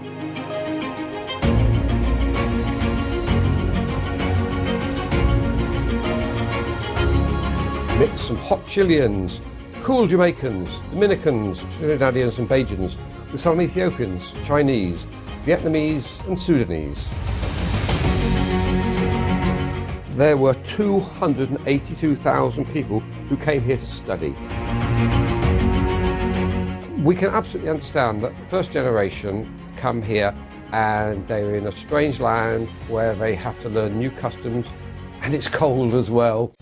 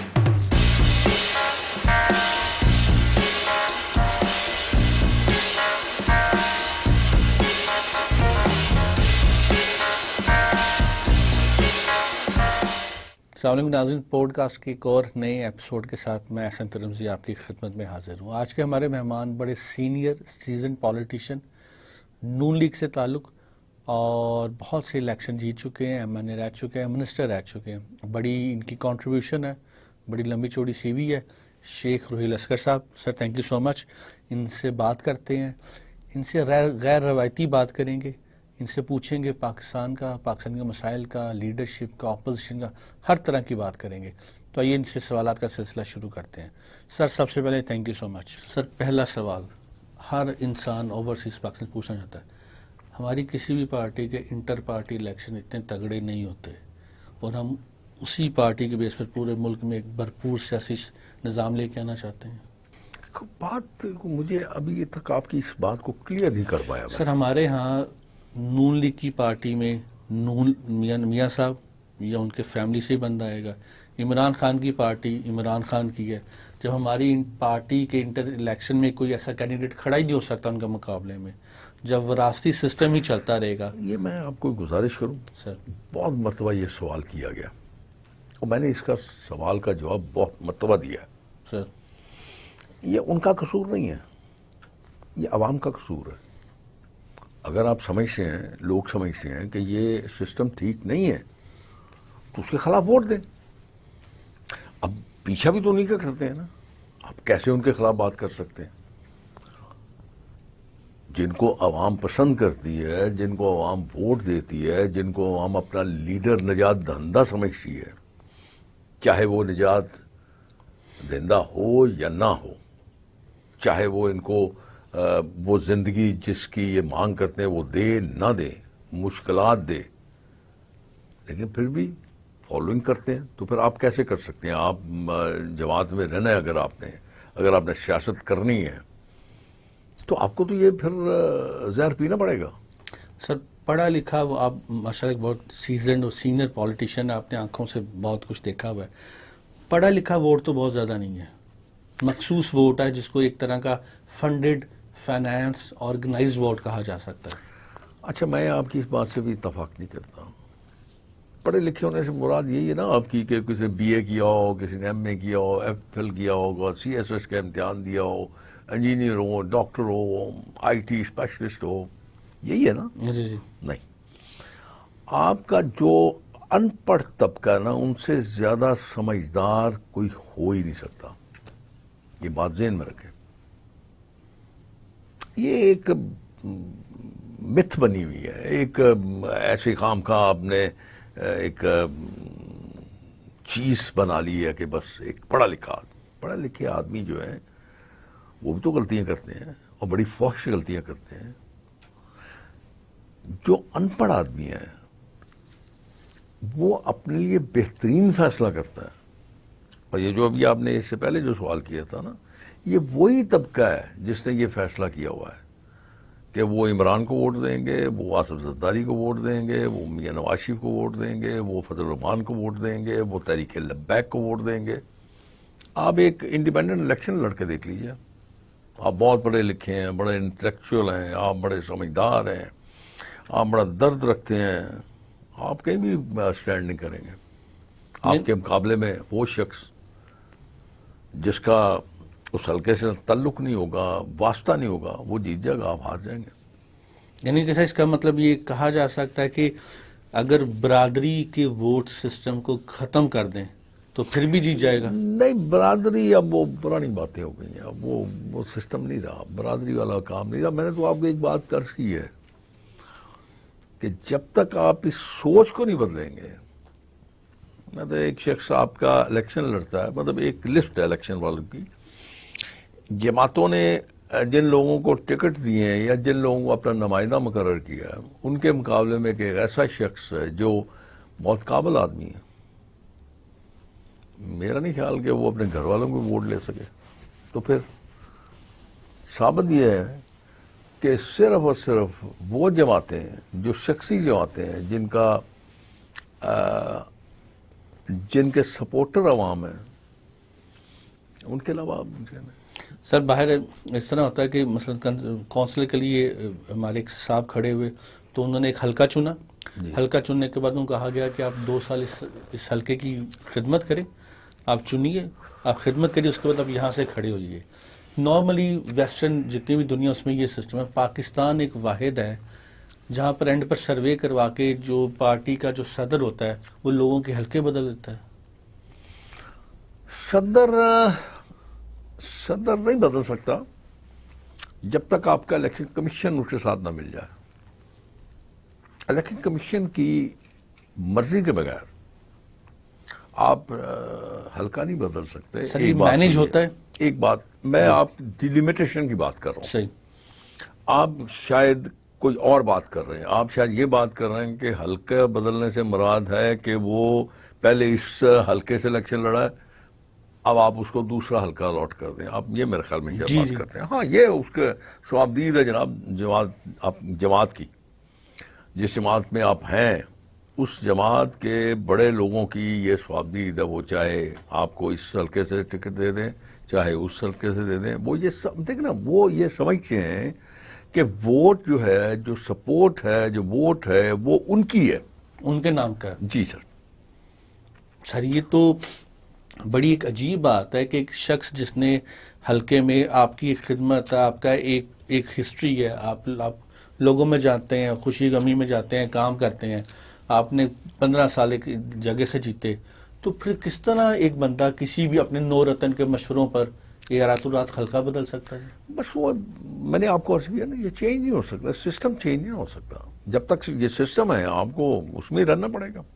سر ہماری حکومتیں اتنی ڈری ہوئی کیوں رہتی ہیں؟ ہمیشہ 5 سال میں اپوزیشن کے جو بیانات ان کو کاؤنٹر کرتی رہتی ہیں, کبھی عوام میں اس طرح نہیں جاتی. میں اس بات سے بالکل حق میں نہیں ہوں. دیکھیں, حکومت کا اپنا ایک کام ہوتا ہے. حکومت کا صرف یہی کام نہیں ہے کہ وہ اپوزیشن کے جواب دیتی رہے, اس کا ایک پورا ایک سسٹم ہونا چاہیے نا. ایک ایسا کمیٹی ہو یا ایسے لوگ ہوں جو اس طرح کے ہوں جن کے کیلیبر ایسا ہو کہ وہ اپوزیشن کے سوالات کے جواب دیں. حکومت کو اپنا کام کرنا چاہیے. تو سر یہ کیسے ہوگا؟ آپ کبھی دیکھتے ہیں یہاں پر پتہ نہیں کہ اسپوکس مین آئیں گے سیپریٹ पॉलिटिशियंस अपना मैंने काम तो पीछे भी एक दिन कहा था कि इस हुकूमत में मुझे यूं लगता है कि जो जिसके मुंह में आता है वो बोलता जा रहा है। हाँ जी, मैंने आपका बयान सुना था। मैं यही बार बार कहता हूं, पर कौन सुनता है यार, सुनता कोई नहीं है। इसको ये समझते हैं कि ये हम पे तनकीद कर रहा है, हालांकि ये तनकीद नहीं होती। मिसाल के तौर पे डिफेंस मिनिस्टर है, उसका काम है डिफेंस को प्रोटेक्ट करना, डिफेंस के काम करने, डिफेंस वालों की बात करनी, उनकी नुमाइंदगी करनी। आप उसके बयान पढ़ लीजिए, उसका क्या काम है कि एक्स फौजियों के खिलाफ ही बयान देता जा रहा है? उसका कोई काम नहीं है। ये काम है आपके उन नुमाइंदों का जो आपके पार्टी के स्पोक्समैन है, जो आपकी हुकूमत के स्पोक्समैन है। मैंने आपसे अर्ज किया ना जी जी कि यहाँ पे तो जो जिसके मुंह में आता बोलता जा रहा है, बस पता नहीं किसको खुश करते हैं, I don't know.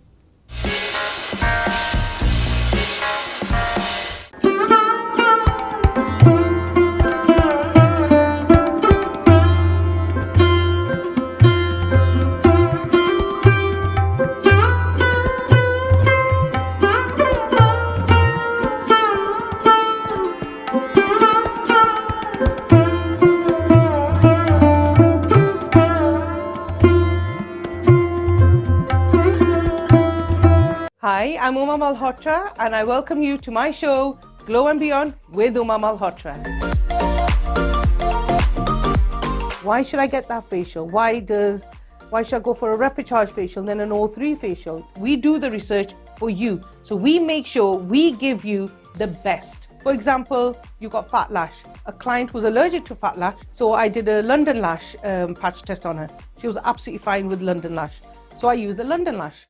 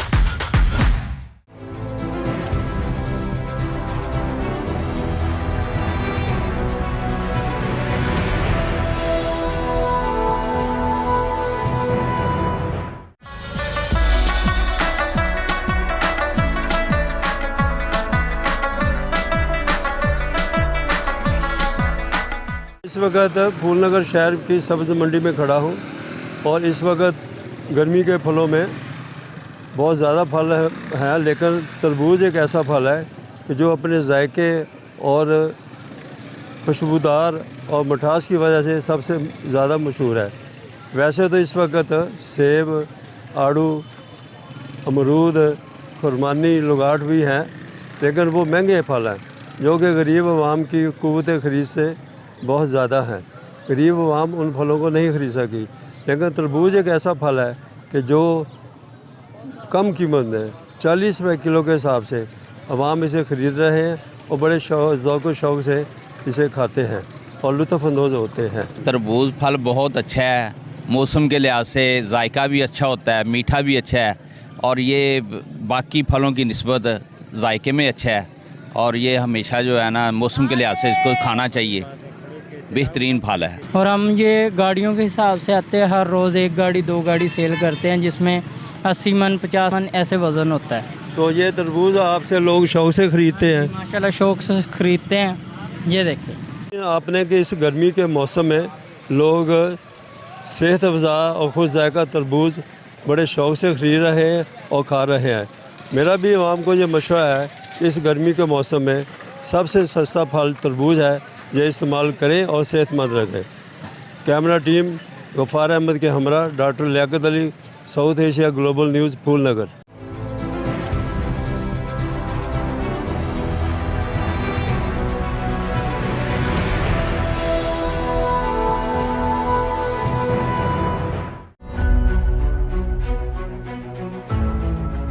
Hello and welcome to Business ABC.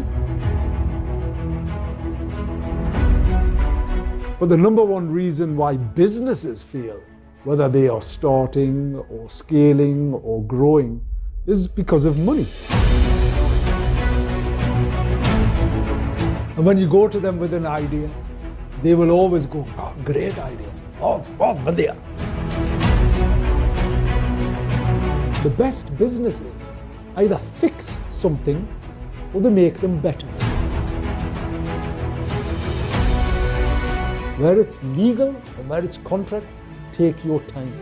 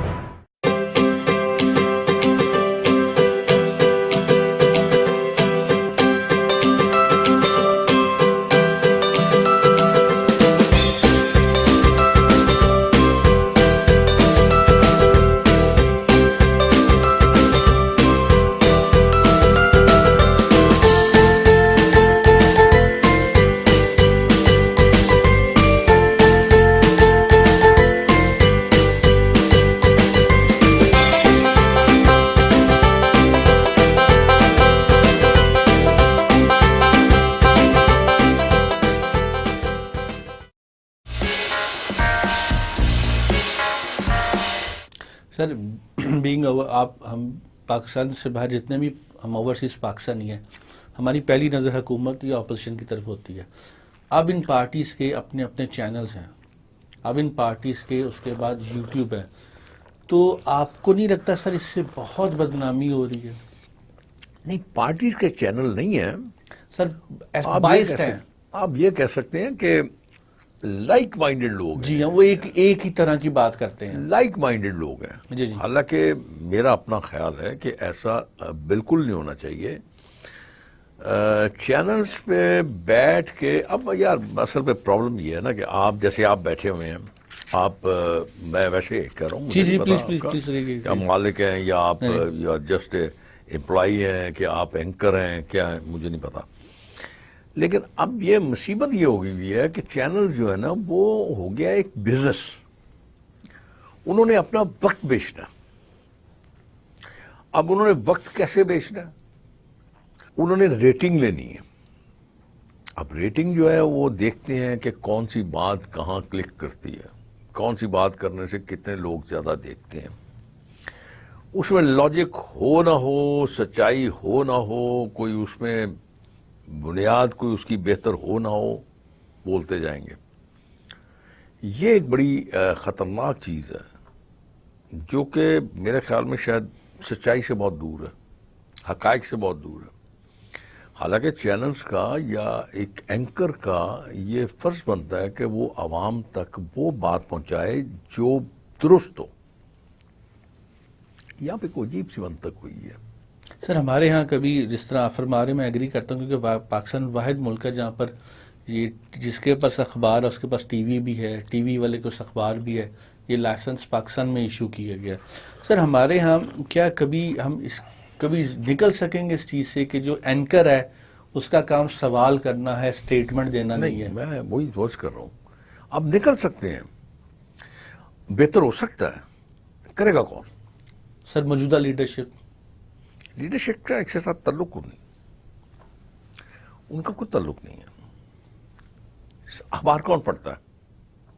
खारी अखबार पढ़ने वाले बहुत से लोग पढ़ते हैं. टीवी कौन देखता है? अब व्यूअर्स देखते, लोग बंद कर दीजिए देखना,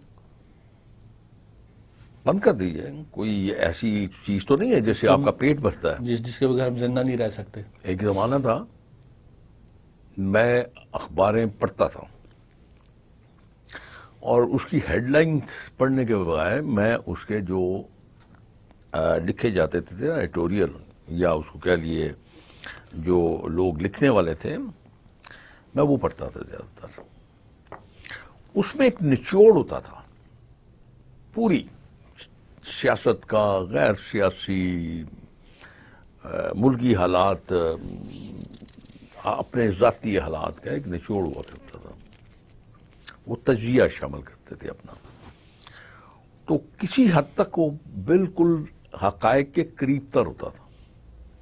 اور پھر سب سے بڑی بات یہ ہوتی تھی کوئی ایسی خبر جس کا کسی کے ساتھ تعلق ہے جس سے اس کو نقصان پہنچ سکتا ہے اس خبر کو باقاعدہ طور پہ ہر اینگل سے پرکھا جاتا تھا کہ اس میں صداقت ہے تو اس خبر کو پبلش کیا کرتے. اب ایسا نہیں ہے. اب اٹھا کے دیکھ لیجئے, آپ دیکھیں گے کہ جو آپ کا اخبار پڑھنے والا تھا وہ طبقہ کم ہو گیا, بہت کم ہو گیا. کیوں؟ اس لیے کہ اب اخبار میں وہ چیزیں نہیں ہیں, کریڈیبلٹی جو ہے وہ کم ہوتی ختم ہو گئی. اب یہی حال آپ کے چینلز کا ہوگا, کیونکہ اگر کوئی لائک مائنڈڈ ہے کسی حکومت کے ساتھ تو وہ اس کی بات ہی کرے گا, ایک ہی ٹریک پر وہ چیز دکھائے گا جس کا حقائق کے ساتھ دور دور تعلق نہیں ہے, یا اپوزیشن کی بات کرے گا, جو اپوزیشن کی طرف ہے اپوزیشن کی بات کرے گا, اور ایسی بات کرے گا جس کا حقائق کے ساتھ کوئی تعلق نہیں ہے. آپ کیجئے, سپورٹ کیجئے, آپ مخالفت کیجئے, لیکن آپ ایسے لب و لہجے کو استعمال کیجئے جو بہتر ہو, اخلاق کے دائرے سے گرا ہوا نہ ہو, کیونکہ آپ سے لوگ سیکھتے ہیں. بالکل صحیح. آپ سے لوگ سمجھتے ہیں, آپ سے پوچھنا چاہتے ہیں, آپ سے سننا چاہتے ہیں. اب یہ کہہ دینا کہ جی حالات بہت خراب ہیں, تو کسی بچے کو بھی پتا ہے اس بات کا. حالات درست کیسے ہو سکتے ہیں, ایسے لوگوں کو بلائیے. ہاں جی, اس میں آپ کا تجربہ بہت زیادہ ہے. بچپن سے ہم سنتے آ رہے ہیں کہ پاکستان اس وقت نازک موڑ سے گزر ہے, گزرتا جا رہا ہے, آپ فکر نہ کریں, گزرے گا, یہ چلتا رہے گا. اس کی وجہ نا, اس کی وجہ یہ ہے کہ آپ نے کچھ نہیں کرنا. یعنی کہ آپ اندازہ کیجئے, آپ, میں یہ بات شاید کبھی آپ نے سنی نہ ہو, ہم اتنے کاہل ہیں, اتنے سست ہیں کہ ہم گناہ بھی خود نہیں کرتے, شیطان ہم سے گناہ کرواتا ہے. بات میری سمجھ گیا سر. آپ چلتا رہے گا, آپ فکر نہ کریں. آپ جس ایج میں ہیں, جتنے آپ کا پولیٹیکل کریئر ہے, جو تجربہ آپ رکھتے ہیں, باہر کے ممالک میں ایسے لوگوں سے کسی ڈپارٹمنٹ کا ہیڈ بنا کے کام لیا جاتا ہے, نئی نسل سنواری جاتی ہے, تو یہاں پر ایسا کب ہو سکے, کوئی کرے گا کہ ایسے فائدہ اٹھایا جا سکے, آپ کے نیچے جنریشن ہو, آپ پڑھا رہے ہوں, ڈپارٹمنٹ ہیڈ کر رہے ہوں, تاکہ نسل سنورنا شروع ہو؟ آپ بلا فرماتے ہیں, لیکن میرے پاس ایک چیز کی کمی ہونی ہے نا. میں مثال دے رہا ہوں. جی جی جی. کہ اگر وہ میرے پاس ہے تو پھر تو میں کر لوں گا, اگر وہ میرے پاس سکل نہیں ہے تو پھر تو میں نہیں کر سکتا نا. اب آپ پوچھیں مجھ سے وہ سکل کیا ہے, خوشامد. یہ سب سے بڑا بہترین کمپوننٹ جو ہے نا, کمپوننٹ جو ہے وہ ہے یہ کہ آپ کسی خوبصورت طریقے پہ آپ خوشامد کر سکتے ہیں. وہ آپ کی سب سے بڑی سکل ہے. یعنی سر ٹی وی پر پولیٹیشنز کے جو وعدے ہوتے ہیں وہ صرف ٹی وی پر ہوتے ہیں, اس کا اصل زندگی سے کوئی لینا دینا نہیں ہے. ڈپینڈ کرتا ہے. میں موجودہ سرکمسٹانسز کی بات کر رہا ہوں. نہیں, مین ٹو مین ویری کرتا جی, یہ ممکن نہیں ہے. دیکھیں, آپ نے ابھی یہ ارشاد فرمایا کہ میں عمر کے اس حصے میں ہوں جہاں پہ نہ مجھے خوف ہے, نہ مجھے لالچ ہے, بالکل, اور بے پناہ تجربہ ہے, نہ میں اقتدار کا کوئی اتنی خبر رکھتا ہوں اپنے دل میں. میرے لیے ہارنا جیتنا کوئی معنی نہیں رکھتا. اگر آپ یہ ذہن میں بٹھا لیں کہ آپ نے اپنی آخرت کو سنوارنا ہے, اگر آپ مسلمان ہیں, جی جی, آپ کا فیتھ ہے, اعتقاد ہے, ایمان ہے کہ آخرت ہے, تو پھر تو میرے خیال میں اس سے اچھا کام ہی کوئی نہیں سیاست ہے. بجا فرمایا آپ نے کہ آپ کسی دکھی شخص کی اگر مدد کرتے ہیں, آپ کسی ایسے شخص کو جو زمین پہ گرا ہوا ہے, آپ اس کو اس کے پاؤں پہ کھڑا کر دیتے ہیں, تو میرے خیال میں شاید اس سے زیادہ آپ کی نجات کا اور باعث کچھ نہیں بن سکتا. اگر آپ اس طرح سوچ لیں تو بہتر رہتا ہے.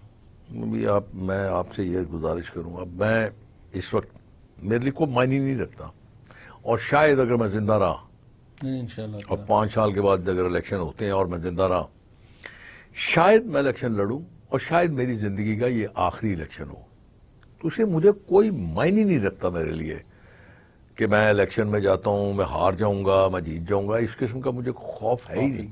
आप सब कुछ देख चुके हुए हैं, आप एंजॉय कर चुके हुए हैं, लोगों को पता है आपकी क्रेडिबिलिटी, एक सेट पैटर्न है, बड़ी अच्छी तरह जानते हैं मेरे इनर आउटर को, वो मुझसे बेहतर जानते हैं। सो मेरा अपना ख्याल है कि अगर आप यही सोच लेके आगे बढ़ेंगे तो शायद ठीक हो जाए। सर आपको जो पूरी दुनिया देख रही है, बाहर आप बाहर से आए हैं? मैं जी बाहर चले जाए, मैं बाहर ही रहता हूँ।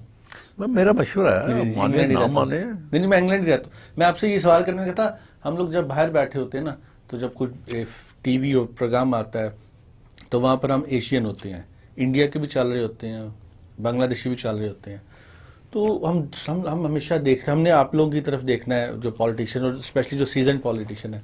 क्यों देखते हैं यार? सर उम्मीद, किस बात की उम्मीद? सर कि एक दिन बेहतर होगा। आप लोग हमारे लिए पैसे बनाने वाली मशीनें हैं, आप उम्मीद ना लगाया करें हमसे, हमें आपसे उम्मीद है। मगर $1 भेजते हैं तो हम चाहेंगे कि तुम 3, 4, $5 भेजा करो यार। तुम गलत किस्म की बात, मतलब आप हमसे उम्मीदें लगा रहे हो, हम आपसे उम्मीद लगाए बैठे हैं। कमाल है यार, उल्टी गंगा बह रही है।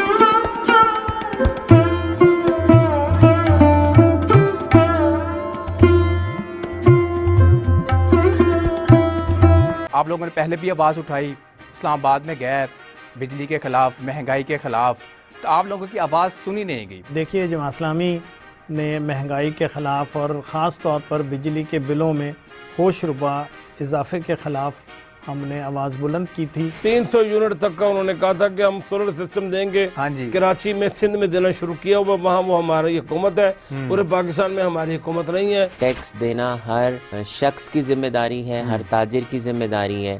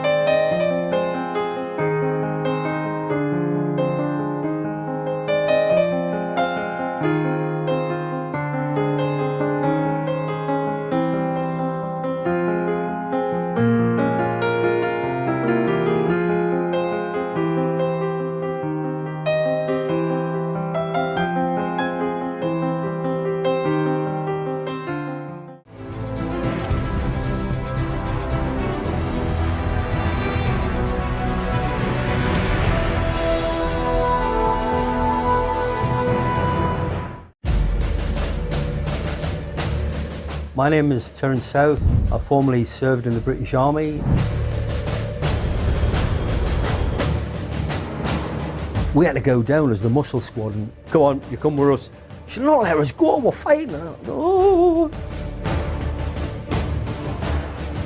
I could communicate, I had all the skills for the wirelesses, the radios.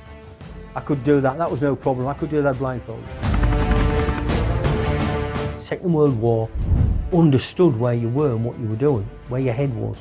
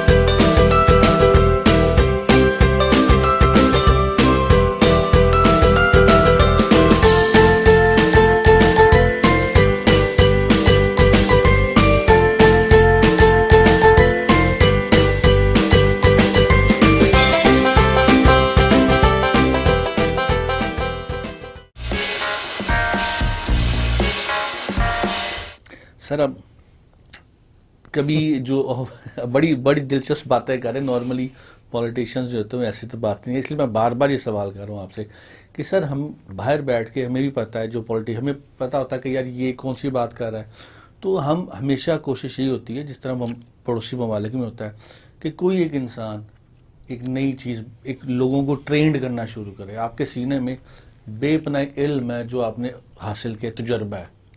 سر اس کو جو نئے بچہ پیدا ہو رہا ہے اس کا صرف یہ قصور ہے کہ یہاں پیدا ہو گیا؟ کبھی آپ نے اندازہ لگایا کہ یہاں کا بندہ جو باہر جاتا ہے وہ کون کون سی پوسٹ پہ بیٹھا ہوا ہے؟ سر پہلے تو بہت کبھی دیکھا آپ نے؟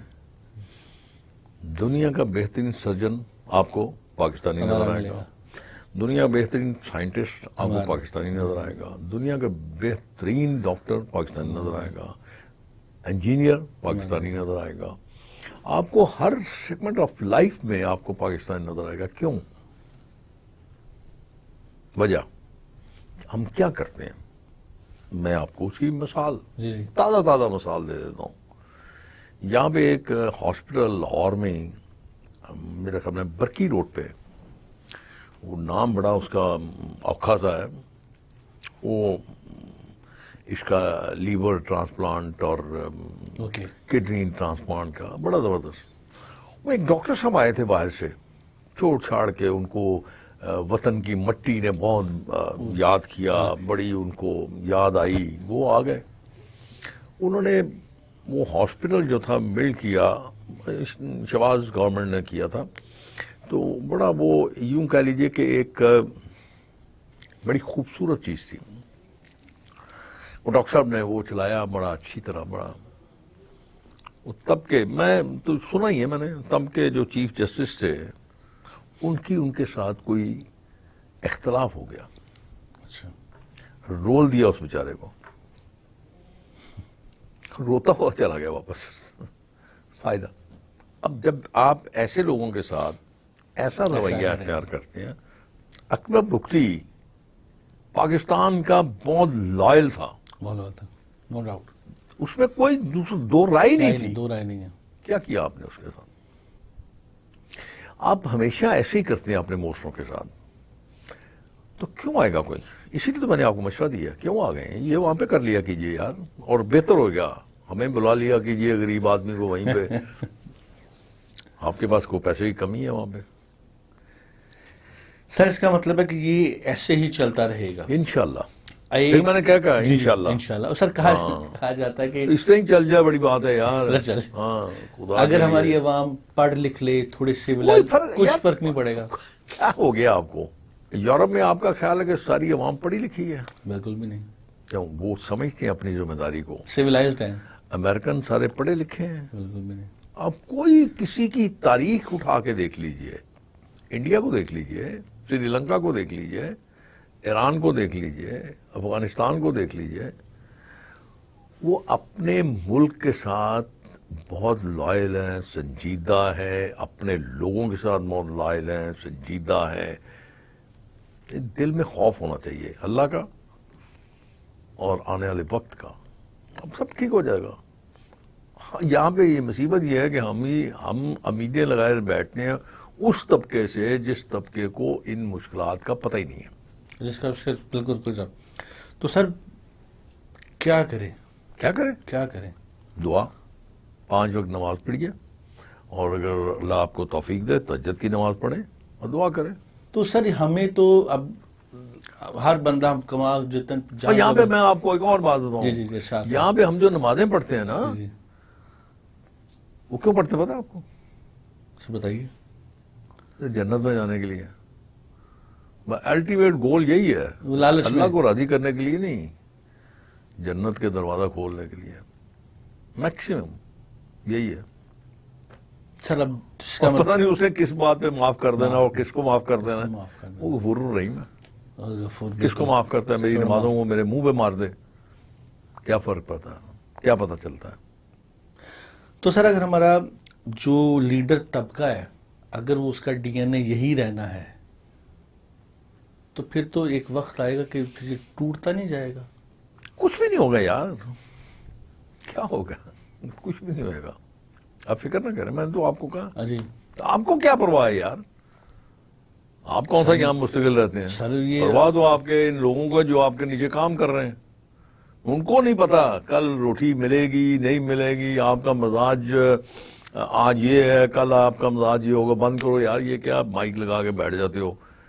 اصل تو فرق ان کو پڑے گا, آپ کو کیا فرق پڑے گا؟ نہیں سر, ہم اس طبقے میں سے باتیں کرتے ہیں آپ. نہیں سر, اس طبقے میں سے قسم سے آپ صرف باتیں کرتے ہیں بس, عمل نہیں ہے ہمارے, عمل اس قابل ہی نہیں ہے. اس ملک میں اگر ہم اپنے آپ کو بدل لیں, صرف اگر ہم اپنے آپ کو مسلمان ہی سمجھ کے بدل لیں, تب ٹھیک ہو جائے گا. کچھ نہیں آپ کو کرنے کی ضرورت. میں یہ بات اگلے دن کہہ رہا تھا, کیا تبدیل کرنا آپ کیا تبدیل کریں گے؟ چوک میں کھڑا ایک شخص بھیک مانگ رہا ہے, نفرت سے ہم اس کی طرف دیکھتے ہیں اور دل میں یہ خیال آتا ہے کہ یہ ایک پیشہ ور بھکاری ہے. 10 اور ہوتے ہیں وہاں پہ, ہم یہی سمجھتے ہیں کہ انہوں نے یہ جگہ خریدی ہوئی ہے اور یہ بھیک مانگ رہے ہیں, ہے نا؟ ایسے ہی ہے. آپ نفرت کرتے ہیں ان سے, کرتے ہیں نا؟ ہاں جی. آپ کو یہ پتا ہے کہ ہاتھ پھیلانے کے لیے کتنی جرأت اور ہمت چاہیے؟ ٹھیک, صحیح فرما رہے ہیں. اب جو میں بات کرنے جا رہا ہوں شاید میرے سے پہلے کبھی کسی نے کی نہ ہو. یہ جو بے نظیر پروگرام ہے, جو یہ آٹا آپ لائنوں میں باندھ کے رہتے ہیں, یہ کیا ہے؟ یہ بھی ایسی ہی چیز ہے. یہ بھیک نہیں ہے, یہ ایسے ہی ہے. تو اس کا مطلب ہے کہ آپ خود بھیک کو پروموٹ کر رہے ہیں. آپ کیوں نہیں ایسے ذرائع پیدا کرتے کسی کو آپ عزت کی روٹی کمانے کے لائق بنا دیں؟ آج کی وجہ کو کمانے کا پھر طریقہ آپ کیا کہتے ہیں؟ آپ سمجھتے ہیں کہ یہ بدل جائے گا سارا کچھ؟ کیسے بدلے گا؟ بدلا کے دکھائیں مجھے آپ ذرا. کیوں نہیں؟ آپ خود پروموٹ کر رہے ہیں نا. یہ باتیں یہاں تو کوئی پاگل کر سکتا یا میرے جیسا عمر رسیدہ آدمی کر سکتا, اور تجربے کی چیزیں, اور شاید میرے خیال میں دونوں چیزیں ہیں میرے میں. نہیں سر, آپ بڑے جو ہے نا, آپ کا بڑا تجربہ ہے اور آپ کو میں پرسنلی بھی سنتا رہتا ہوں. تو سر بات, میں نے چونکہ سوالات بالکل اور قسم کے تیار کیے تھے سر. اب اس کا مطلب ہے یہ جو جنریشن, یہ بس یہ میں نے پڑھا تھا ایک بار کہ یہ ایک ہجوم ہے جس کی جگہ بڑی اچھی ہے, پاکستان. یہ کہتے ہیں نا جس کا مراسی کا گھر چوک میں آ گیا. جگہ تو یہ ایسی ہے کہ شاید میرے خیال میں دنیا میں بہت کم جگہ ایسی ہوں گی جو یہ جگہ خطہ کی بات کر. لیکن ہم اتنے بدقسمت ہیں کہ ہم نے اس خطے کو تباہ کر دیا اور اپنی کرتوتوں سے کیا. کسی نے ہمارے ساتھ کچھ نہیں کیا, ہم نے خود کیا. ہماری لالچ نے کیا, ہماری تما نے کیا, ہماری خواہشات نے کیا, برباد کر کے رکھ دیا ہم نے اس کو. مثال کے طور پر میں آپ کو بتاتا ہوں, جی جی, ٹرکی, ہم اس سے بہت زیادہ امپریس ہیں, بہت زیادہ. کیسی سوچ تھی ان کی. انہوں نے دنیا جہان میں اپنے ڈرامے بیچے. ہاں جی. ڈرامہ تو عام چیز تھی. ہاں جی. ایک ہیرو ہے, ایک ہیروئن ہے, محبت, نفرت, گھر, باغ, سب کچھ. ہیپی اینڈنگ, بالکل صحیح فرما رہے ہیں. لیکن انہوں نے اتنی خوبصورتی سے اپنی جتنی خوبصورت جگہیں تھیں ان کو ایکسپوز کیا. بالکل. ٹورزم کو انہوں نے پروموٹ کیا. ایک ایسی اٹریکشن دی کہ لوگ ٹرکی بھاگ بھاگ کے جانا شروع ہو گئے. بالکل صحیح فرما رہے ہیں, بالکل صحیح فرما رہے ہیں. دنیا جہان کی خوبصورتی آپ کے ملک میں ہے. آپ وہی ڈرامہ, یہ لڑکی کا اس کے ساتھ چکر ہے, اس کا اس کے ساتھ چکر ہے, ماں کا اس کے ساتھ چکر ہے, بیٹی کا اس کا چکر ہے. وہ ایک گھر میں ہی آپ سٹوری ختم کر دیتے ہیں بس. اب سر آپ صحیح فرما رہے ہیں, ان چیزوں کے لیے میں ایک عام انسان ہوں, ہم نے دیکھنا تو آپ لوگوں کی طرف ہے. میری طرف کیوں دیکھنا ہے یار, میں وہی تو کہہ رہا ہوں. بس آپ کمال کرتے ہیں. میں آپ کو بہت ساری چیزیں بتاؤں گا. میں جیسے آپ فرما رہے تھے نا, ہمارے ہی ملک میں ایک جگہ ہے بلوچستان میں اڑمارا. آئی ہوپ اینڈ آئی وش کہ آپ دیکھیں جا کے. دنیا میں چند ایسی جگہ ہیں جہاں پہ آپ کا سن سیٹ کا نظارہ جو ہے وہ آؤٹ کلاس ہوتا اتنا حسین ہے. And that is one of them. وہاں پہ ورجن بیچ ہے اینڈ دا بلو واٹر. آپ دیکھیں جا کے وہاں آپ حیران ہو جائیں گے. اور اس اڑمارا گاؤں جو چھوٹا سا گاؤں ہے 0% کرائم ریٹ ہے. 0%. اور اللہ تعالیٰ کا ایک عجیب نظام ہے وہاں پہ. نیچے سخت گرمی ہوتی ہے اور ایک ٹیلا ہے جس کی میں بات کر رہا ہوں جہاں سے سن سیٹ نظر آتا ہے. وہاں پہ بڑا خوبصورت نظارہ ہوتا ہے اور ٹھنڈ ہوتی ہے وہاں پہ.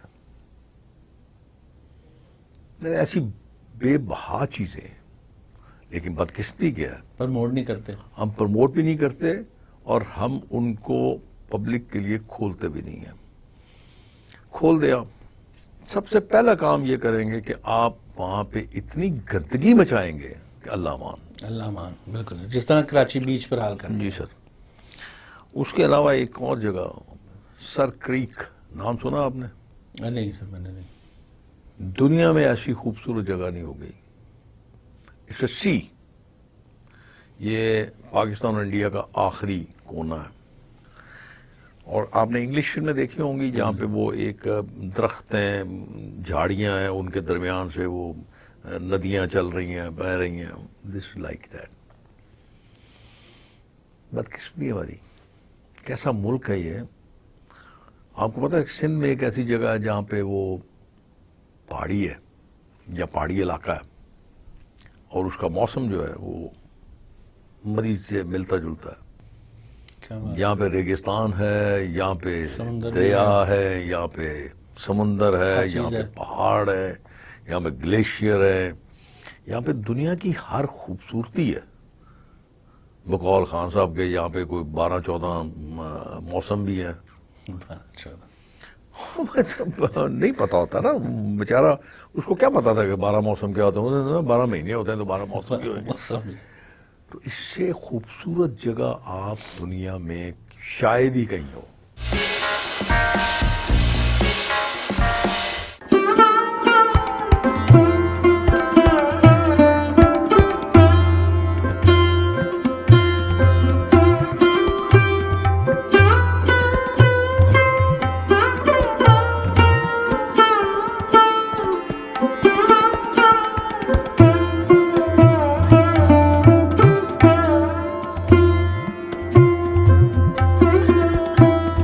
اگر آپ کماتے ہیں تو اپنی ذات پہ اگر خرچ نہ کریں تو پھر کہاں کیا؟ اس معاملے میں اپنی فیملی میں, اپنے خاندان میں بڑا فضول خرچ مشہور ہوں. دیکھیں 91 میں ہم نے یہ میگزین سٹارٹ کیا تھا اور یہ دنیا کا ٹاپ, پاکستان کے ٹاپ جرنلز میں تھا جو ریسرچ اورینٹڈ السٹریٹڈ جرنل تھا. ہم کم از کم اب جو ہے 77 سال بعد ہم ایک قوم اکٹھے ہو جائیں. ہمارے دور کے اندر 34 ارب ڈالر ریمیٹنس جو تھا اوورسیز پاکستانی بھیج رہے تھے. قائدین رحمۃ اللہ علیہ فرما گئے ہیں کہ کام کا ٹائم بڑھائیں, کام کریں. آپ یقین کریں کہ ناردرن ایریا کے پیکیجز اتنے زیادہ ہیں, ابھی پاکستانیوں نے ناردرن ایریا کو بھی نہیں ابھی اتنا ایکسپلور کیا.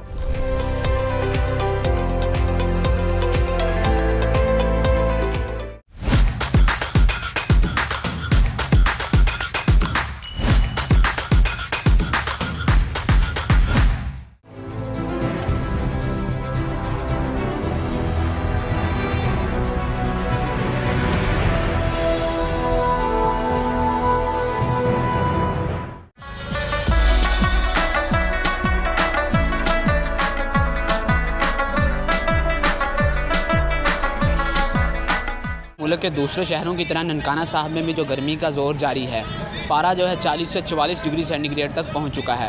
اور محکمہ موسمیات کی جانب سے آئندہ جو چند روز ہے اس میں بھی گرمی کی شدت بڑھنے کا امکان ہے. گرمی کی شدت بڑھنے کے ساتھ ساتھ جو ہیٹ ویو ہے اس میں بھی کافی اضافہ ہو گیا ہے. طبی ماہرین کے مطابق اس گرمی کی شدت سے بچنے کے لیے لوگ گھروں سے کم نکلیں. اگر نکلنا مجبوری ہو تو سر ڈھانپ کر نکلیں. 12 بجے سے لے کر 4 بجے کے درمیان بچے اور بزرگ بھی گھروں سے کم نکلیں. دوسری جانب محکمہ تعلیم کی جانب سے 28 مئی سے سرکاری اسکولوں میں تعطیلات کا اعلان بھی کر دیا گیا ہے، جبکہ ریسکیو 1112 اور محکمہ صحت کے عملے کو بھی ہائی الرٹ رہنے کے احکامات جاری کر دیے گئے ہیں۔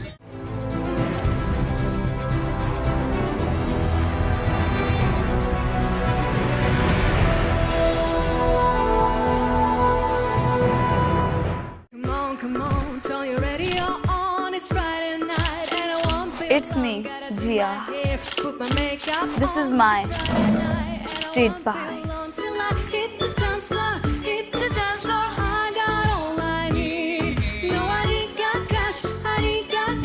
But I got you, baby. Baby, I don't need dollar bills to have fun tonight.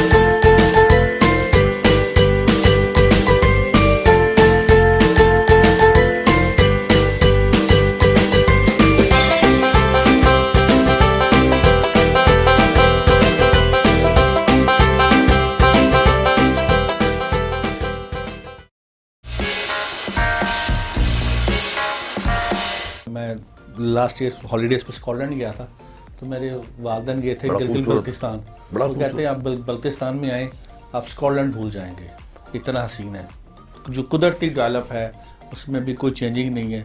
تو میرا اس کا اسکاٹ لینڈ کا کچھ اور وجوہات نہیں، میں تو آپ کو ویسے ہی بتا رہا ہوں، میں قدرتی خوبصورتی کی بات کر رہا ہوں۔ ہنزا ویلی میں چلے جائیں، آپ دیکھیں جا کے ہنزا ویلی دیکھیں، ایک دنیا کے اوپر وہ ایک بڑی خوبصورت جگہ ہے۔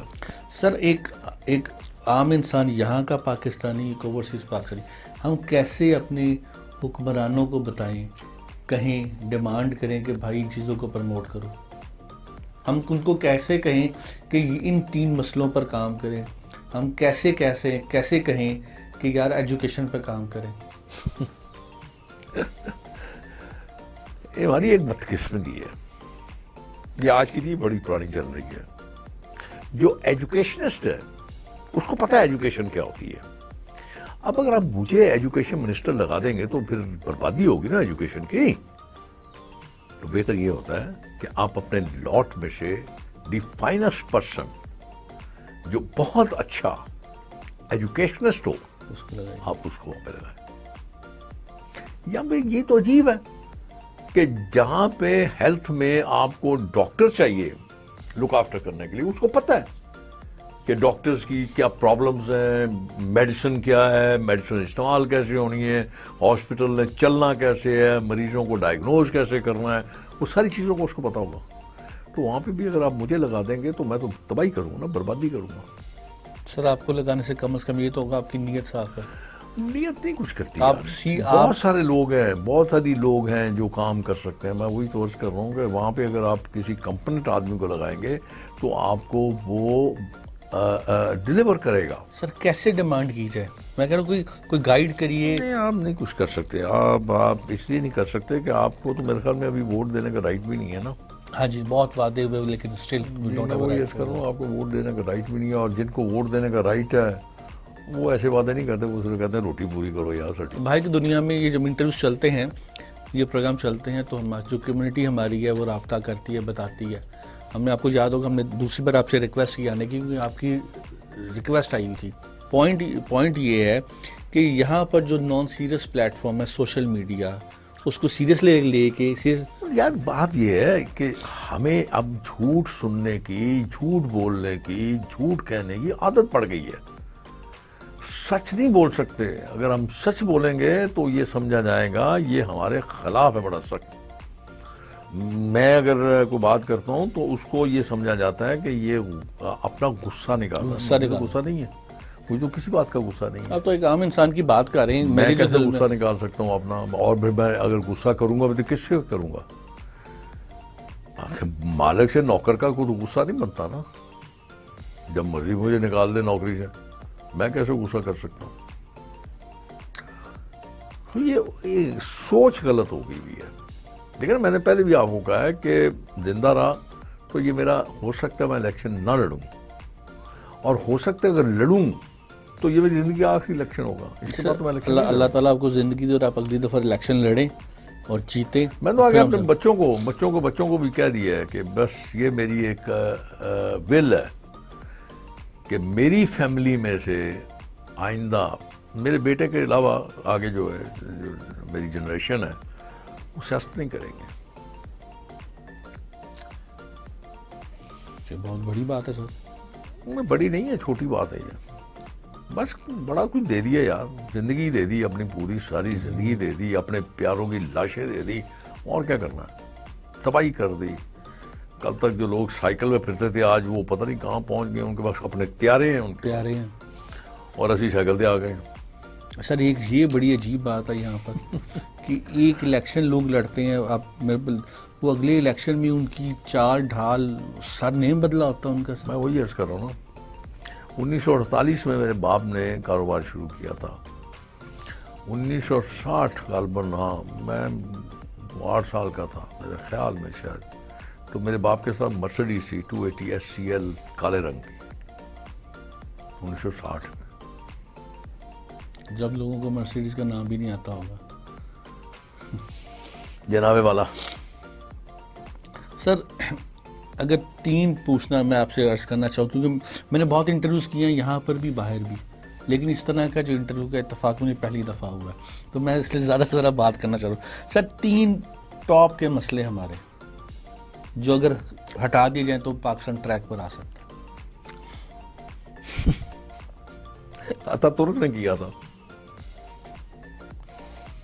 انہوں نے ساروں کو بٹھا کے نا جہاز میں جا کے غرق کر دیا تھا. آپ بھی میرے اس میں سب غرق کر دیجیے، شاید ٹھیک ہو جائے.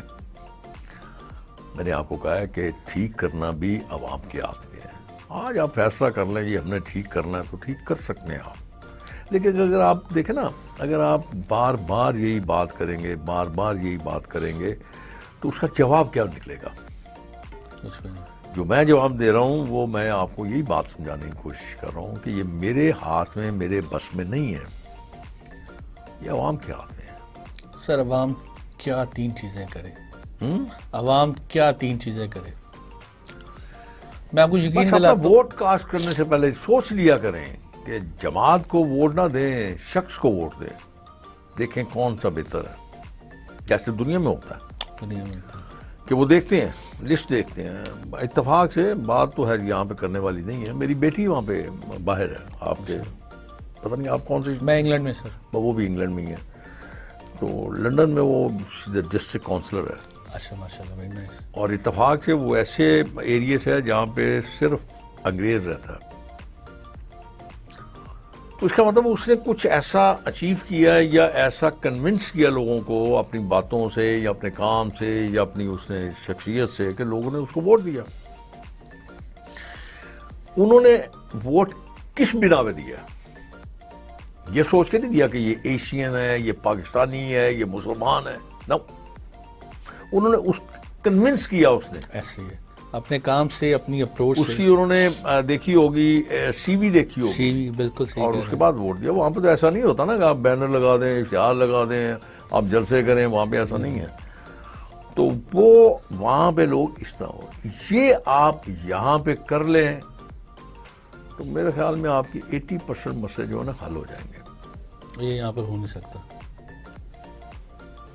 چلیے یہی بات تو یہ نا کہ اللہ کی ذات پہ بھروسہ، اعتماد، اعتقاد کب وہ دلوں میں ڈال دے، اب کیا پتہ لگتا ہے. کچھ نہیں، اس کے علاوہ آپ کے پاس اور کوئی حل نہیں ہے. کوئی کیوں چاہے گا کہ اپنا راستہ کسی اور کے لیے کھول دے؟ کوئی بھی نہیں چاہے گا. سر تھینک یو سو مچ. یہ بہت ہی زبردست ایک انٹرویو تھا. بہت ہی آپ نے باتیں کی ہیں سر. یہ مجھے نہیں پتا. اور نہیں، میں آپ کو اپنی فیلنگ شیئر کر رہا ہوں. Thank you so much. आपको इंशाल्लाह दोबारा भी सहमत देंगे अगर हालात थोड़े चेंज हुए, लेकिन फिर भी देंगे। Thank you so much. आप पार्ट 1, पार्ट 2, पार्ट 3 सर होता क्या है कि सर हम जब बाहर बैठते हैं तो सब लोग इकट्ठे होते हैं फंक्शंस में, तो होता ये कि ऐसा कोई बंदा जो ऐसी बात कर रहा हो ना, एक तो जलसों की आपको पता है कि रटी रटाई तकरीरें लोग करते हैं, तो लोग समझदार हैं, पढ़े लिखे हैं, तो लोग ऐसे बंदे को सुनना चाहते हैं जो दिल से बात कर रहा हो। तो ऐसा बड़ा कम चांस होता है, जिस तरह आपके साथ इत्तेफाक हुआ है कि ऐसा बंदा जो बता रहा है रियलिटी क्या है, हम अफसानी ज़िंदगी में तो नहीं है, तो होना कैसे है, क्या होगा।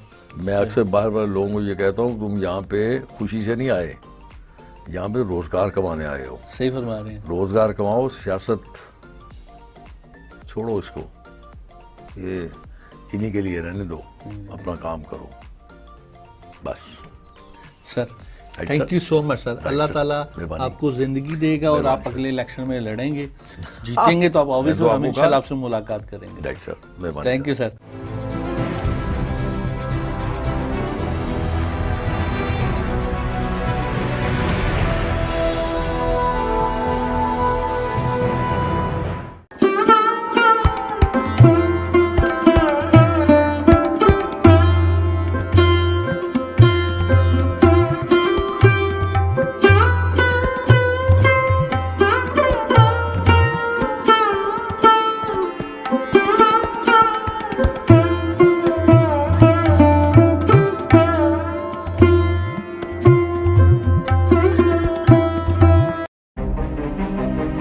Hello, I'm Alan Curry. I'm bringing you a show badge of honour on my successful life in the police service to the rank of Chief Superintendent. Talking about me, and hopefully I'm saying some nice things about myself. There's a couple of bad ones, I'm sure, as well. And I don't like criminal activity. As opposed to the other way around, when you arrest somebody and have to find the evidence. And the feeling of doing something for somebody else, I don't know how you can get that from anybody else.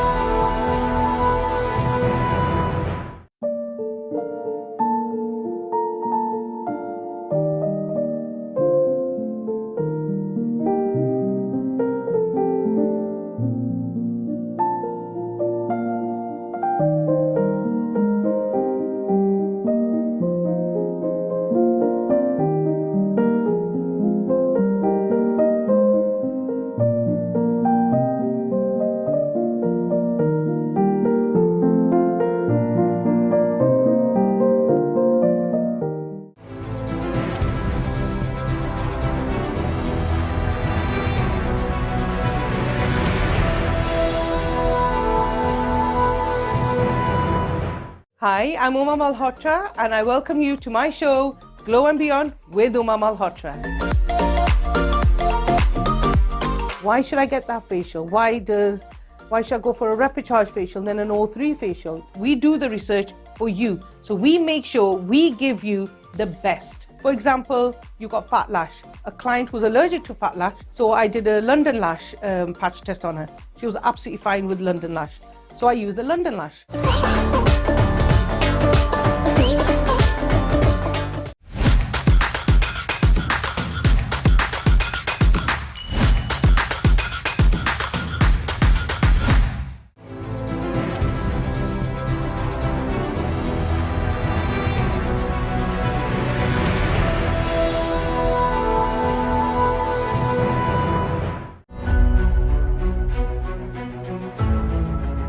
Hello and welcome to Business ABC.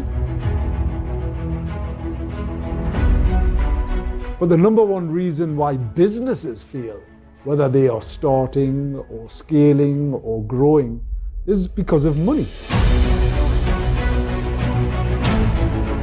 And when you go to them with an idea, they will always go, oh, great idea, oh, vadya. The best businesses either fix something or they make them better. Where it's legal or where it's contract, take your time.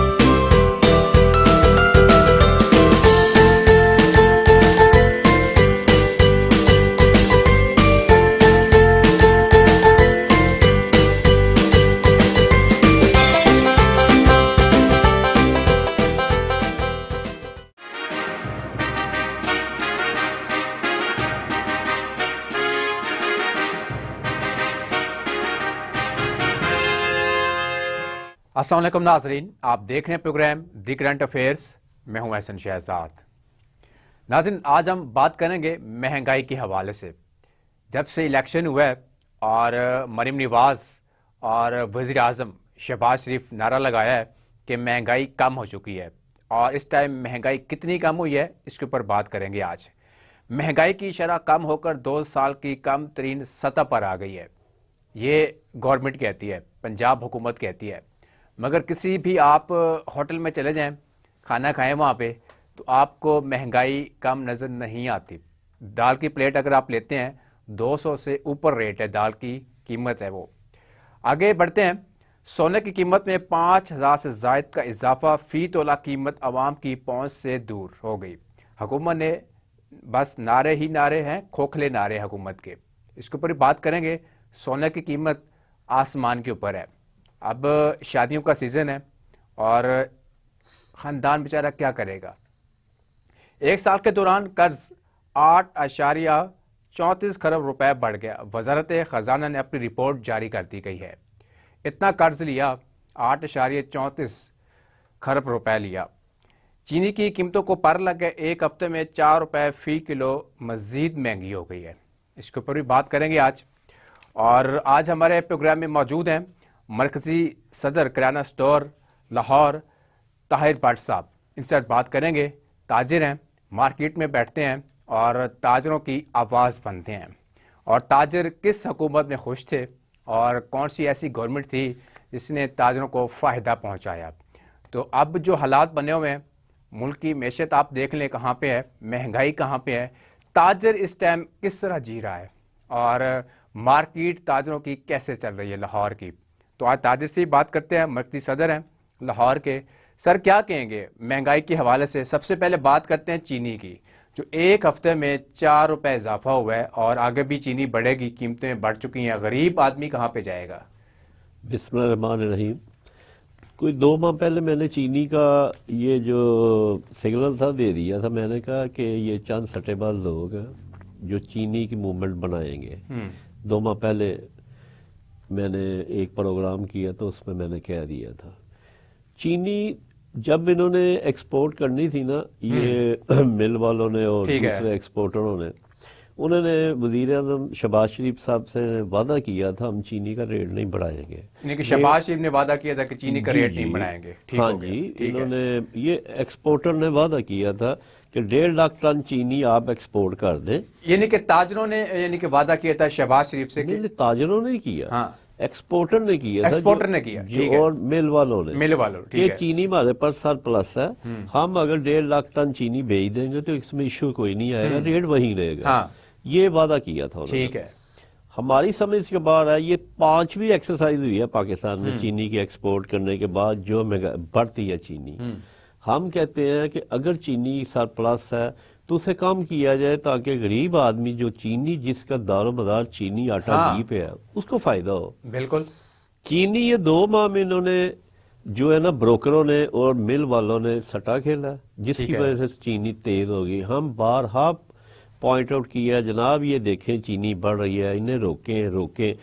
Problem یہ آتی ہے جب چینی کا rate بڑھتا نا تو انتظامیہ جو لوکل ہوتی نا ضلعوں کی وہ نیچے جو چھوٹا دکاندار ہوتا ہے جو 1 بیگ کا خریدار ہوتا ہے یا 2 بیگ لیتا ہے اس کے اوپر کریک ڈن شروع ہو جاتا ہے. ابھی تو آپ نے چینی کیوں بڑھا رہے ہیں؟ ٹھیک ہے. مقصد صرف یہی ہے کہنے کا اگر آپ نے یہ جو وائلیشن ہوتی ہے تو جب 30-40 روپے کلو بڑھ جاتی ہے اسی وقت انتظامیہ حرکت میں آتی ہے. یہ میری سمجھ سے باہر ہے. آپ جب ہم ڈنڈورا پیٹ رہے تھے پورے پنجاب میں کہ چینی بڑھ رہی ہے روکو چینی بڑھ رہی ہے روکو اب تقریباً 25 روپے کلو بڑھ گئی ہوئی ہے. 25 روپے کلو چینی بڑھ گئی. چینی کا پہلے جو ریٹ تھا پرانا کیا ریٹ تھا اس ٹائم بٹ صاحب؟ ہم نے جو چینی کا لگایا نا اپنے بڑے سٹوروں پہ 128 روپے کلو. ابھی بھی ایل او ایس روڈ پہ چلے جائیں مالدین سٹور ہے ہمارا جو ادھر اب بھی 128 وہ لگا ہوا ہے. یعنی کہ آپ پرانے ریٹ کے اوپر آپ دے رہے ہیں. آپ میں نشانی بتا رہا ہوں اب تو ریٹ بڑھ گیا نا. ہم نے جب 136 روپے ڈی سی صاحب نے ریٹ دیا تھا نا لاہور میں ہم نے 128 روپے لگایا تھا بڑے سٹوروں پہ تاکہ لوگوں کو فائدہ ہو سکے. ٹھیک ہے بالکل. تو اب یہ 2 ماہ ہو گیا چینی کا. اب مجھے جو الارنگ کیا کہتے ہیں مجھے جو فیلنگ ہو رہی ہے نا وہ یہ ہو رہی ہے کہ روزوں میں چینی انہوں نے 170 روپے لے جانی ہے. ٹھیک ہے 170 روپے مجھے ڈارا لے جانی ہے انہوں نے. ابھی خاموشی چاہیے تھوڑی سی. ابھی کا جو ریٹ ہے وہ کیا چل رہا ہے؟ آپ نے جیسے بتایا کہ 25 روپے جو اضافہ ہوا ہے اور پرانا ریٹ 128 تھا اب 25 ہوا تو کتنے ہو گئے؟ آپ دیکھیں نا 150 ریٹ آپ ہول سیل کا بتا رہا ہوں. ٹھیک ہے. ریٹیل میں 155 بکے گی ظاہری بات ہے. تو دیکھ لینا 128 تو 155 وہ تقریباً 27 روپے کلو بڑھ گیا. تقریباً اتنا ہی آتا ہے. یہ 27 روپے کلو بڑھ گیا. تو میں یہی کہہ رہا ہوں کہ وزیر اعظم صاحب سے جو انہوں نے وعدہ کیا تھا وزیر اعظم صاحب ایکشن لے کہ بھی یہ کیوں بڑھا چینی. آپ نے کہا کہ ہم ریٹ نہیں بڑھائیں گے تو اب آپ نے کیوں بڑھا دی ہے. ہماری یہی گزارش ہے گورنمنٹ سے کہ کم سے کم جو سب سے نیچے تو دکاندار چھوٹا ہوتا نا اس پہ کریک ڈاؤن شروع ہو جاتا. اچھا سر دیکھیں دکاندار بھی قصوروار ہے اگر ایک طرف سے دیکھا جائے. کہتے ہیں نا کہ تالی جو بجتی ہے نا وہ دونوں ہاتھوں سے بجتی ہے سنگل سے نہیں بجتی. ایسا ہی ہے. ٹھیک کہہ رہا ہوں. اگر میں کہیں غلط ہو تو آپ درستگی کیجیے گا. ٹھیک ہے. تاجر کو پتا ہوتا ہے کہ جی چینی کا ریٹ آگے بڑھنا ہے. تاجر اپنی جو سارا کچھ ہوتا ہے سٹاک کر لیتا ہے. جب چینی کا مرحلہ آگے آتا ہے تو شروع کر دیتا ہے سیل کرنا. وہ ریٹ بڑھ جاتے ہیں. پھر رائٹ ہے. جو تاجر جو چینی خریدی ہوتی ہے ٹھیک ہے وہ کم ریٹ پہ خریدی ہوتی ہے. جب وہ فروخت کر رہا ہوتا ہے تو زیادہ ریٹ کے اوپر کر رہا ہوتا ہے. تاجر بھی اس میں ایک ملوث ہے میرے خیال. ہاں 10-20% ہم لوگ بھی انوالو ہیں. بالکل ٹھیک کہہ رہے ہیں آپ. پر مقصد یہ ہے کہ کاروبار جو ہے نا سسٹم ہے پاکستان میں. ہم نے تو 136 والی 128 مارکیٹ میں سیل کروائی اپنے دکانداروں سے. وہ کیونکہ وہ افتتاح بھی کیا تھا سلمہ بٹ صاحب ہیں ہماری پرائز منسٹر ہیں انہوں نے افتتاح کیا تھا. ہم نے 128 ان کے ہاتھوں سے وہ کروایا تھا سب کچھ. ہم کہتے ہیں کہ تاجر جو ہے نا جو ہماری یونین ہے ہمارا مقصد صرف یہ ہے کہ بھائی میرے اوپر پکڑو. دیکھیں جب آپ اوپر سے ایک بندے کو پکڑیں گے نا بھاری بندے کو تو نیچے جو چھوٹی چھوٹی ہماری جیسی چھوٹی چھوٹی مچھلیاں ہوگی وہ خود ہی اپنا راستہ ڈھونڈ لیں گی کہ بچو یار اوپر انہوں نے کیا. سر اوپر کس کو پکڑیں بٹ صاحب کون ہے جو ہاتھ ڈالے گا اوپر؟ بہت بڑا مافیا ہے یہ تو. گورنمنٹ آف پاکستان ڈالے. تو آپ سمجھتے ہیں کہ گورنمنٹ پاکستان ہاتھ ڈالے گی مافیا کو؟ اگر مافیا کو پہلے ہاتھ ڈالتی تو آج کی یہ صورتحال نہ ہوتی پاکستان میں.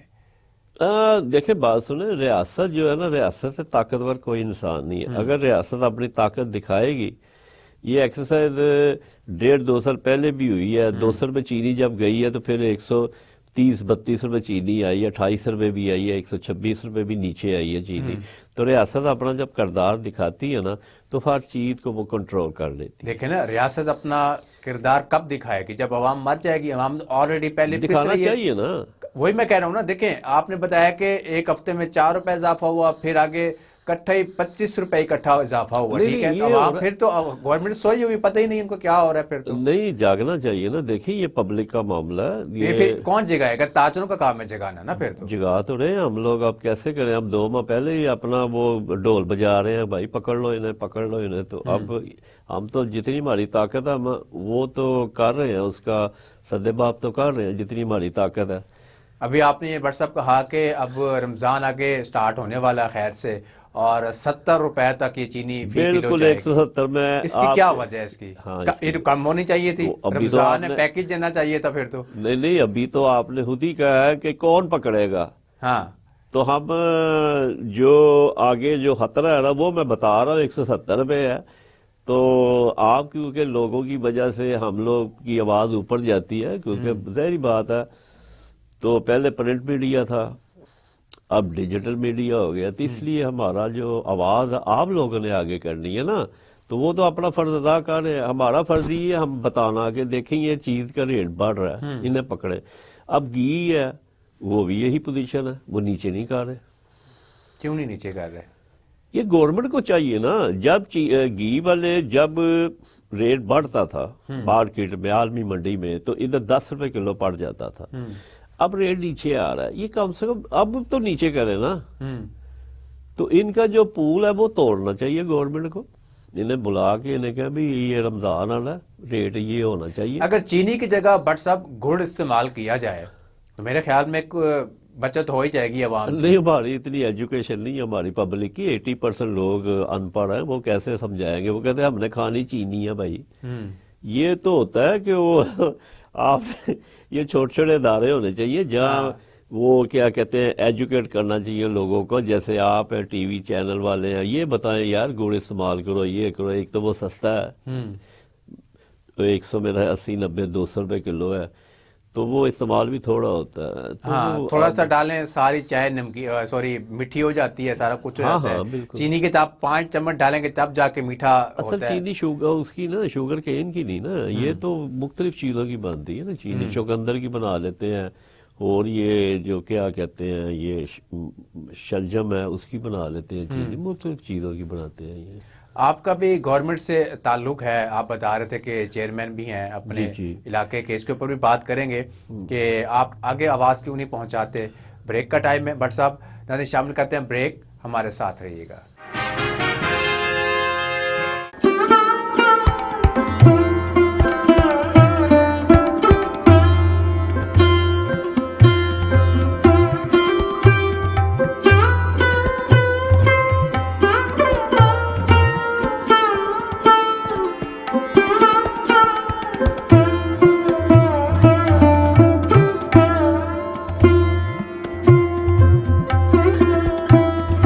Hello, Dr. Anand here to tell you about unleashing your inner power. When you talk on Facebook with someone with your family far away, genuine communication takes place. Just look after yourself and grow in power and grow in finance and grow in status. If you stay in your comfort zone, you'll never find out who you are.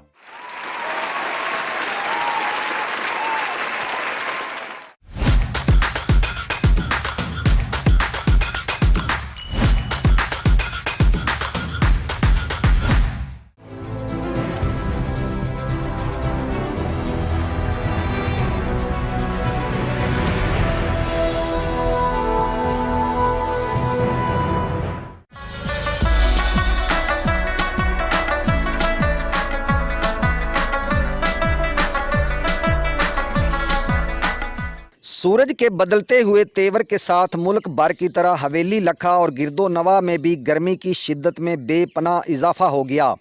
गर्मी की शिद्दत की वजह से शहरियों ने हवेली लखा road, अड्डा हेड सुलेमान की, जिसे मुल्तान दिल्ली रोड भी कहा जाता है, सड़क किनारे लगे घने दरख्तों की छांव के नीचे कैम मशरूबात पॉइंट का रुख कर लिया। जहां पर मुख्तलिफ किस्म की मशरूबात के पॉइंट कायम हैं। यहाँ पर गन्ने का रस, सिकंजबी, सरदियाई, सत्तू और इमली के शरबत समेत मुतद्दद मशरूबात के ठेले लगे हुए हैं। गर्मी की शिद्दत को कम करने के लिए यहाँ मशरूब पीने लोग जौक दर जौक आते हैं और ठंडे मशरूबात पीकर राहत महसूस करते हैं। हैड सुलेमान की इलाका की सरदियाई बहुत मशहूर है, जिसमें बादाम, खशखाश, सौंफ, ज़ीरा, छोटी इलायची, चार मगज़ और दीगर अशिया मिलाकर तैयार की जाती है, जो पीने वालों के लिए खुश ज़ायक़ा होने के साथ गर्मी की शिद्दत कम करके दिल को सुकून, ठंडक और राहत बख्शती है। रिपोर्ट शाद सईद वट्टू, नुमाइंदा South Asia, Global TV, Head Sulemanki Haveli लखा।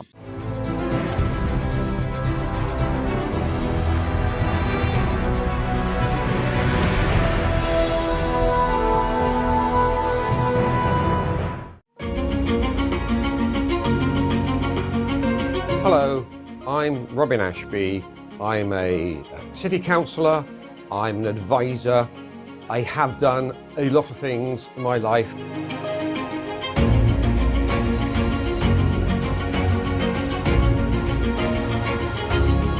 Mix some hot Chileans, cool Jamaicans, Dominicans, Trinidadians and Bajans, with some Ethiopians, Chinese, Vietnamese and Sudanese.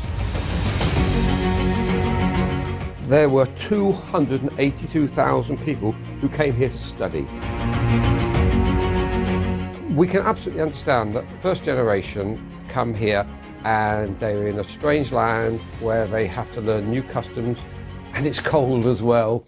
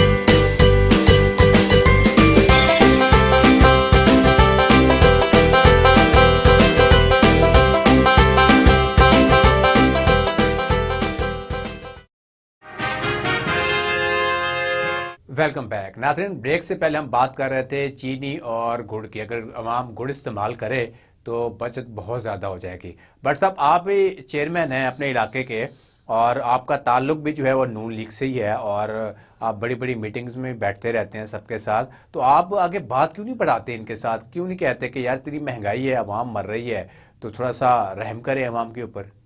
देखिए, मैं थोड़ा सा वजाहत कर दूँ। जो सीएम हमारी मरियम नवाज है ना, इन्होंने देखे पार्टी से हट के बंदे, मैं बात कर रहा हूँ आपसे, वो सीएम है पंजाब है, उन्हें 2-4 जो फैसले किए ना हमारे लिए बहुत अच्छे किए हैं, ताजरों के लिए। मसलन कौन से? हाँ, मसलन मैं बताता हूँ। पहले जो इंतजामिया थी ना, डीसी वगैरह, प्राइस कंट्रोल मजिस्ट्रेट वगैरह, इन्होंने समझे कि बहुत ही इन्होंने ज्यादतियाँ करते थे हमारे दुकानदारों से। हमने जो सलमा भट्ट साहब हैं उनको कहा, जो प्राइम मिनिस्टर हैं प्राइस की, उनको हमने रिटर्न में लिख के दिया कि ये देखें ये बहुत बुरा। उन्होंने आगे हमारी आवाज़ पहुँचाई है। उसमें कमिश्नर लाहौर है, उसमें डीसी साहब हैं, डीसी साहब थे उन्होंने, तो इन लोगों ने हमारी ऊपर आवाज़ पहुँचाई। अब क्योंकि उन्होंने बना दिया है कि पीसीएम जो है ना, प्राइस कंट्रोल मजिस्ट्रेट जो है ना, वो अपना डाल के आएगा कार्ड, ठीक है, शॉपों पे आएगा। वो नई ऐप जो इन्होंने बनाई है वो अब आ रही है कि वो उधर से वो क्लिक करेगा दुकान का नाम, तो पीछे उसका रिकॉर्ड आ जाएगा कि ये आगे दुकान के इधर खड़ा है। बस ये इन्होंने ऊपर से मरियम साहिबा ने जो ये किया ना अपना, कि कोई मजिस्ट्रेट फेक बंदा आए उसके खिलाफ आप FIR दे। सर ठीक है आपकी बात, मैं आपकी बात से मैं उधर ही आ रहा हूँ। हाँ ठीक है, बोले आप बोले। दूसरा मैं कहना चाहता हूँ, जो इंक्रोचमेंट का उन्होंने फैसला किया ना, पाकिस्तान की तारीख में ऐसा फैसला नहीं हुआ था। ना हमारे वो جو کام کیا مجسٹریٹ صاحبان کا، تو دوسرا انکروچمنٹ کا، تیسرا میں آپ کی بات پہ آؤں گا کیونکہ پہلے میں نے وہ گراؤنڈ بنائی ہے نا، اب میں آگے میری جو سی ایم پنجاب ہے نا مریم صاحب ایسے یہ لے سکتی ہیں ایکشن مہنگائی کے خلاف، ٹھیک ہے، وہ اس طرح کیوں ان کے آگے نہیں بولتا. ماشاءاللہ یہ دبنگ ہے، انکروچمنٹ دیکھے پورے پنجاب میں ہو رہی ہے، کسی کی ضرورت نہیں ہے سر وہ ٹھیک ہے، جو لوگ بے روزگار ہو رہے ہیں اس کا ذمہ دار کون ہے؟ ایک طرف سے نعرہ لگایا جاتا ہے بہت اچھا بہت اچھا، دوسری طرف کہتے ہیں کہ نہیں اٹھایا جائے. اس بات سے معذرت، اس بات سے میں آپ سے جو ہے کراس کروں گا. بات یہ ہے کہ ہم لوگ ٹھیک نہیں ہیں پبلک. سب سے پہلے میری ایک رائے ہے چھوٹی سی کہ اگر سی ایم صاحبہ انہیں پکڑے کہ بھی آپ کو یہ کس نے لگوا کے دیا یہ سٹال آگے، وہ کہے گا جی یہ ایل ڈی اے کے بندے نے یا میونسپل کارپوریشن، ان افسروں کو اٹھایا جائے، ان افسروں کو اٹھایا جائے، انہیں پنش دی جائے کہ بھی تم نے کس حساب سے 10 سال سے اس کا لگایا ہوا. اب دیکھیں وہ 10 سال سے کام کر رہا ہے، ایک اس نے سبزی کا سٹال لگایا یا گوشت کا لگایا ہوا 10-20 سال سے کام کر رہا ہے، اس سے یا تو متبادل دے دیا جائے تب، یا تو وہ جو محکمے کا افسر ہے جو اس سے رشوت کھاتا تھا ہر ماہ اس کی جگہ اسے لگا دیں. پھر ایسے کر لیں نا، پھر وہ بیچارہ کہاں جائے گا؟ اس کے بچے ہیں، اس نے کمیٹی ڈالی ہے، بچی کی شادی کرنی ہے، بیٹی کی شادی کرنی ہے، اس نے گھر لینا ہے یا کرائے پہ رہ رہا، اس کا پورا سسٹم خراب ہو جائے گا. میری صرف سی ایم صاحبہ سے یہی ریکویسٹ ہے کہ آپ نے ماشاءاللہ اتنے بڑے فیصلے کیے ہیں، یہ چھوٹا سا ایک فیصلہ اور کیا، جیسے آپ یہ ریڑیاں دے رہی ہیں بہت اچھا کر رہی ہیں، روزگار ختم تو نہیں کیا، وہ 3 محکموں سے جان چھوڑ گئی ہے ریڑی والوں کے، ایل ڈی اے سے، کارپوریشن سے، اور وہ دوسرا جو ہوتے ہیں ایجنسیاں پھرتی ہیں چھوٹی موٹی نہیں ہوتی، پولیس والوں سے. وہ تو سارے پیسے ہی لیتے ہیں نا. نہیں اب نہیں دیں گے کیونکہ یہی تو میں بتا رہا ہوں سر. دیکھیں اگر ان سے وہاں سے اٹھایا جا رہا ہے، میں خود دیکھ رہا ہوں ہر مارکیٹ سے اٹھاتے ہیں، جب وہ سارے چلے جاتے ہیں پھر وہ دکاندار وہی ہوتے ہیں، پھر وہی ریڑی ہوتی ہے آ کے لگا دیتے ہیں روڈ کے اوپر. تو پھر میرا خیال ہے پھر وہ جو ہے نا، اب دیکھیں مریم صاحبہ کو کوئی قصور تو ہے ہی نہیں ہے، انہوں نے تو قصور صرف یہ ہے کہ جب آپ ایک مارکیٹ سے چیزیں اٹھاتے ہیں ان کو دوسری جگہ دی جائے. یہاں پہ آپ بیٹھیں، ٹھیک ہے، یہ آپ کی جگہ ہے، ریڑی یہ ریڑی ہے، ٹھیک ہے، یہ دکان ہے، الگ الگ جگہ ہے، ٹھیک ہے. اب چھوٹے شہروں میں نے دیکھا ہے ریڑی والوں کو الگ جگہ دی گئی ہے، جو چھوٹے شہر ہیں. لاہور میں بھی ایسا ہو سکتا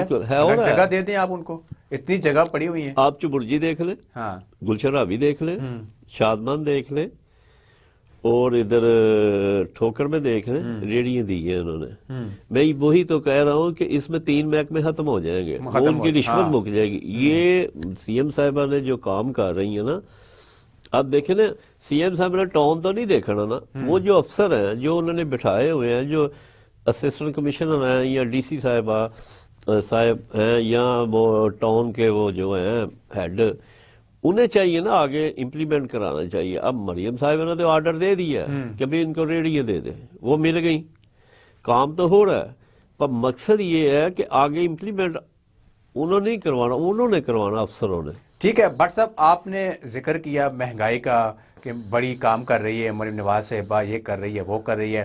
مہنگائی کی شرح کم اور 2 سال کی کم ترین سطح پر آ گئی ہے، اور آپ سمجھتے ہیں کہ مہنگائی کم ہوئی ہے؟ کبھی ہوٹل پہ کھانا کھایا؟ ویسے گھر سے تو کھا کے آتی ہوں گی، کبھی ہوٹل پہ بیٹھنے کا اتفاق ہوا ہے آپ کا؟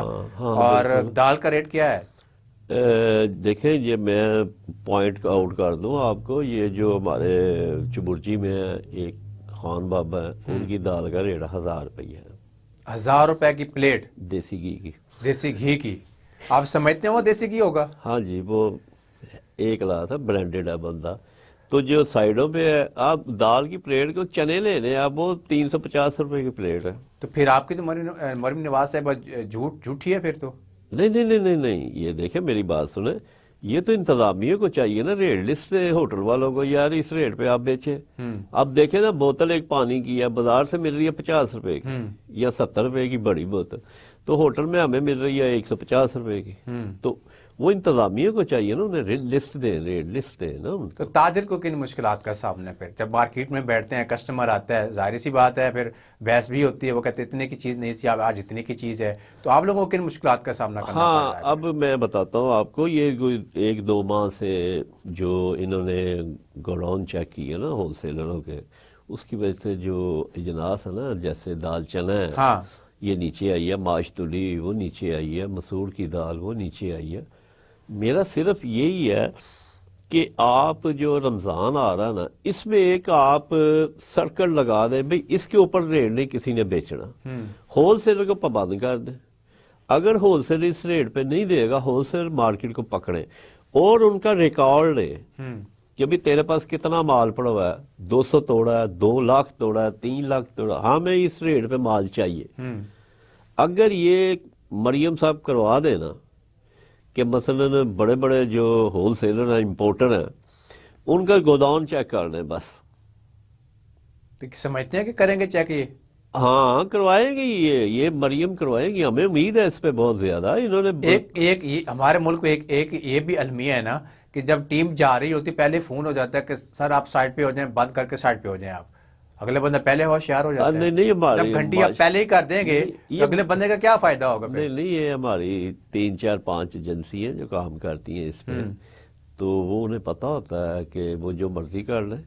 अगर इन्होंने रोज़ों में रेट को जो ना वो सर्कल लगा दे, भाई ब्रेकर है इस पे ऊपर नहीं जाना चाहिए, होलसेल का रिकॉर्ड होना चाहिए। जैसे मार्केट अकबरी मंडी है, फैसलाबाद है, सरगोदा है, तो कराची है, वो तो बाहर है, हमारा पाकिस्तान वो सूबे से बाहर है ना। पंजाब में ये जब बहुत होलसेलर बड़े बड़े बैठे हैं, उनके रिकॉर्ड आ जाएंगे कि इसके पास 2000 बोरी है सफ़ेद चने की, उसके बाद 10 लाख बोरी है चने की, काले की, क्योंकि काले चने से आगे बनता है दाल चना और बेसन। ये अगर रिकॉर्ड ले लें, रिकॉर्ड के मुताबिक हर हफ्ते दुकानदार अपना रिकॉर्ड देगा तो महंगाई पकड़ी जाएगी। अदरवाइज ये देखें ना, अब दाल है 10,200 पे रेट आई है, अब 800 रुपये हो गया। ये चीजें मैं कहना पकड़नी चाहिए। अब दाल जो है आपने बताया कि 800 रुपए किलो, क्या रेट है इसका? अब दाल का रेट है तकरीबन होलसेल में 265 रुपये। 265 रुपये। और आप अब होटल पे जाएं, आपने बताया कि 1000 रुपए की प्लेट बिक रही है इस टाइम। बिल्कुल 265 रुपए ये होलसेल रेट है। वो दाल चना मटन की बता रहा हूँ मैं। मटन की बता रहे हैं? हाँ, उसमें वो उसने बनाई होती है मटन।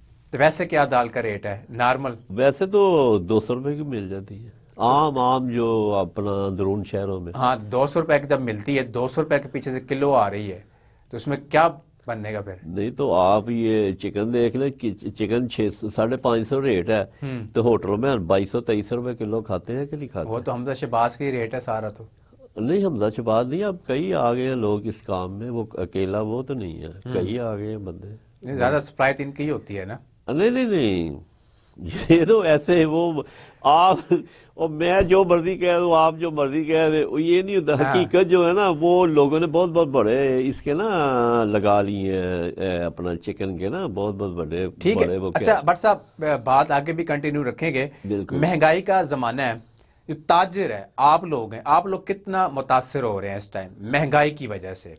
ठीक है, इसके ऊपर बात करेंगे। और सोने की कीमतों में भी इजाफा हुआ है, 5000 रुपए, शादियों का सीजन है, ठीक है, तो कैसे लोग जी रहे हैं, इसके ऊपर बात करेंगे। ब्रेक का टाइम है, नाज़रीन शामिल करते हैं ब्रेक, हमारे साथ रहिएगा।